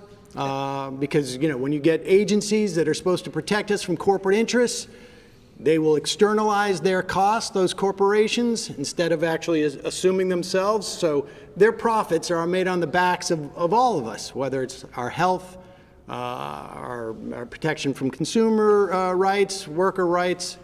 His anti-union policies will make us poorer. So real quick, I'm going to touch on one of the things that you said. Now, there was a lot to unpack there, but there's a lot of policies. We'll start at the very beginning. You talked about taxes. Let's talk about, in his first term, the Tax Cut and Jobs Act of 2017.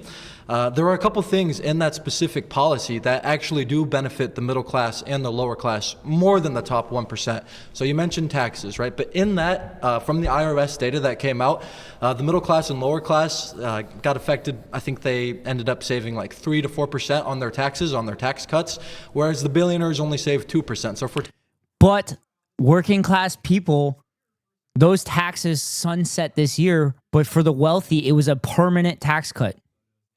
Talking an actual dollar amount, sure, the billionaires saved more. You ate in that clip? I love it. Okay. I told you it was a good fucking clip.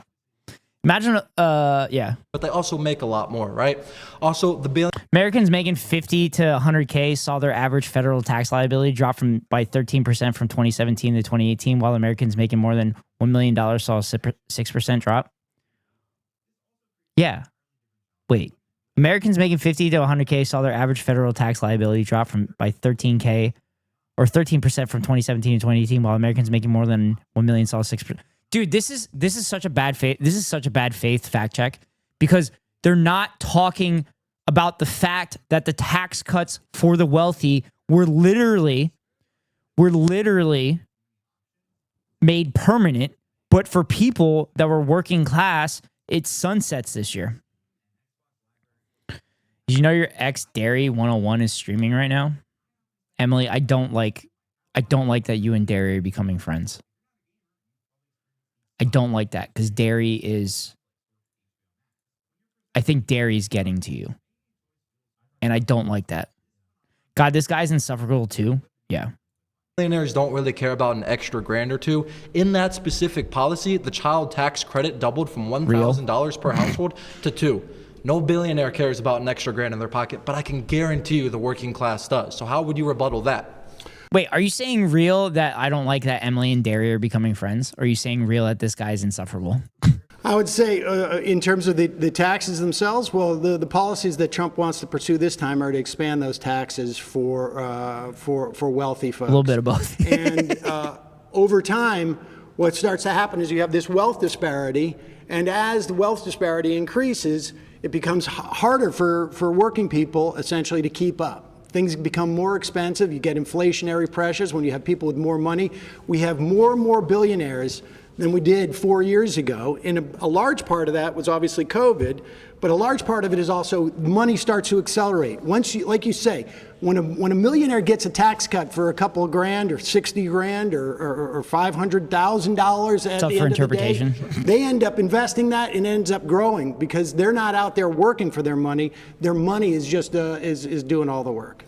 Okay, so yeah, I mean, I think we can agree with you on that when it comes to, you know, billionaires. Are you saying that my statement about Neg's ex is real? No. I'm saying that you and Derry are getting too close. And you're going to, both of you are going to start gaslighting me. And I don't like that. I don't like that you two are going to gaslight me. We can't break up if we were never in a relationship to start. And millionaires and there being a wealth gap in our country, right? I don't think Republicans or liberals would disagree on that, but I think where we will fundamentally disagree Gaslighting isn't real. Under Trump, right? The stats show that take-home pay was higher for the middle class and the lower class. Inflation was down. They weren't paying as much on taxes. Inflation was down, but wage growth was actually greater during the Biden administration. Well, that's because due to COVID, when a lot of people lost jobs. No. I mean, I'm talking in percentage comparison between those 4 years and these past 4 years, wage growth grew. Not for Sam Seder doesn't like Joe Biden, so it's funny to watch Sam Seder defend Joe Biden. From as a baseline on 2020, but I'm talking as a baseline from 2016. Interesting. Okay, well then another point that I want to talk on with you real quick is you talked about slashing government True, it's a woke ideology myth. The Department of Government Efficiency. I'm sure you've heard about that a lot in the news. That's not a government agency. That's just some It is committee. actually an executive order was signed to make DOGE an official government agency as of less than a week ago. So yeah, It is an official government agency. No, it's not. It has to be approved by Congress.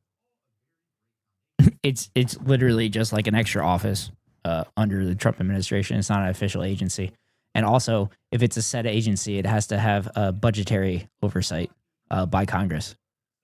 God, I'm stupid. I know this. Here we go. So DOGE is not a full government agency. President Trump reorganized an existing group within the executive office of president to form DOGE, which has team members working with agency heads. Oh my God, pre-watch. Fucking pre-watch chat. Oh my God, pre-watch. Oh, chat, I have not seen this yet, but the fact that that fact check came up right as I literally described the exact same thing also makes me think that I'm not true. That is not true. Because the Jubilee fact checks are suspect at best. Obviously, we're talking about money. We want people to be able to afford a house. We want them to be able to afford to raise a family, right? As a young man myself, I want to be able to grow up in America and be able to afford food one day, right? I mean, I can now, but continue that. And at the way things are going, it's unsustainable for people on the left, people on the right, people in the middle. So we have to come to a common ground on how to fix that. What's unsustainable? The fact that cost of living is increasing year after year. What does DOGE do to inhibit cost of living? Yeah, absolutely. So what DOGE is going to do, the Department of Government Efficiency, is slash a lot of the federal spending, right? So what happens when the feds... What spending is going to get... Some state governments are trying to form their own DOGE systems now too. Oh, Jesus Christ. We are the dumbest. We are the dumbest people. Get cut. So I'm getting there. 1 second, sir. So what's going to happen is the Department of Government Efficiency is going to slash a lot of federal spending. What happens is the government, Republicans, Democrats alike, spend a bunch of money that, excuse my language, but it's nonsense, right? They spend it out here, they spend it out there. Be more specific. Here or there. Are you talking about cutting for defense? Example, because they're not going to cut defense. Well, for example, wait a second. Well, no. Let me finish. Okay. $175 billion to Ukraine, first and foremost. That was a bunch of nonsense. So we're going to talk about... No, it's not a bunch of nonsense. It's literally going back to a people that were literally fucking invaded. Their country was invaded. Also, your fucking politicians said it was the best investment that America could ever make because it decimated the Russian army. The people that you voted for said it was literally the best thing that America could spend its money on because it decimates the Russian army without putting a single American troop in harm's way. that, but we also have a bunch of other things in the Defense Department, as well as a bunch of DEI departments. Well, they're not touching, first of all, They're not there touching are the no Defense DEI departments. That's And completely second, false. Listen, defense spending is not going to be touched by Doge. Wrong. And when you talk about the government, what's the just because you say wrong doesn't mean you're fucking correct. They're not going to touch defense. biggest expenditure government has? Our military and Social Security are our top two. And Medicare and Medicaid, right? Now, they're not going to touch the military. Pentagon is looking for $50 billion in budget cuts for the next year, or roughly 8% of its budget. The Defense Department is also cutting 5 to 8% of its workforce. I don't believe this fact check. I don't think this is true. Terry, are they going to cut Social Security? You're asking me like I'm part of Doge. No. Well, you're telling me that Doge is going to help everybody here. And I'm telling you, if they cut Social Security, everybody in here is going to get hit. Because these folks are going to have to pay for their parents, because Social Security keeps 2/3 of our elderly out of poverty. So tell me what they're going to cut that's going to make it easier for Americans. I already did. What? I told you the $175 billion that we've sent to Ukraine. We're no longer going to So be... he's going to... Yes, so Donald Trump has signed an executive order. Boss, you've been voted out by the majority. Thank you, sir. Like, I'm part of Doge. Are you not educated about what you're yapping about? Yeah.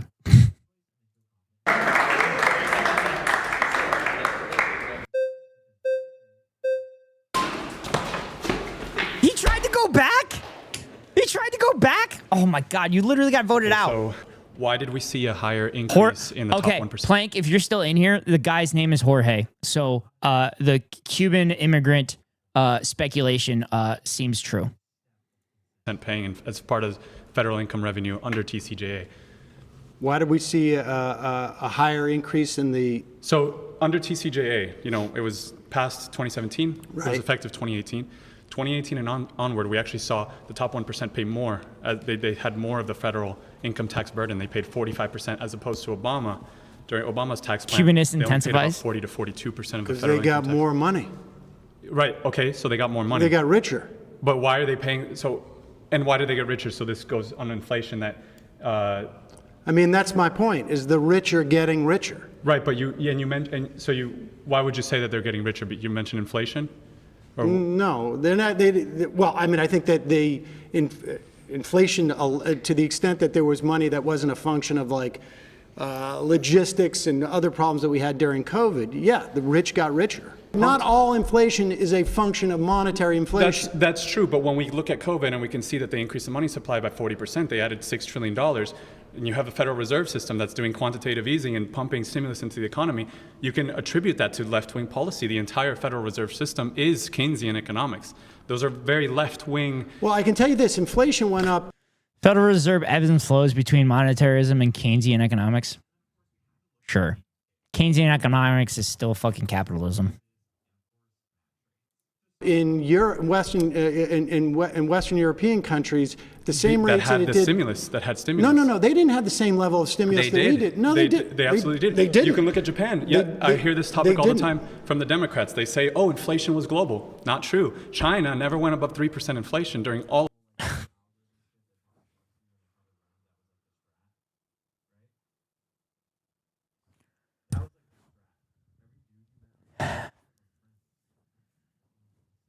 Is this dude using China to defend free markets? Stabby Squirrel, thank you for the subscription with Prime Gaming. I appreciate it.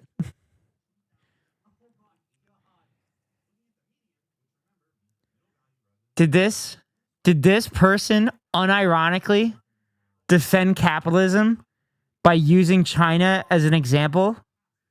When China can literally nationalize industries to further reduce costs?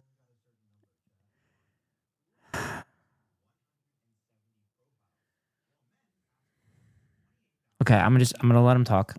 Welcome in, Stabby. Hope you're enjoying the show.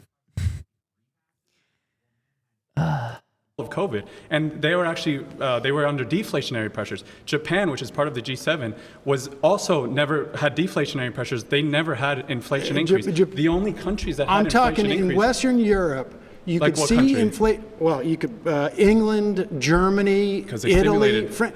They didn't stimulate as much as we did. It wasn't monetary inflation. If you look at In a study of advanced economies, the inflation rate at least doubled from early 2020 to early 22 in 37 to 44 countries. In 16 countries, the inflation rate quadrupled. Source Pew Research Center, OECD. Yes, that's correct. And also, the United States was one of the first countries to lower the inflation rate. It's fine. Yeah, that's the best emote. That's an underutilized emote in this channel. The cost of goods and logistics got screwed up because of COVID. So let's look at the reason. All international trade, because we're the world reserve currency, is done in U.S. dollars. China's annual inflation rate has been below 3% since May 2020. Japan suffered from economic stagnation from 1990s through 2020, resulting in deflation. It is often called Japan's lost decades. Yeah, because Japan, it is never fine. True. Because Japan's literal entire government structure was because of us. It's all because of the United States. Because we experienced it, domestic inflation was high. So you're saying our inflation caused higher inflation in Europe? Absolutely, because that's not what economists say. Well, you can look at the facts. International trade is we have dollar-denominated international trade. All international trade is that's why we're the world reserve currency. You guys claim that the U.S. recovered faster than anybody else. It's like, well, it did. It's because we have a privilege of being the world reserve currency, and we export our inflation. Like the strength. We export our inflation. Yeah, and let me explain that. The U.S. dollar is the most safe asset in the world. In times of great crisis and great volatility, like COVID crisis, everybody turns to the dollar. Sure. Many currencies are tied to the dollar. So it's like when you the euro is not tied to the dollar. The euro is not, but international trade. So if the euro actually crashed against the dollar during COVID. The euro used to be above the dollar. I'm unclear what. It also wasn't during COVID. It was prior to COVID. My point is that the inflation is caused by left-wing policies, and so inflation was caused by, you're saying, supply shock and pumping trillions of dollars into the economy. First of all, you understand that the federal supply shock happened because of capitalism, because they didn't produce enough goods because they were cost cutting. Federal Reserve is not part of Biden. Didn't have control over the Federal Reserve. Absolutely not, but the entire Federal Reserve System is left-wing in economic theory. That's the key in economics. It's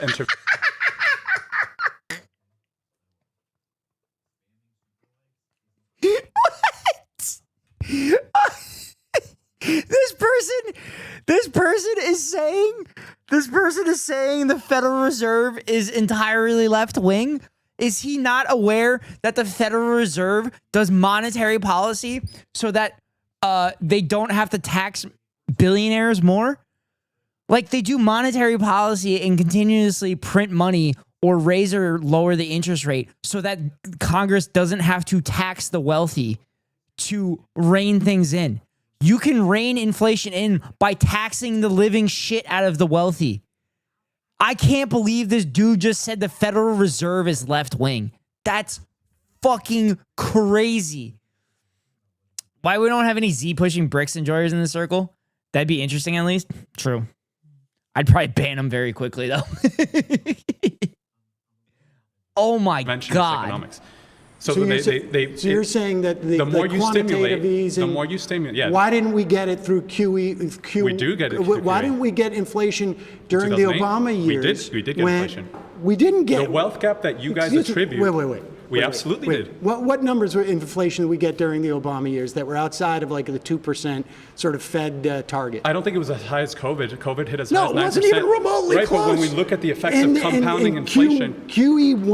Most of the Obama administration, consumer price inflation hovered around or under 2%. Chat, 2% is the number that they wish. Summer 2011, annual consumer price inflation briefly rose to 3.8%, driven by higher food and energy prices. By spring 2012, inflation was back to below 2%. I meant in the Jubilee video. Oh, yeah. Neg moderates, Jubilee confirmed.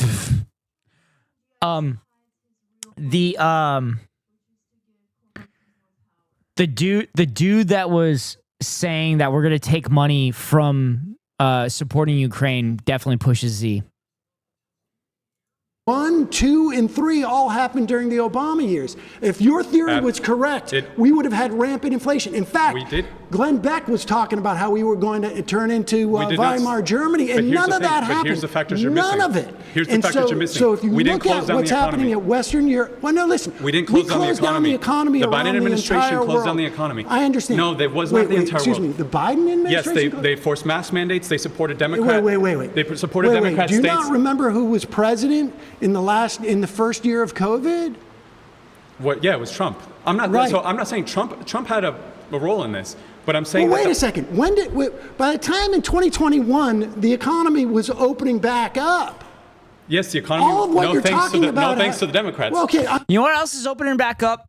The opportunity to buy subscriptions to avoid the top of the hour ad break. Because at the top of every hour, I run a 3-minute ad to avoid pre-roll ads for any new viewers. If you want to avoid the ads, you could pay $5.99 for a subscription or get lucky and get gifted a sub or link your Amazon Prime account to your Twitch account and get a free monthly subscription from Daddy Bezos to your favorite streamer. Hopefully that's me. If it's not me, then hopefully it's one of my friends. But if you get a subscription, you get to use wonderful emotes across the Twitchverse, as well as send links in the chat. But here comes a 3-minute ad break now.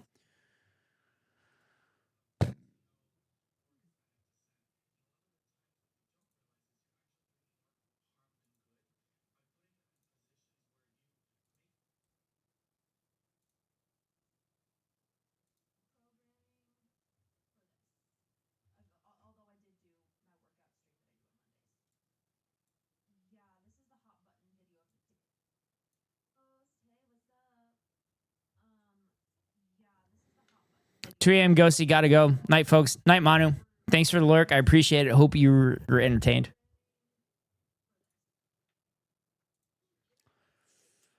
All right. Let's continue. The Democrats wanted to keep it closed. Okay, you can talk about hypothetically what the Democrats want, but it's not hypothetically. We can look at mass. We can look at their mandates. We can look at them closing down. The economy closed down in 2020, March of 2020. Well, okay, sure. Donald Trump was president. Pause. You've been voted out. None of that. You understand hold on. that the Federal Reserve is not part of Biden. Didn't have control of the Federal Reserve. Absolutely not. The entire Federal Reserve. I need to re-listen to this because I didn't quite understand what he was trying to say here. System is left-wing in economic theory. That's the Keynesian economics. It's interventionist economics. So you're saying that the more you quantitative stimulate, easing, the more you stimulate. Yeah. Why didn't we get it through QE? We do get it through Why QE. didn't we get inflation during the Obama years? We did get inflation. We didn't get the wealth gap that you guys attribute. Wait. We absolutely did. What numbers were inflation did we get during the Obama years? From 2008 to 2014, the Federal Reserve did quantitative easing, buying up treasuries to increase the money supply.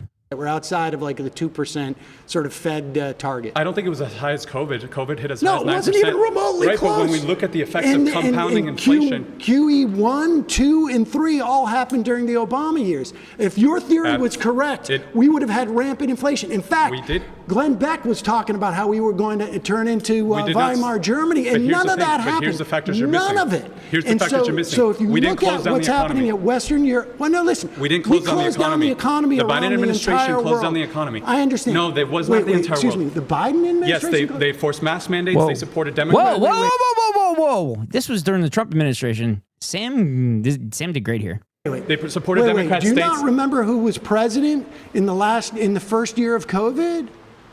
What? Yeah, it was Trump. I'm not saying Trump had a role in this. But I'm saying. Well, wait a second. By the time in 2021, the economy was opening back up. Yes, the economy. All of what you're talking about. No thanks to the Democrats. Well, okay, the Democrats wanted to keep it closed. Okay, you can talk about hypothetically what the Democrats want, but it's not hypothetically. We can look at mass. We can look at their mandates. We can look at them closing down. The economy closed down in 2020, March of 2020. Chat mask mandates were to prevent the spread. They were not directly to prevent you from getting it. They were trying to prevent you from passing it to other people. It was literally forcing you to be a good person. I personally still wear a mask indoors about 95% of the time. I have only been sick for stretches where I go home and don't wear a mask. I think The mask has helped me not get sick. I know that's crazy. I know that's insane. But it's nuts. 2020. Well, okay, sure. Donald Trump was president. Pause. You've been voted out by the majority. Please return Thank to your you. seat. They also needed to put like a light there instead of the producer saying pause. Because if you're in the middle of an argument, you're not going to be able to hear that shit. Personally, I was wearing a mask before they even told us to because I was major news junkie and I knew it was coming. Yeah. Emily, also, I was reading up. So this is an insane story. So I was deep in the news and I saw that the shit that was going down in China, and I was having a conversation with somebody and they straight up said, they're like, oh yeah, all the Chinese are dying because they're smokers. I'm like, well, that just sounds like a xenophobic and racist thing. I'm like, I was on the island. I was in the islands at this point, and I said, dude, they're gonna shut down the borders they're gonna shut down the borders. We're not gonna be able to leave. He's like, oh, you're just being hyperbolic, blah, blah, blah. Well, 5 months later, guess who was right? I was right, chat. I was right. I'm always right. If you start out where Ghost is correct, you're gonna be right most of the time. Just pointing it out there.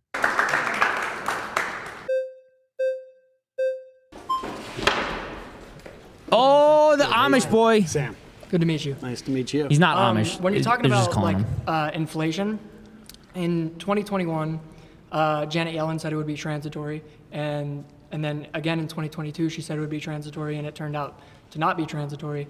And then one major thing happened in 2022. I think we all know what that was. That was the war in Ukraine. And I believe, and I can explain, that the war in Ukraine was explicitly caused by Joe Biden's bad foreign policy, and that shot inflation up from, like, there was already pretty bad inflation in early 2022 and late 2021, but it shot it up from the low kind of margins in like 3 or 4% all the way to 9% in 2022 of July at the peak. Inflation is now down around 2%, around where... The war in Ukraine increased global inflation because Russia and Ukraine are both major producers of commodities like wheat, fertilizer, oil, and gas. Yeah.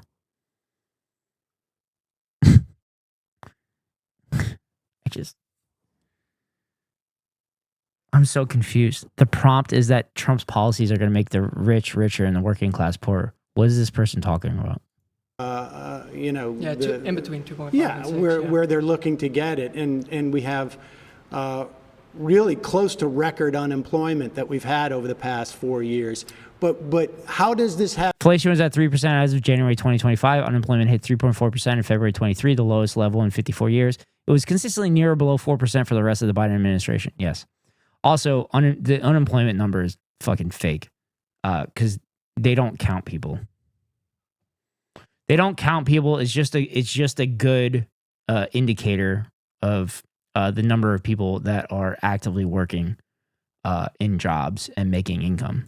Have to do with Trump's policies not making the richer richer and the rest of us poor. Okay, so what I was just explaining with, I was going to get into oil prices. So oil prices skyrocketed in 2022 because in 2021, when Biden got into office, he shut down our Keystone pipeline, shut down all new oil and gas leases in America. These people don't know what they're talking about. He did not shut down gas leases. He shut down the Keystone Pipeline, but Keystone Pipeline doesn't even give oil to Americans. The Keystone Pipeline allows Canada to pass tar sands oil through the United States to the Gulf of Mexico. It's not even going into American fuel reserves or going to the American public. Then he took the sanctions off. We are producing right now more oil in this country than we ever have in the history of any country. Also, literally the lands, the gas leases and the lands that they're talking about that oil companies currently have, they are not using. So why the actual fuck would we give up more federal lands to gas corporations? Why would we do that? President Biden revoked the Keystone XL permit when he took office, which shut the project down. He also implemented 60-day suspension of leasing and drilling permits for oil and gas and federal property. It was a 60-day limit. But he said, Jack, we need to drill, baby, drill. Everywhere. Yeah, I know. On top of the fact that Biden is credited by oil traders, and this isn't something that I, am terribly excited about. What did he just do on the East Coast? Apparently, what Biden did during the past 4 years is he used the strategic oil reserve to drive down oil prices and essentially broke and it's filled back up. And he filled it back up, and he broke the negotiating power. And according to the U.S. Energy Information Administration, the U.S. is producing more crude oil than any country ever has. In 2023, the U.S. produced approximately 3 million more barrels of the oil per day than Saudi Arabia. Yes, he had to do that because OPEC and oil producers were jacking up fucking prices. Also, oil corporations were also jacking up prices, which their profits are subsidized by your tax money. Price setting power by oil countries across the world. Oil traders hail him for doing this, and frankly, I don't think it's that impressive. But let's talk about what Trump's policies are. We only have a little bit of time left, but I was getting to that. So oil prices in 2021, Biden took all the sanctions off of the pipeline in Russia, and then the pipeline in Russia ran straight through Ukraine originally, and he knew that if he invaded Ukraine would destroy the pipeline, and his economic success would be destroyed in Russia. And then when the sanctions, Biden or Putin knew that would occur in Russia if the sanctions were taken off of that pipeline. And Biden took all the sanctions off of Nord Stream 2 in Russia, like the second week he was in office. And then a year later, Putin invades Ukraine. Sanctions happen all over the world, and inflation rises within 6 months all the way up to 9%. Trump is going So is this person saying that sanctions are bad? They're based. They're fucking very based. To do great things with oil and let us drill, and what that actually does for the economy. Like I say, we are producing more oil in this country than any country in the history of the world. What executive order did Biden just sign to have to do with offshore drilling in the East Coast? He stopped it. Yeah. Really dumb idea. We're about to begin a new. Well, so you want to go beyond even the record-breaking thing? Yes, I want to become energy independent. Climate, and that lowers inflation. Dude, these people are so fucking stupid. So this is the argument that Trump was making during his campaign. We talked about this during the debate. Their argument that they're making is that the only reason that prices are high are because of oil prices. That is the dumbest fucking argument I've ever heard in my life. Yeah, it might reduce prices if oil prices go down. But the American economy does not control oil prices. Private corporations control oil prices. Private corporations control oil prices, and the oil-producing countries control the oil going to the private corporations. The private corporations have said they have a fiduciary responsibility to their stockholders to continue to maintain profits. They will never lower fucking prices. We're going to sell this oil. We don't use the oil. We sell it. We sell it. Getting money in the pockets of American citizens. We sell it. Well, how is that oil getting to the pocket of American citizens? Because when you lower the prices of oil, that lowers the prices of all products. I understand the inflationary prices effect of energy. But the fact of the matter is, they're just going to sell it. Yeah, we're going to sell it. Yeah, so we're going to. You want to produce even more oil than we are now. Yes. And you don't think climate change is going to impact? No. You don't believe in climate change? Well, that's a whole nother discussion, but no. Well, I mean, it's sort of the same discussion. Yeah, no, I believe that climate change is, well, there's obviously an element of climate change that is partially true, but lowering or Which part of it? Raising man-made raising temperatures by 1 to 2 degrees Celsius in the next 150 years isn't necessarily a detriment. 150 years? He thinks it's going to be 150 years? Motherfucker, it's going to happen in like 5 years. It's going to happen in like 5 years. What the fuck is he talking about? It's incredible how invested these dweebs are. Yeah.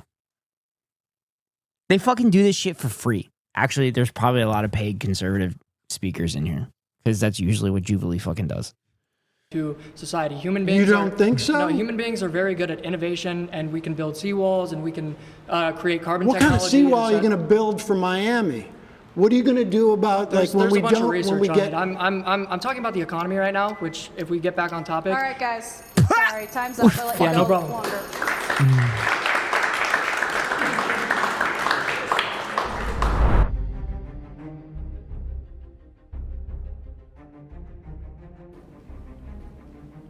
I choose Ben because he let me lecture him about Social Security. So.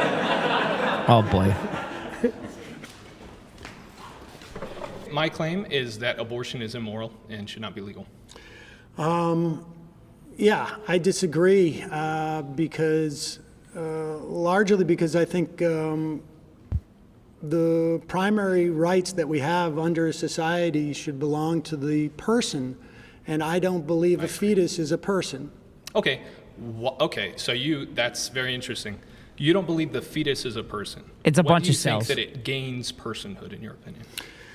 Viability. It's a human life, at least. Viability. Yeah, I guess you could say that. I mean, yes, I think that's, I mean, largely, I think that claim is largely like, it's not relevant to the way that I think about it. I think about it in terms of personhood. I mean, I think like, you know, life exists all around us. And not human, I mean, human life, but not like, there's Right. not human life in a tree, correct? Right, correct. So it's human life. It's human life. But it's not a person? It's not a person. At which point does it gain personhood and gain the value of being a human? Well, I think it becomes a person when it's born. Why? So 5 seconds prior, it's not born yet, not person, 5 seconds. Oh, God, this is, oh, no. This is why you say viability, chat. This is why you say viability outside the womb. Because now they're going to say, oh, you want abortions up until birth. This is it. I had a miscarriage at 19. Andrew reads so much pro-life stuff and just sob for hours. I'm glad there's people who support a woman not having a child. Yeah.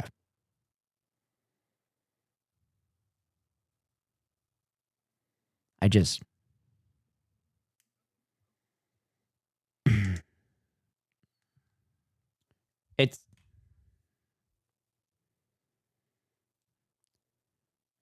this argument that they fucking make constantly that you're forcing a parasite,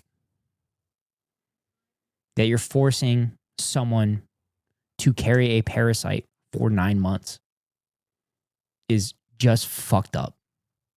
After exits the birth canal, person. Is there a magical quality to the birth canal? What is that? The person becomes separate from the host that has been that it's been growing inside. Okay, so would you assign that to other human beings that are attached to things? Like, for instance, if I'm attached to a machine, am I a machine now? Am I part of that machine, or am I still a human life? I just need support in order to stay alive. I mean, if you've never been born and you're growing in, let's say, a test tube, for instance, then yes, I would argue you're not a person yet. Okay, so then, but it's not really the disconnected part. It's the being born part. Well, being born means being disconnected from your mother. Okay, so you're specifically aligning having the quality of being birthed as what makes someone a person. Person within the Okay, so this is the dumbest fucking argument because it's a philosophical argument. Yeah, Sam went off the rails here. Yeah. Sam is doing a good job at not allowing this to turn into a philosophical argument because that's all these arguments fucking turn into in the end. So the best way to nip this shit in the butt is just say viability. Also, the pill abortion does not kill anything. It stops the pregnancy hormone. And then the second pill wipes out the uterus. But since it's so hard to get those pills, week-long waiting list, now you have no choice but to have a surgical procedure. Yes. Which is why they're trying to pass the heartbeat bill, which is the 6-week one. And most people don't know they're pregnant until after the 6-week point. And the heartbeat that they claim it's just like electrical impulses, I think, within the fetus itself. Context of like our society and civilization. So just in our society, you wouldn't say that objectively that's a person. You would say that we just decide that it's a person because it's a birth. Yeah, rights we give to persons. Yeah. Okay, so I guess that's an interesting kind of definition of what human life and specifically. This person has never talked to anybody. I'm conceding that it's human life, but that you're not a person until you're born, and you do not have the same like rights that we would give. Like, you know, look, we have rights about cruelty to animals, for instance, right? but they're not persons within the context of our I'm not saying that they are, but specifically. So I mean, the other thing with their fucking arguments is that if you have a mass inside your body, according to their own ideology, you would not be allowed to take that mass outside of your body because they would classify that as a fucking human being for whatever it is. That being said, chat, I have a link for a really awesome period massager that will help with cramps, and out-of-state doctor recommends it.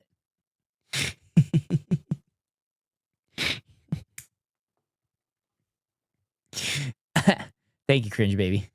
It seems like you're just kind of saying, oh, it's a person when it's born, but you're not actually providing any consistent reason for that. You're just saying it just is a person. I'm saying that on some level, there's a certain amount of like arbitrariness as to when we give rights. Like one could say, like, do you say it's at conception? Sure, yeah. So IVF, in other words, would have to be illegal under your principle because. I mean, I'm not sure that I would agree with IVF in that case. It really depends on the particulars in that case, but I believe. Well, what do you mean the particulars in that? Well, so for instance, at conception, you would still be a human life, but that doesn't necessarily mean that the fertilized egg attaches to the uterine wall. Is it human life for you or what? It's human life, yeah. Okay, so human life should be protected. Yes. Okay, so IVF. Yeah, I would say that. So IVF should be illegal under your rubric. No. So they're human lives, correct? The IVF is when the egg and the sperm in that and then they're supplanted. Yes. Is it when is it human life? Okay. As soon as it. So okay. Here's the problem. These people do not know what IVF is. They don't understand that a fertilized egg is inserted into a surrogate. They don't understand that.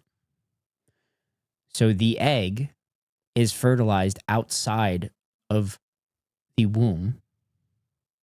Therefore, according to their argument, that is a human life at that point.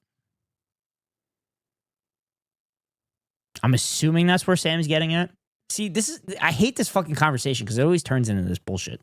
It has unique human DNA. That's a human life. Okay. So it's a new human, correct? Now, in the IVF process, there's stuff that gets thrown out. Like, yes. You would consider that murder. I'm not even defending IVF or going against it. I'm specifically saying abortion. That was my claim, right? I'm not going to argue IVF. But isn't that abortion under your Dude, he's asking about your fucking ideology, and according to your ideology, that's murder when they have to throw out material with IVF. I genuinely don't fucking know IVF. I would say if you get rid of human life after conception, I don't think that's moral. I'm not going to argue the IVF particulars because that's not what my claim was, right? When we're talking about laws, right? Because you want to outlaw abortion. Yes. Correct? Okay. When we're talking about laws, it's not just morality when we form public policy around and create laws. Not just, but it should be moral, correct? Well, I mean, I think like your definition of what constitutes moral and mine are different. For instance, I would prefer, in a perfect world, not to have abortion on demand until, up until birth, right? Sure. In a perfect world. However, we know in practice that when you start to restrict things, like say, only in the threat of life to the woman, let's say, that's the only way we're going to allow abortions, right? When you start to have these exceptions, they're in practice, they don't work. Because when your life is in jeopardy and you come into a hospital, the doctor doesn't see a bulb that shows up above you and say, like, your life is in jeopardy. It's always a subjective assessment. And what does life in jeopardy, hold on, what does life in jeopardy mean? Does it mean a 30% chance of death? Also, if abortion's murder, there shouldn't be any exceptions. If abortion's murder, there shouldn't be any exceptions. So your argument that there's exceptions if it costs the mother's life is fucking moot at that point. Does it mean a 50%, a 70%, or a 20%? That's why we now have women who are dying, because doctors are afraid to perform abortions on them. That's true. Are you referencing just because some doctors misread plain text doesn't mean that it's when you all of a sudden pass that life laws, is less valuable or more valuable? No. It means that you are subjecting the woman to more risk, and it's impossible. These exceptions are all, they're canards. No, when you oppose a law, it is not just about morality, it's in practice. Sure, in practice, I understand that. You cannot do this without sacrificing women's lives because What of about your the unborn morality. children, though? Because let's go back to your... Okay, again, you're talking about the unborn children. You're valuing the unborn child's life more than the actual living, breathing human being's life. That's crazy. That's an insane thing. That's what insane people say. Unborn children So let's are say not persons, you have a 9-month... and the mother has more rights, in my mind, than the unborn child. Yeah, that's a claim that you can make. But so a 9-month birthed child, or just 9 months and just now born, it's a newborn baby. A 5-month could be emergency C-section and could be birthed, right? Let's say they don't do that. What's the difference between the arbitrary choice of taking that child out of the womb at 6 months or 5 months? Why don't we take all children out of 5 months? What I'm saying is that the personhood just because of birth runs into a problem where it starts to say, All right, guys. well, I hate to do it, but I gotta do it. I'm sorry, that's time. Okay. Hey. Okay. That was a horrendous last session. That was a bad last session because those conversations are bullshit philosophical stuff. Chat, viability. Viability outside the wound is the cutoff point. That's it. Viability outside the wound, and it's up to a doctor. It's pretty simple. Are you kidding me, cringe baby? You really want to do marbles right now? Do we have enough people? Chat, do we have enough people? Do we have enough people in chat? If I get 5 people, don't do marbles, please. If I get 5 people in chat, okay, there's 3 people. If I get 5 people in chat, we'll do marbles. I kind of don't want to give you your channel points back because I can't believe you did that. We don't. Okay. That was just mean. That was mean, cringe baby. I can't believe you did that. Why?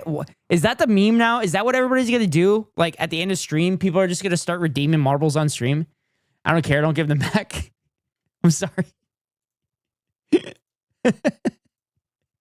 Is that gonna be the meme now? Is that gonna be the meme? As like I'm getting to like a natural endpoint of stream, we're just gonna play marbles on. We're just gonna redeem marbles on stream.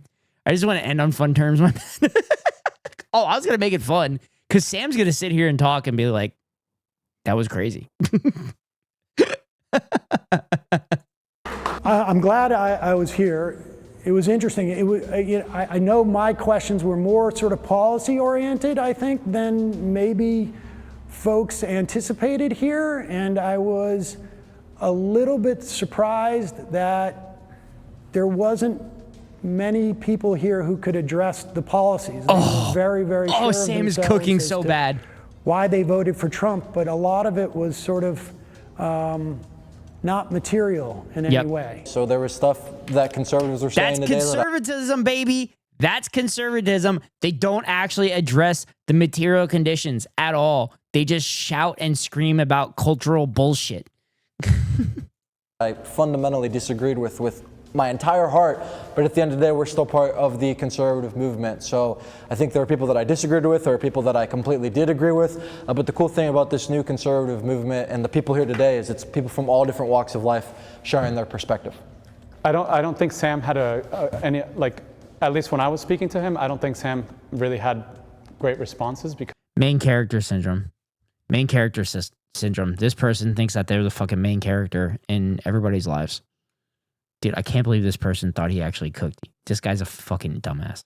because the reality is not on his side. I don't think socialism works. I think social programs can be good up to a certain extent, but we are very socialist as a nation, and I'll just say it again. Socialism does not work. Sorry. Wish it did. How are we socialist as a country? These people don't know what socialism is. I'm going to throw it out on a limb. I'm going to say these people don't know what socialism is.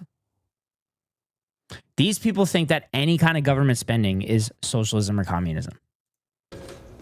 I think debate is healthy, and I think it helps viewers sort of clarify why certain people support certain things, and it gives an opportunity, I think, to both have fun and drama and maybe learn some stuff. So that's always a good thing.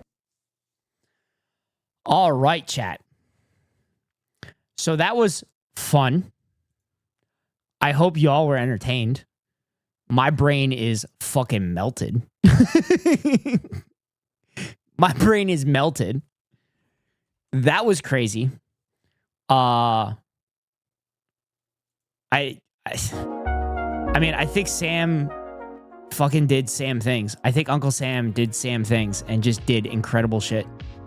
But I hope you guys enjoyed my react to it. I hope y'all got entertainment out of it. I think this was fun, and I think that I was able to impart a little bit of wisdom in regards to proper argumentation with these conversations and facts and figures and everything like that. And I hope you all are able to change people's minds. But yeah, so now I gotta send you somewhere. I was thinking about sending you to Carter. I could send you to Tofu Ghost. I've sent people there before. Or Cinemarxism too. I've rated Cinemarxism in the past. I haven't rated them in a while. But you guys have any preference on where you want to go?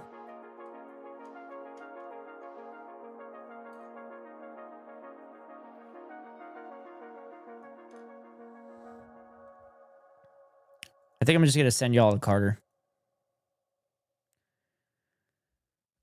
I think I'm gonna send y'all to Carter because I enjoy Carter a hell of a lot. So I think y'all would really enjoy Carter. He's kind of he does like a variety of reacts. He'll look at conservative videos and sovereign citizen videos. And then he'll also like look at just like fun, like science videos and stuff like that. But he's very insightful. He's very insightful with everything he talks about, as well as knowledgeable on things. And they also do a lot of kind of fact finding and everything like that. So I'm gonna send you over to Carter. He's probably one of my favorite streamers. So thank you all so much for being here. I greatly appreciate it. Thank you all so much. Plank, I hope you give Carter another chance. I know you had a falling out, but I hope you give Carter another chance. I think Carter is a good asset on our side. Also, W Crime. Carter's looking at W Crime right now. So chat, here's the first raid message. Here's the first raid message. If you're not subbed, the next two raid messages are if you're subbed. Oh, look at that. Fossabot with the emotes. I'm so glad I bought a year's worth of subs for Fossabot. But thank you all so much for being here and sitting through the react with me. You all made it more fun than if I was just watching it on my own. But love you all so much. Thank you all for being here. I will see you again tomorrow. There is a high likelihood I might be late because my tea time for work is a little bit later. So I'll do my best to go live as close to the time as possible. Also, I am going to upload a new short tomorrow morning, so be sure to check it out. Check out the Discord. I'll post it in the Discord. So wherever you are in the world, good morning, good afternoon, good night. See y'all later. Free Palestine.